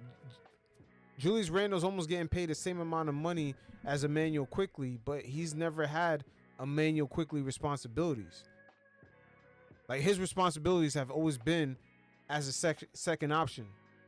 But Emmanuel Quickley has been and Emmanuel Quickley has been a role player, and he's getting paid, I think, more than him. I think more too. I think Julius Randle took a low ball, and I'm surprised too because I was like, man, Julius Randle was 30, right? So he's at the prime of his career. Exactly, and I'm like, damn, like he's making less money. He's making less money. You would think someone at the prime of their career, a good career, injuries has kind of like played a role in his career too. You would think he decided to take a bigger money. He's beat a lot of narratives that were surrounding him this offseason with, oh, he's not a good playoff player. He beat those narratives healthy. Oklahoma, they were just a different team, but he was able to beat those narratives successfully. I'm going to be honest, even though Oklahoma, I don't really put it on him. That's a team failure. They just got out-coached, outplayed, everything. Yeah, but I mean, but sticking to the contracts. But sticking to the contracts. Yeah. Randall's making $3 million less. Brandon Ingram, he's making basically, I mean, as a second overall pick, he was okay. He was not an all-star, but he's productive. We've never seen these guys. I mean, Brandon Ingram must have took like almost like a 3% pay. He got like a 3% pay bump. It's not that much. And if you look at it with Brandon Ingram, he's not very much healthy either. So teams aren't going to bank on the idea of, oh, he could possibly be healthy. I think what teams look at now, it's what is a product we're looking at. No more it's, oh, if Randall, we're going to pay him based off his potential of being healthy. Those days are done. Or like a fun max. Yeah. Where it's like, oh, you got the contract because you were the third overall pick, and then you put up your numbers, but we're losing. Like LaMelo Ball's contract right now. That's a fun contract. No expectations coming off a rookie scale. And you bring eyes to the product. Yeah, like I believe those contracts are ending, or it's two things happening. The players' eyes are starting to open up. Hey, this new CBA that we quickly signed, because I was upset the players quickly rushed and signed that new CBA. I was like, whoa, something's off about this. The owners gave them a higher percentage, right? Of the 50-50 split. I believe the players make 53 or 51%. I believe 53% now. Right? Yeah. Okay, great. You get a bigger slice of the pie, but good luck. Yeah. But good luck getting that slice of the pie. Because we put in all these provisions like the 65 game rule that's tied to you getting the Supermax. We put in all these like these second aprons, first apron, team restrictions. So teams are hesitant to give out these big deals. Yeah. So that's where we see Jimmy Butler butt heads with Pat Riley, and now it's like a lot of small instances we've seen the past couple of seasons. Oh, this guy's not getting a pay bump. Oh, he's fighting to get his money, and I'm telling you, players are starting to wake up. Wait a minute, Jimmy had to fight. Julius Randle got paid less money, but he coming off a 2/3 All NBA, 2 All-Star selections. What's going on here, guys? What the hell? Yeah. Oh, you got to be Luka or SGA to get paid out here? What's going on? Anthony Edwards, now the standard is high. Also, you're looking at it in the sense of you're looking at, bro, the league. You're looking at it now, bro. Like a lot of these players are gonna get low bumped, and a lot of role players is gonna affect heavy. Imagine being like a player get drafted from Oklahoma. You play good for a couple seasons, 4 seasons, whatever. After that, they could basically be like, all right, bro, like, we can basically replace you. It won't be that hard. Correct. And the other team that signs you, they're not gonna give up much. Because I'm looking at Ty Jerome. I'm like, fuck, 28 million. Like that's all you could get for 3 years. You were top 3 and 6 man of the year. You were a key factor in a first seed team. How the fuck does that happen? Yep. And then the excuses easily could be by any team. Oh, we're not trying to hit the second apron. We're not trying to hit the luxury tax. Like these. Bro, the most simple one is you didn't live up to playoff expectations. So why should we gamble on you, bro? Now, the excuses is crazy, and the money's there. No, yeah, the money's there, but now you could put playoff production. You could put, you could put injuries. You could put lack of potential met, lack of goals met. You could put, finance, whatever. But again, tying this into to the revenue split, they gave the players 53% of the revenue. It looked good on paper. Yeah. But the thing is, they put in a bunch of provisions in there to make it hard to get up to that 53%. Like, I knew the owners, because remember, they have teams of lawyers. I'm like, they're not going to get finessed like the previous CBA where we saw players request a trade. Then all of a sudden they was on a new team. Then if they didn't want to be there, they had to they get traded again. Then they get a max. They asked for trades multiple times and still getting a max. That James Harden shit is done. Yeah. Come on. You don't think the owners were paying attention? Was like, when we negotiate, we're going to put in so many provisions to make sure none of this shit ever happens. Bro, when they saw Harden go from Houston to Brooklyn and still getting paid. And still get paid, they're like, still getting paid. That. We're not getting played like. And mid-season too, they said, fuck that. Yo, Harden even had the audacity to reject the extension from Brooklyn. That's how much the entitlement was. That guys betrayed multiple teams, went to a new team, got offered the full max extension, and said, nah, I don't want it. Yeah, Kyrie's not playing. I'm good. You guys don't want to win. I'll go somewhere else. Like, you know what I mean? Yeah, so what else is those days of banking on potential's also dead. Where, like, you remember Wiggins got a crazy extension. Exactly. You're not getting those contracts anymore. You're not getting those contracts. So I think Kuminga just looked out of everything. Because imagine a team like, let's say, the Charlotte Hornets, were like, he's not getting minutes there, but we got all the minutes in the world. Mm-hmm. How about we take a gamble on him? Or I don't know what other team I could really think of. That's kind of crap. The Sacramento Kings or Washington Wizards, whatever, that have money, have minutes. They could be like, yo. Even they're not spending. No, they're not spending. They're gonna be like, all right, let's lowball. We're not spending. We're not giving you that much. Your old team didn't believe in you. I think we're gonna like those Michael Jordan, Nick Batum deals. Yeah, I think we're gonna watch the his contract, Josh Giddey's. We're gonna see that he's probably not gonna get the money that a top 5 pick gets. Oh yeah, I'll be shocked at the Bulls. Who knows, man? The Bulls are a wild card, but I mean, I'm telling you, the players are starting to wake up. This is only the second free agency, second offseason under these new rules. I'm telling you, because the players don't take their union serious. They're starting to wake up and like, hey, wait a minute, we got finessed. Yeah, 100%. Now you're seeing a tight, like these free agents are tight. The past few free agents. Yeah, like the younger players that just came into the league, they weren't there when guys were just asking for a trade and still getting super maxed out. They weren't there for that. But there's certain guys like Paul George, Jimmy Butler, that era of players, Joel Embiid, Ben Simmons, those guys were there when they were making crazy trade requests, and then living off their status from the draft and getting paid off of that. Yeah, those days are dead. Yeah, it's done. Andrew Wiggins, a key factor of that. Brandon Ingram benefited from that too. A lot of guys really benefited from that. And I think Brandon Ingram, he was one of those players that saw that when he was a rookie, and by the time it came time for him to get paid, that shit was done. That's why he had a hard time comprehending his market value last year, because he was telling the Pelicans he can get more. 150 million. He's like, all right, fuck it, like it's gonna get worse from here. Might as well ink the deal as soon as possible. And I think that's what happened with even this negotiation. I saw Randall pick up his option I'm like, oh, Randall's gonna wait it out for another offseason, see what's up. I was like, oh shit, he just took the deal. I'm like, I was surprised. I'm like, oh, okay, I guess that's interesting. But I'm wondering behind closed doors if the players are talking among each other, like the ones that are not the top 10 players in the league. The rest of the guys, they got to be talking. Like, I would hate to be the middle tier, like a top 15 to like 25 player. That's the demographic. That's the demographic like that's getting fucked the most. They're getting fucked. If you're in the A- to B, rest, A- to rest, then obviously you're gonna have a conversation with the Shea, Anthony Edwards. Bro, let's be honest. That contract negotiation is probably shorter than, probably one of the shortest things to ever happen. For who? For which tier?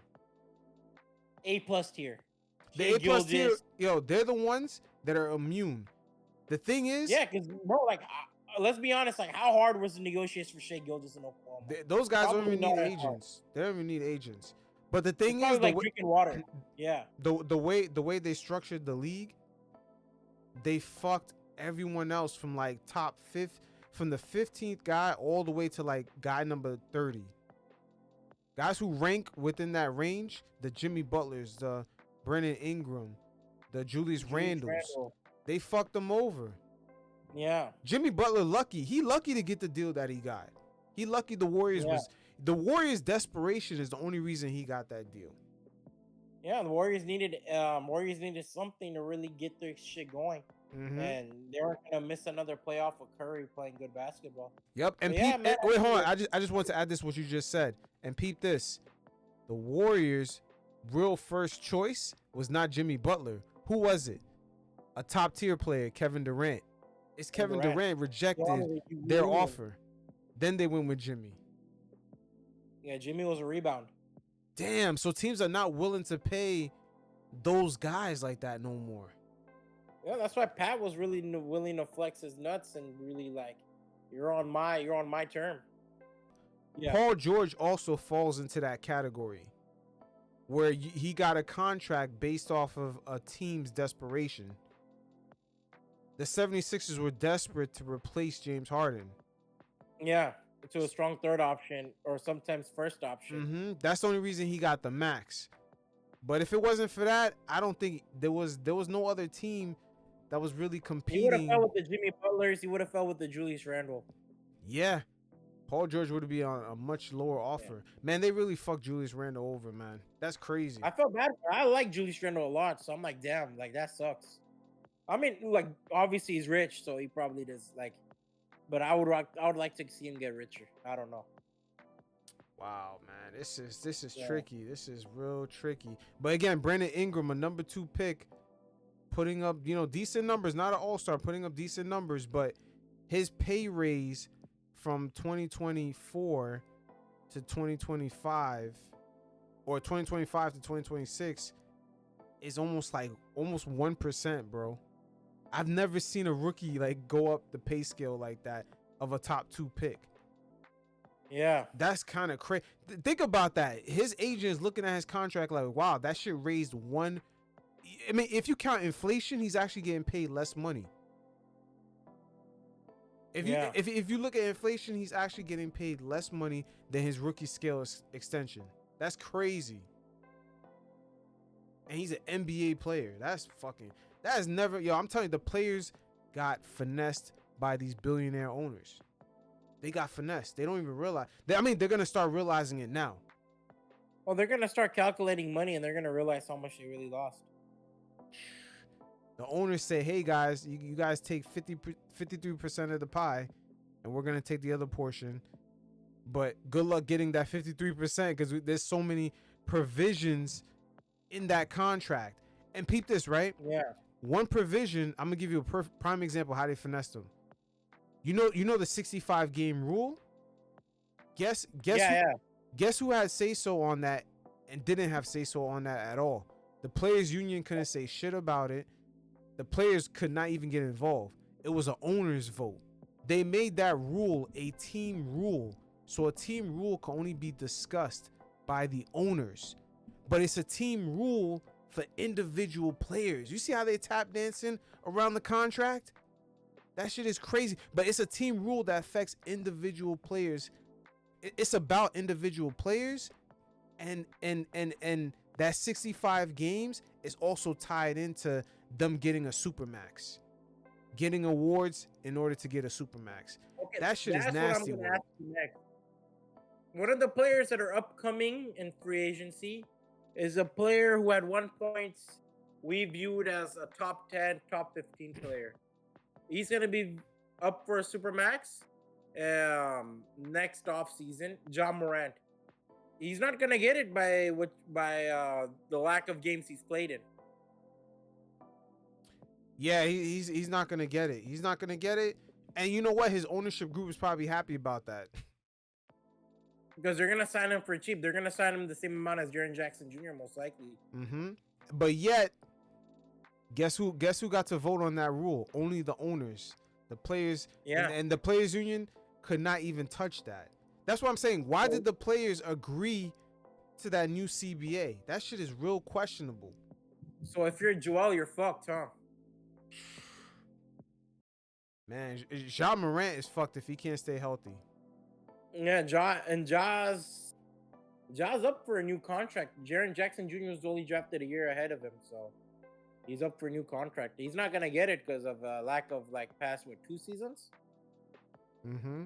And look, have we ever heard about, ever since they put the 65 game rule, have you ever heard about load management? That word doesn't get tossed around like that no more, huh? Only Kawhi, because Kawhi got money. Yeah. Kawhi doesn't give a shit. It's amazing how the owners eliminated certain things, and it's very subtle. Very, very subtle. Very subtle. You don't hear players sitting out just to sit out anymore. Yep. That shit is gone. They eliminated that shit. And LeBron, I'm surprised because LeBron is on his way out. He was supposed to leverage his power to get the players a favorable deal the same way Michael Jordan had leveraged his retirement and stayed in the NBA. Like, he announced his retirement after the 98 lockout, after they reached an agreement. Like, LeBron did not, I don't know. I don't know if he was involved in it, but the players got fucked. The players have less power than they did in LeBron's era. Yeah, I don't know what Grant Williams and CJ McCollum are doing in those rooms, but it didn't work out well. Yeah, it's just I'm telling you, this is only the beginning. We're gonna see how savage this really gets. Yeah, we're about to see how savage. I'm telling you that there's a lot of provisions. We're about to see players like look at the Damian Lillard thing. We've never seen that before. We never seen that in NBA history. I think the only play I could really remember was Darren Williams. Mm-hmm. And wait, hold on. Peep this, right? Peep the slickness. Damian Lillard got bought out, but guess who can't touch him? Any contending team that has high salaries. They can't pick him up. Yeah. So Like they're slick the way they did this shit, man. They made that shit ugly. They said no super teams under our watch. Nope. And no guys forcing a buyout to go, because that was the thing to do. Remember, guys would force a buyout and then they would sign like Russell Westbrook. There was a few guys league minimum contracts on championship teams. Yeah, there was a few guys. That was the thing to do in the 2010s. Like DeMarcus Cousins joining the Warriors. You can't do that no more. I never forget when DeMarcus Cousins joined the Warriors that summer. People were losing their shit. Yeah, because he's a big name. Yeah, people were losing their shit, but that was the thing to do. Oh yeah, he got bought out. Oh, I heard that the team contending for a championship about to pick him up. You can't do that no more.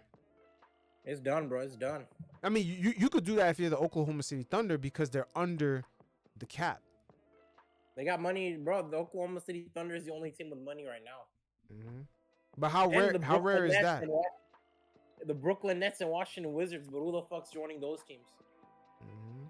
What if the NBA what if the owners kind of constructed things so it could end up being like OKC? Championship teams are built where it's more balanced and it's cheap.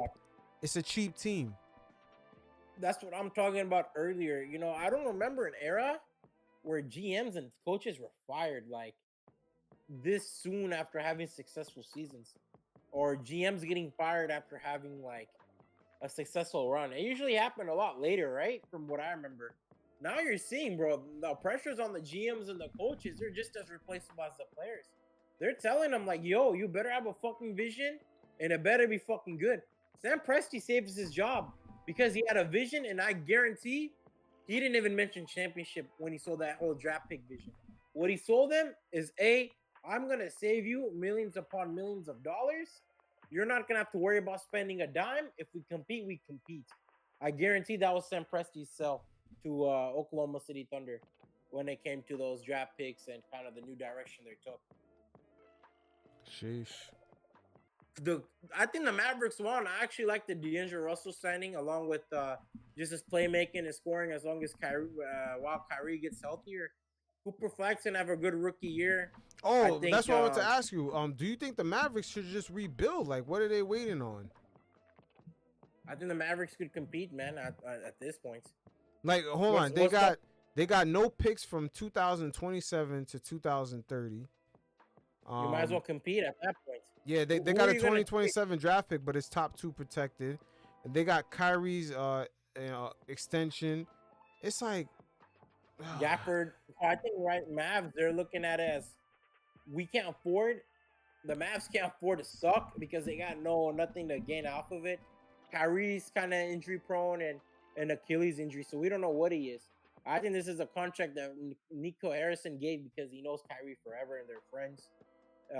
And also Anthony Davis, he got another contract. I think Anthony Davis coming off of injury, but he's also in his 30s. Yeah, he's locked in. Run, yeah. But what about Clay? Point, you might as well just run it. What do you think Clay should do? Locked, right? Yeah, because Clay came over there to compete for championships, man. He didn't come over there for this shit. He didn't come here for a pivot, but Dallas is a team that seems like they can compete. Bro, I mean, man. Look, let's say hypothetically, Anthony Davis has a typical Anthony Davis season where he plays good, a lot more healthier. Not saying he's going to have a fully healthy season. Let's say Lively plays off of his successful couples like first season. Let's say Gafford's a defensive anchor. Klay Thompson's a good role player. D'Angelo Russell's going to be solid. What stops him from being a top team, like top 5, top 6 team? Nah, I don't. I gotta see it. I gotta see it, man, because in my view of the West, I just gotta see it because I'm not sold on any other team besides 3 teams. Yeah, I'm also not sold on D'Angelo Russell, serious basketball point guard, and also, I don't know how Clay, man, what's Clay's mindset, bro? Clay was talking shit, low key to the. He wanted to prove something, man, to the Warriors, bro, by joining this team. He wanted to win one without him. Because yeah, of the man, he ball. did not join this team for this shit, bro. This is a different vibe. Yeah, it's a bad vibe on their end. I think it's gonna be a lose on their. I think it's gonna be.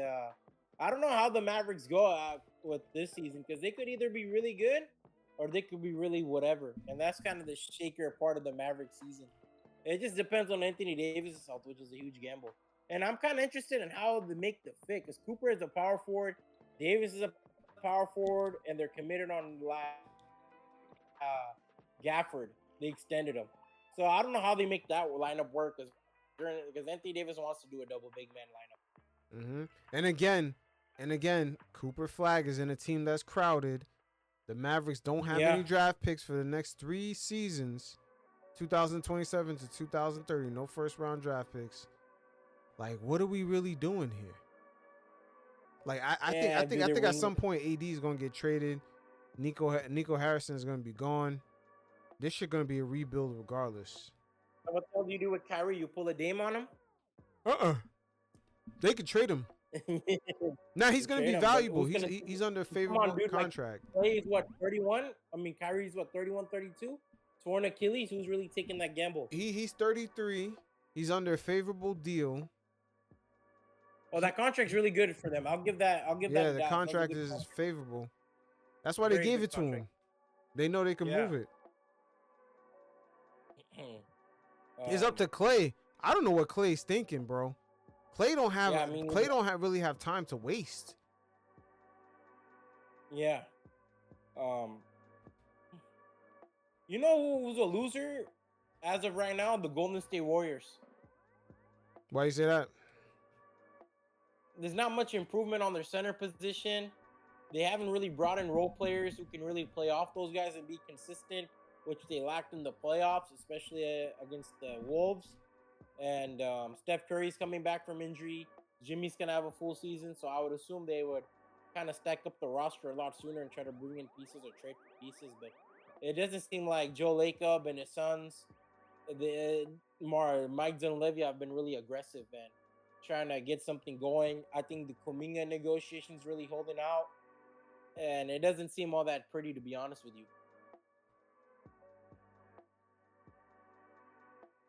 Yeah, I'm looking at it. Damn, they got Kevin Knox on this team. Yeah, they don't really have much going, and it's crazy. I'm looking at their salary. Wow, it's already high. They're paying a lot. Wow, they're already up to 170. Before they got like 5 other players to replace. Looney's gone. Did they take account of the players gone? Yeah, I took accountability of the yeah, I took into account the players that are not there, and they're already up to 170. Yeah, so that's gonna be something to look out for. Where it's gonna be like, man. Yeah, Draymond and Steph is 100 just by themselves, and then with Draymond, it's like 100, 125. With Jimmy too? Yeah, Steph is 60, Jimmy is 54, Draymond is 25. And they're all looking at the end of their 30s. So that's kind of an interesting situation they're put in. And it's not looking pretty for them. And I don't know what the Warriors could do going forward. It's a win. Is there any update on Kuminga, by the way? Nah, they're just going back and forth on negotiations. The Warriors trying to lowball them. I see why, man. Because if they give Kuminga, let's say they give Kuminga 30 or even 25, they're done. Man, they're already at the luxury tax. What's the luxury tax? Oh no, they're over that. They're over that. Buddy's gonna get a new deal, no? Who? Buddy Hield's gonna get a new deal. Oh yeah, they might as well trade Kuminga, bro.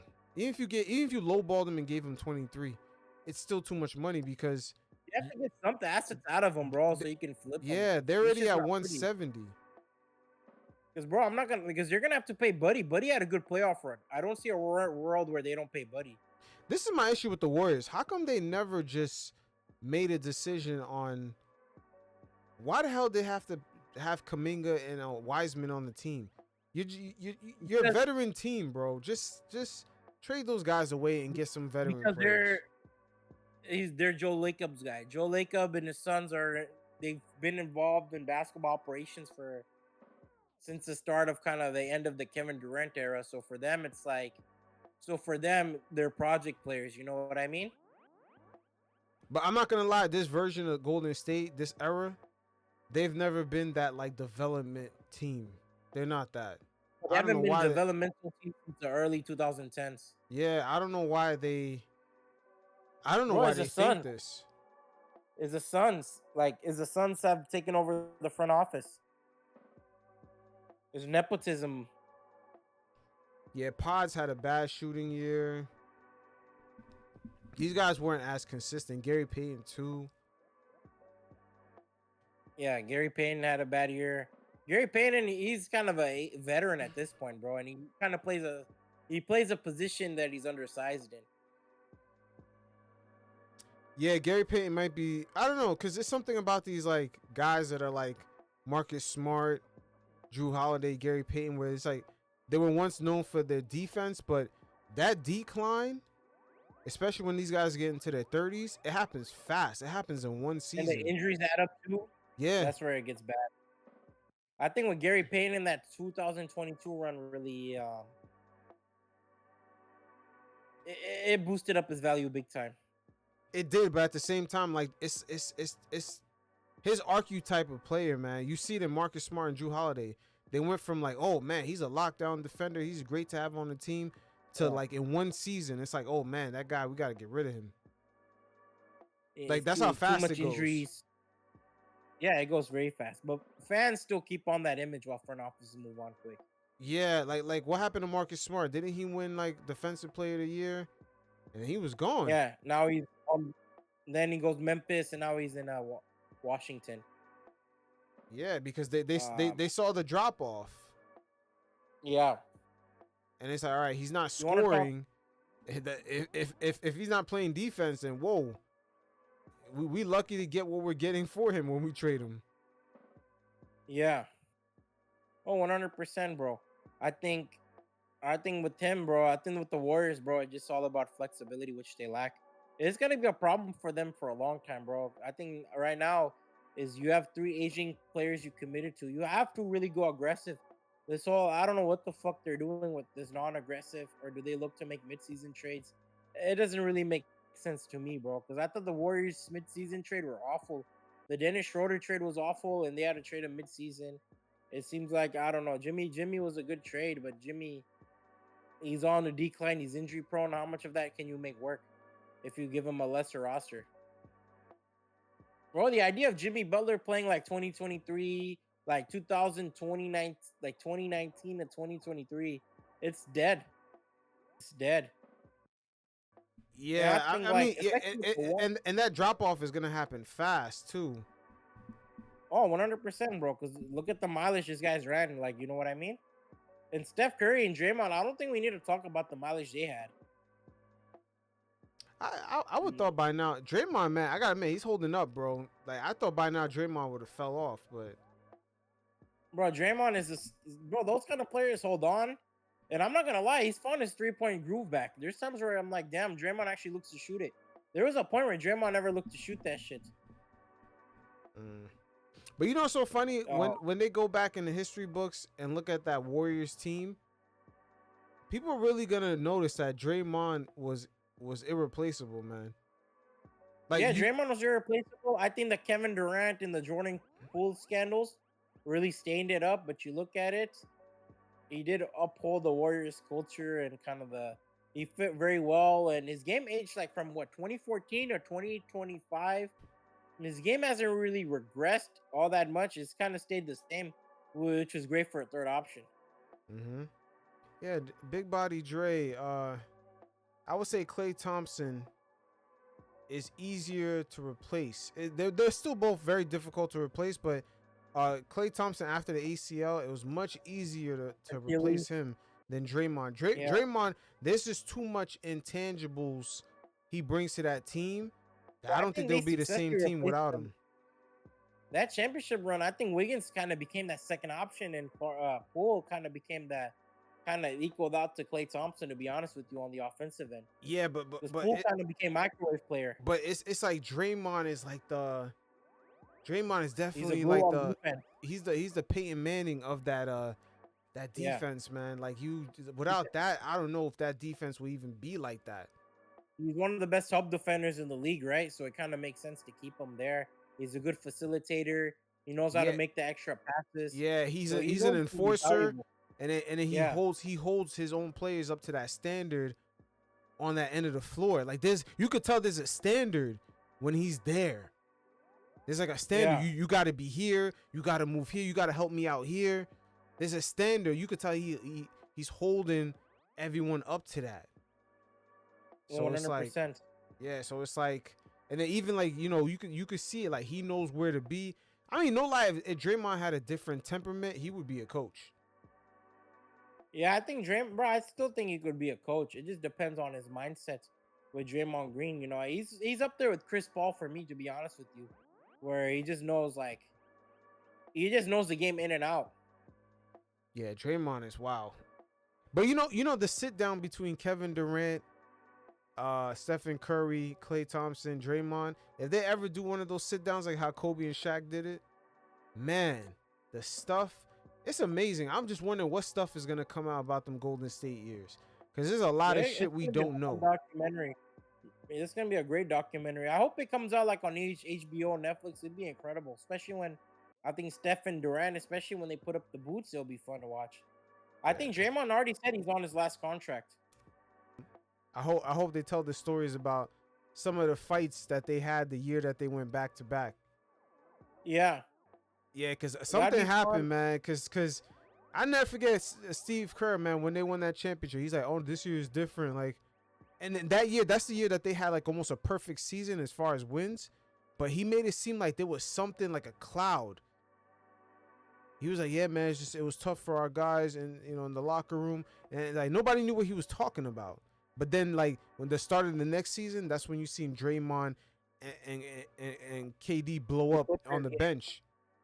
Yeah, the Clippers game. Yeah, that's when it started coming out. People were like, whoa, there's something happened. And nobody reacted crazy.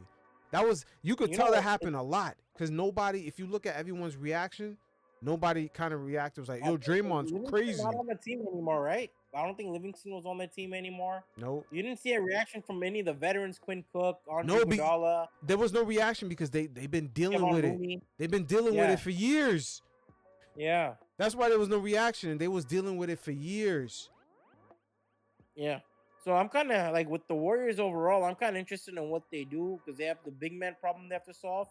I doubt they're going to have Draymond run full-time 5 with the Rockets double bigging up, the Wolves with 3 big men, Jokic and now Giannis, Zubac and Brook Lopez. So they have to do something in that regard, get a big man. Maybe DeAndre Ayton could be someone they interest in. Maybe pull the Andre Drummond. They have to get somebody in the books or else it's going to be a losing season for them. Just getting a big man and some depth.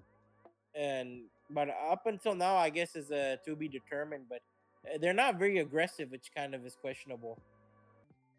Yeah, the only thing, honestly, for next year, I don't know. Outside of OKC being back in the mix, I really don't know what to. They're running it back, so I think that's probably why it's probably the easiest, no? But I can't even say OKC's guaranteed to get back where they were because. I mean, dude, no team is, bro, because we've seen 5 different teams, 5 different matchups of finals, so probability has been different throughout the past half a decade. Yeah, I mean, this is the first time I'm seeing this offseason the NBA look like the NFL, man. Like you just and you the don't East know. Is crazier. The East is crazier because I'm looking at Cleveland. Ty Jerome is gone. It looks like they're saving money with Lonzo Ball and some of the moves they made. Isaiah Curl being traded. So they're looking to save money. I look at Orlando. They look to be more aggressive. That's a positive sign. They could possibly make Eastern Conference run. Atlanta Hawks are aggressive, like with the signings they have made with wings and defenders. They look to be aggressive. Detroit hasn't been aggressive. Miami is Miami. I don't know what they're doing, and we can't judge really because they haven't really made much. Knicks, we can't judge. Wizards could be a play-in team, I think. Wait, hold on. Out of the list you just read, I got Miami as a wild card. And Miami, I can't judge. New York, I can't judge. No, not my bad. Not Miami as a wild card. The Hawks. That's a wild card. The Hawks card. in Orlando. Yeah, that's a wild card team right there. I don't know. Yeah. The East is wild cards because bro, even the Celtics, I'm gonna be honest, like for all we know, they get like those role players really pan out, and Jaylen Brown be's a decent first option. I don't think he's ever going to be a first option to lead a team. I think he's lost those opportunities many times. Especially to be honest with you, it wouldn't shock me if he had one hell of a year, because the year they won the championship after the All-Star break, that guy was on a tear, and then in the finals he was. Round 2024 was generational. But are you sold on the idea of like, could you think without Tatum, Brown can possibly go to the finals? I find it hard to imagine. No, but he could let everybody know what's his true value. Yeah, I think so too. Because bro, I'm seeing ideas thrown out that they'll trade him in White. I just think they're too valuable. Nah, I think that's cap. I think so too. I put it out there on my article because it was entertained. But all I'm thinking to myself, I'm like, bro, Porzingis in this situation is different. Porzingis became unplayable in the playoffs. Drew Holiday aged out. He's in this ugly part of his 30s. So you kind of have to forced to make moves and get younger. Offering Simons is a good move. I thought what they got, did they get anything in return for Porzingis significant? Niang is going to be a good role player. So I think they're fine. They made good moves. I wouldn't be surprised if they're a playoff team. A finals team, I don't know. Nobody in the East is a finals team to me. I think like Cleveland's too dependent on last year's depth they lost. But if they get something out of Lonzo Ball, Sam Merrill, if he becomes a good six-man because they just paid him, Cleveland could be a surprise. But yeah, it seems like the East is open. Yeah, Cleveland. Yeah, I really don't know. I really don't know. But yeah. Man, if the Pacers, if Tyrese never went down, man, they would go back to back. But I also think the Knicks, bro. I think the Knicks are the biggest question mark because if the Knicks find a coach that really gels well and can really figure out this offense team, because the Knicks are an offensive juggernaut of a team. You got Karl-Anthony Towns, in my opinion. Is it fair to say he was the second best big man in the league this past season? Oh, yeah. Honestly, to be honest with you, I don't know how it looks like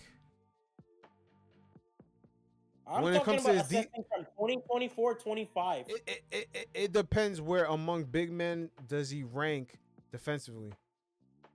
If he's only at the bottom, at the very bottom, then I don't know. But you look at him last season, who Embiid's out. We're not counting him. Yeah, but if you look at the Knicks, they'll probably rank one of the worst teams as far as giving up layups, like paint protection. Yeah, it's paint protection, but his offense is. We had one of his best offensive seasons. He was a great second option. Him and Brunson had great chemistry. All-star team. I think he made All NBA team. No, this year. Yeah, I'm not sure about that, but I don't know, man. It's guys might look good in the regular season, but there's some like championship things that it's just about Towns. It's just I don't know, man. Oh no, he's questionable. The focus ain't there on defense at all, man. It's not even there. In former regular season, I'm confidently saying, yeah, he made third team All NBA team. I can confidently say that, I think Towns was probably second or third best center in the league this season. I mean, offensively, yeah, but yeah. I mean, to be honest with you, Knicks fans this year, they understand and they see it with their own two eyes. The shift between the character makeup of this team because of Towns. The Knicks didn't give up paint points like that. They had guys swatting guys, blocking. And this season, we just looked like, I was like, wow, everybody's getting layups on us. Like, but that's like, also because Mitchell wasn't healthy. It's who? Mitchell Robinson. Yeah, but it's him and Towns don't be in the floor at the same time. Like, it was very noticeable. Like, as soon as the season started, I was like, man, we are different. Like, Isaiah Hartenstein was swatting guys. He was more physical. Towns, Towns. I see guys just Euro stepping through Towns, and everyone's getting a layup. Yeah, they're not even dunking the ball; they're just getting layups. But I think they're gonna be an offensive juggernaut next season, depending on who they hire. I hope so. Yeah, they're gonna have to hire an offensive-minded coach. But the question is who? Yeah, who is like. That's why I put Knicks as a wild card too. I put Philly as a wild card because we don't know how Embiid looks, and let's see, like Paul George gonna hopefully start out this season healthy, and VJ, I root for that kid a lot. His backstory is inspirational, so I hope the best for him. And it's gonna be interesting with Philly. McCain's coming back full time healthy. They're gonna be an interesting team. Maybe Joel Embiid might break the curse, man. Who knows? Joel. Oh yeah. Speaking of that, yeah. Real quick, bad contracts. Joel Embiid got some of the worst contracts, man. Like, man, he's one of those guys. Him, Paul George. How Philly got two players on this list? Him, Paul George, MPJ. Man, at least with Embiid, one thing we could say, at least Embiid earned it by winning MVP. Paul George, I just think his reputation for that big contract. Trey, I had Trae Young in there, but who knows? He could probably live up to Trae Young can, like I said, Orlando, they're wild cards. For all we know, Trae Young, bro, I was thinking about it earlier. I'm rethinking the 2018 draft. I'm thinking about names. I'm like, man, Luka, Shea, given, right? Jalen Brunson, 3rd overall pick. Then I'm like, damn, like I put Trae Young and Jaren Jackson kind of in the same category. I'm not saying as an insult, but all I'm thinking to myself, I'm like, fuck, like this is where they're at now. This is where Trae Young kind of fell off of grace, huh? Like Jalen Brunson, Shea, they were able to really pass him up for, like from a guy who was 2021 Eastern Conference participant to now like 2 games away from going to the. He was 2 games away from going to the finals, yeah.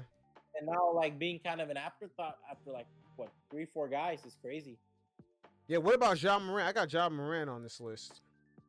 Oh, Ja is an expensive contract, man. Then next season's a lot of pressure because Memphis has built a good team around him. He just kind of has to deliver.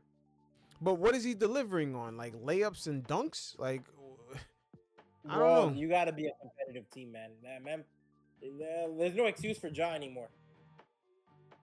Ja, but what is his game? Like, what is he doing? He's gonna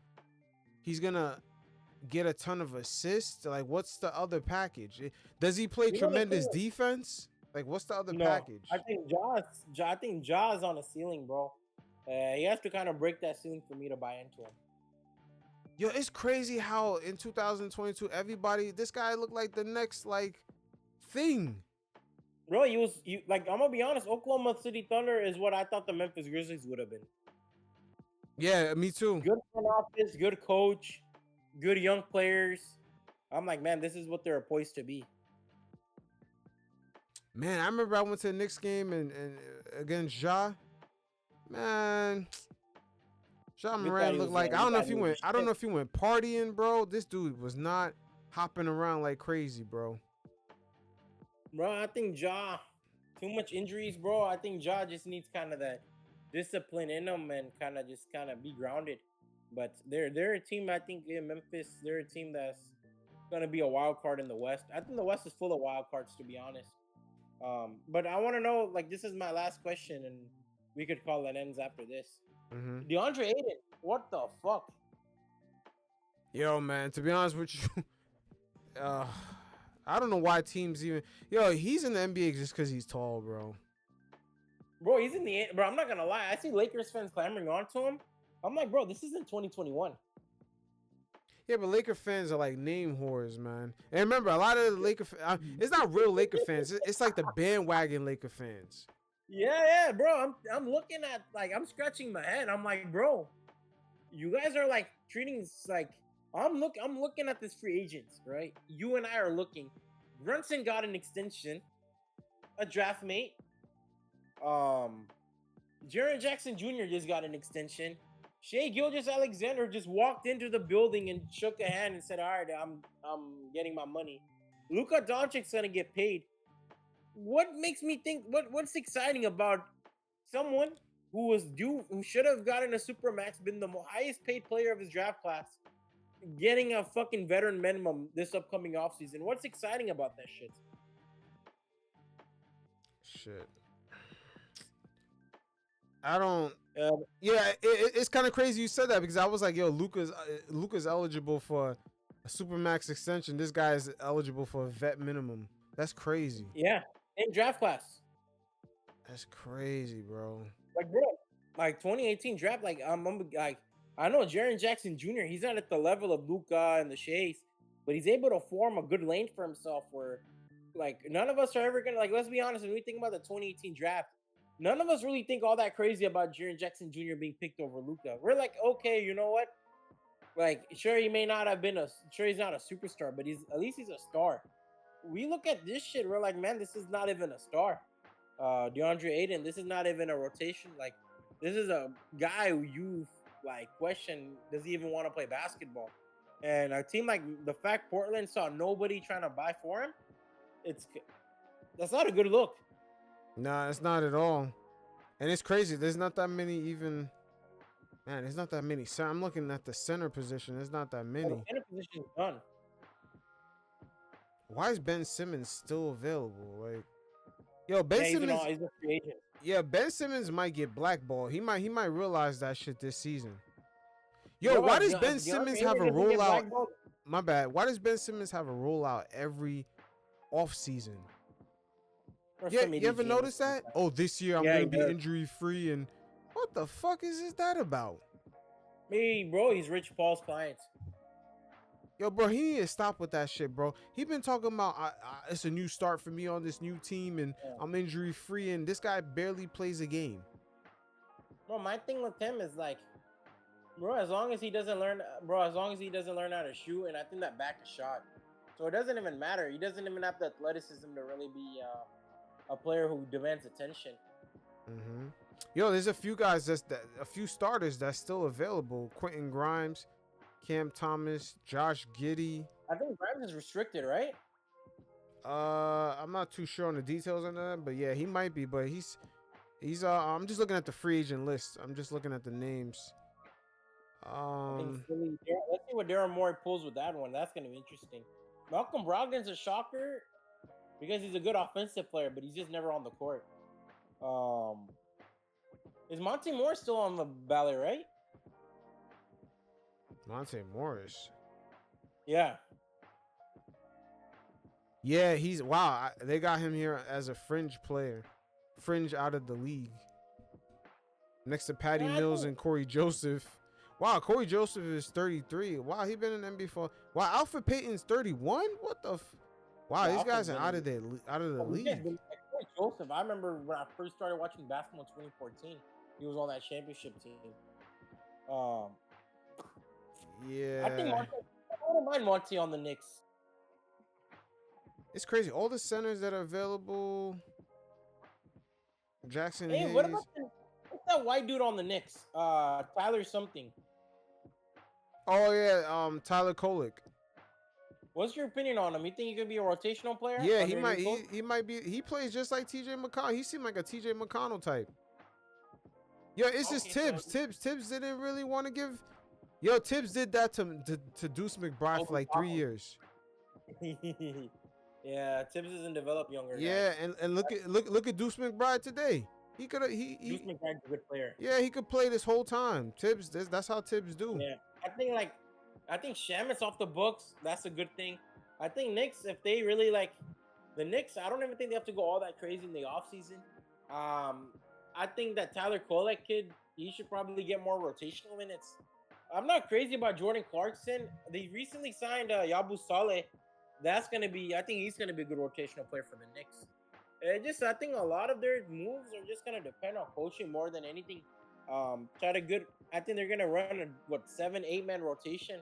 Mm-hmm. Not ideal, but not bad either. Yo, let me ask you a question. You think Cam Thomas is gonna get lowballed? Oh fuck yeah.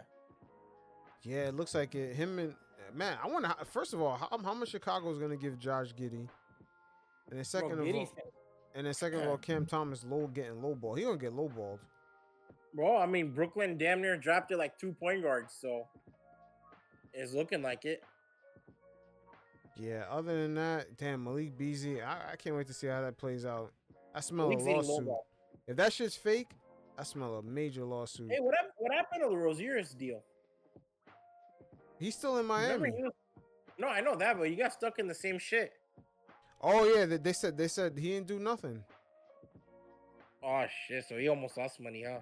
Yeah, that's what I'm saying. Like, and that's the thing. The NBA, the players. If I was the players, I would get involved with the player union. And it's like, why is the NBA signing up for a product where we're getting falsely accused and it's costing us money? And why are they promoting it so much? Yeah, it's like, yeah, that's kind of crazy. Where it's like, hey, if I'm playing a game, I'm just coming to my job, and someone uses an algorithm and does a bunch of prop betting on me. It's like, yo, like what the fuck? Bro, I was thinking, I'm like, bro, there's probably a lot more John T. Porters that we don't even know of. Like, I think basketball, bro, I think the government eventually is gonna be forced to regulate this shit. Sports betting especially. It's become too common, too popular, too mainstream.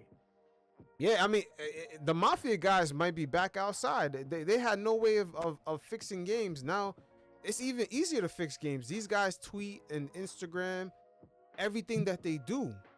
So it's easy to run into these guys and extort them now. Yeah. They put their own tracking device on themselves. They're accessible as shit. Yeah, so it's like, what the fuck? Yeah, I'm like, right now, I think the scandals are adding up. Jonte Porter, obviously, he's the biggest shark in the tank. Right now, Terry Rozier and Malik might have been victims at this point, but it just seems crazy how the NBA is kind of treating this whole scandal. But that's how much money is coming in. Yeah, it seems like, I think, if this guy Malik Beasley loses 43 mil, that's a huge fucking loss, especially considering he's in the prime of his career. True, but I'm talking about the money coming in from the gambling. They said, the gambling, bro. That's probably a ton. They said in one quarter, New York State, I think out of DraftKings, it was like only one sports book. They said they made like, they said that, what was the number? It was like $3 billion in a quarter. I was like, wow, in a quarter? That's crazy. Yeah. In a quarter of the year? In just one quarter during the year. I think it was in the quarter of the fall season. They made like just $2 billion just off of that. Yeah, bro. I mean, as long as the government doesn't get involved, these companies aren't going to regulate it. But you know what? It's rigged too, because let's say if I gambled, right, on DraftKings and then I won a lot. Let's say my winning percentage was 15% higher than an average person, and then I joined another sports book. Low key, my information that was on DraftKings, they low key sharing it with other bookies. Be like, oh, change your algorithm on this guy, show him different odds because he tends to win a lot. Like, they're sharing the information. So like when you pull up the odds on your phone, I believe some people, depending on how often they win, they see different odds. That's how rigged that shit is. Like, people don't realize how much of in an algorithm that this whole thing is on. And also with all these scandals, they kind of expose that there's third-party companies that work with all the casinos, and they basically notify all the casinos of any type of like activity. They say activity of fraud, but really I think they notify them of certain names of people that tend to win more money. That's what I think they really spend most of their time doing. They're like, hey, this guy's a professional. He tends to sign under these usernames. Be wary of this guy. Yeah. Yeah, because like, because sometimes you never know. Like with the casinos, there might be someone they're paying out 100 racks, and they're like, damn, we just lost 100 racks. This guy spread the same bet across like 4 or 5 other sports books, and he hit all of us up. And then they have your name.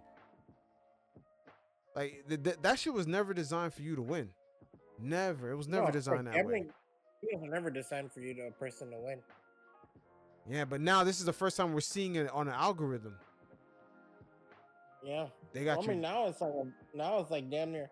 I know so many people who like can't watch a sports event without gambling. Word, me too. Can't even mention it. Stop mentioning that shit. Like, I don't care about your fucking parlay. Bro, they don't give it, like, for them it's a rush because they can't, like, for me, bro, I just watch sports just to watch sports, right? Like, I'll do mental bets, but I'll never do like money on paper because, bro, like, you can recover from alcoholism, you can recover from drugs, but if you know if you got $1, you just buy a scratch off and shit, you're hooked. Yeah, there's a mental aspect with that, but you know the parlay shit is real, man. Like, that's the thing. The NBA, of course, they're making, you know, NFL, all the sports leagues, they're making a ton of money, but their players, you know, sometimes in the stands, they're getting pressed. They're getting pressed like by fans. Hey, you made me lose my fucking parlay. Hey, Kevin Durant sees those tweets all the time. He just laughs at them, but it's like, man, yo, $2 billion in one quarter is crazy. Yeah. That's crazy.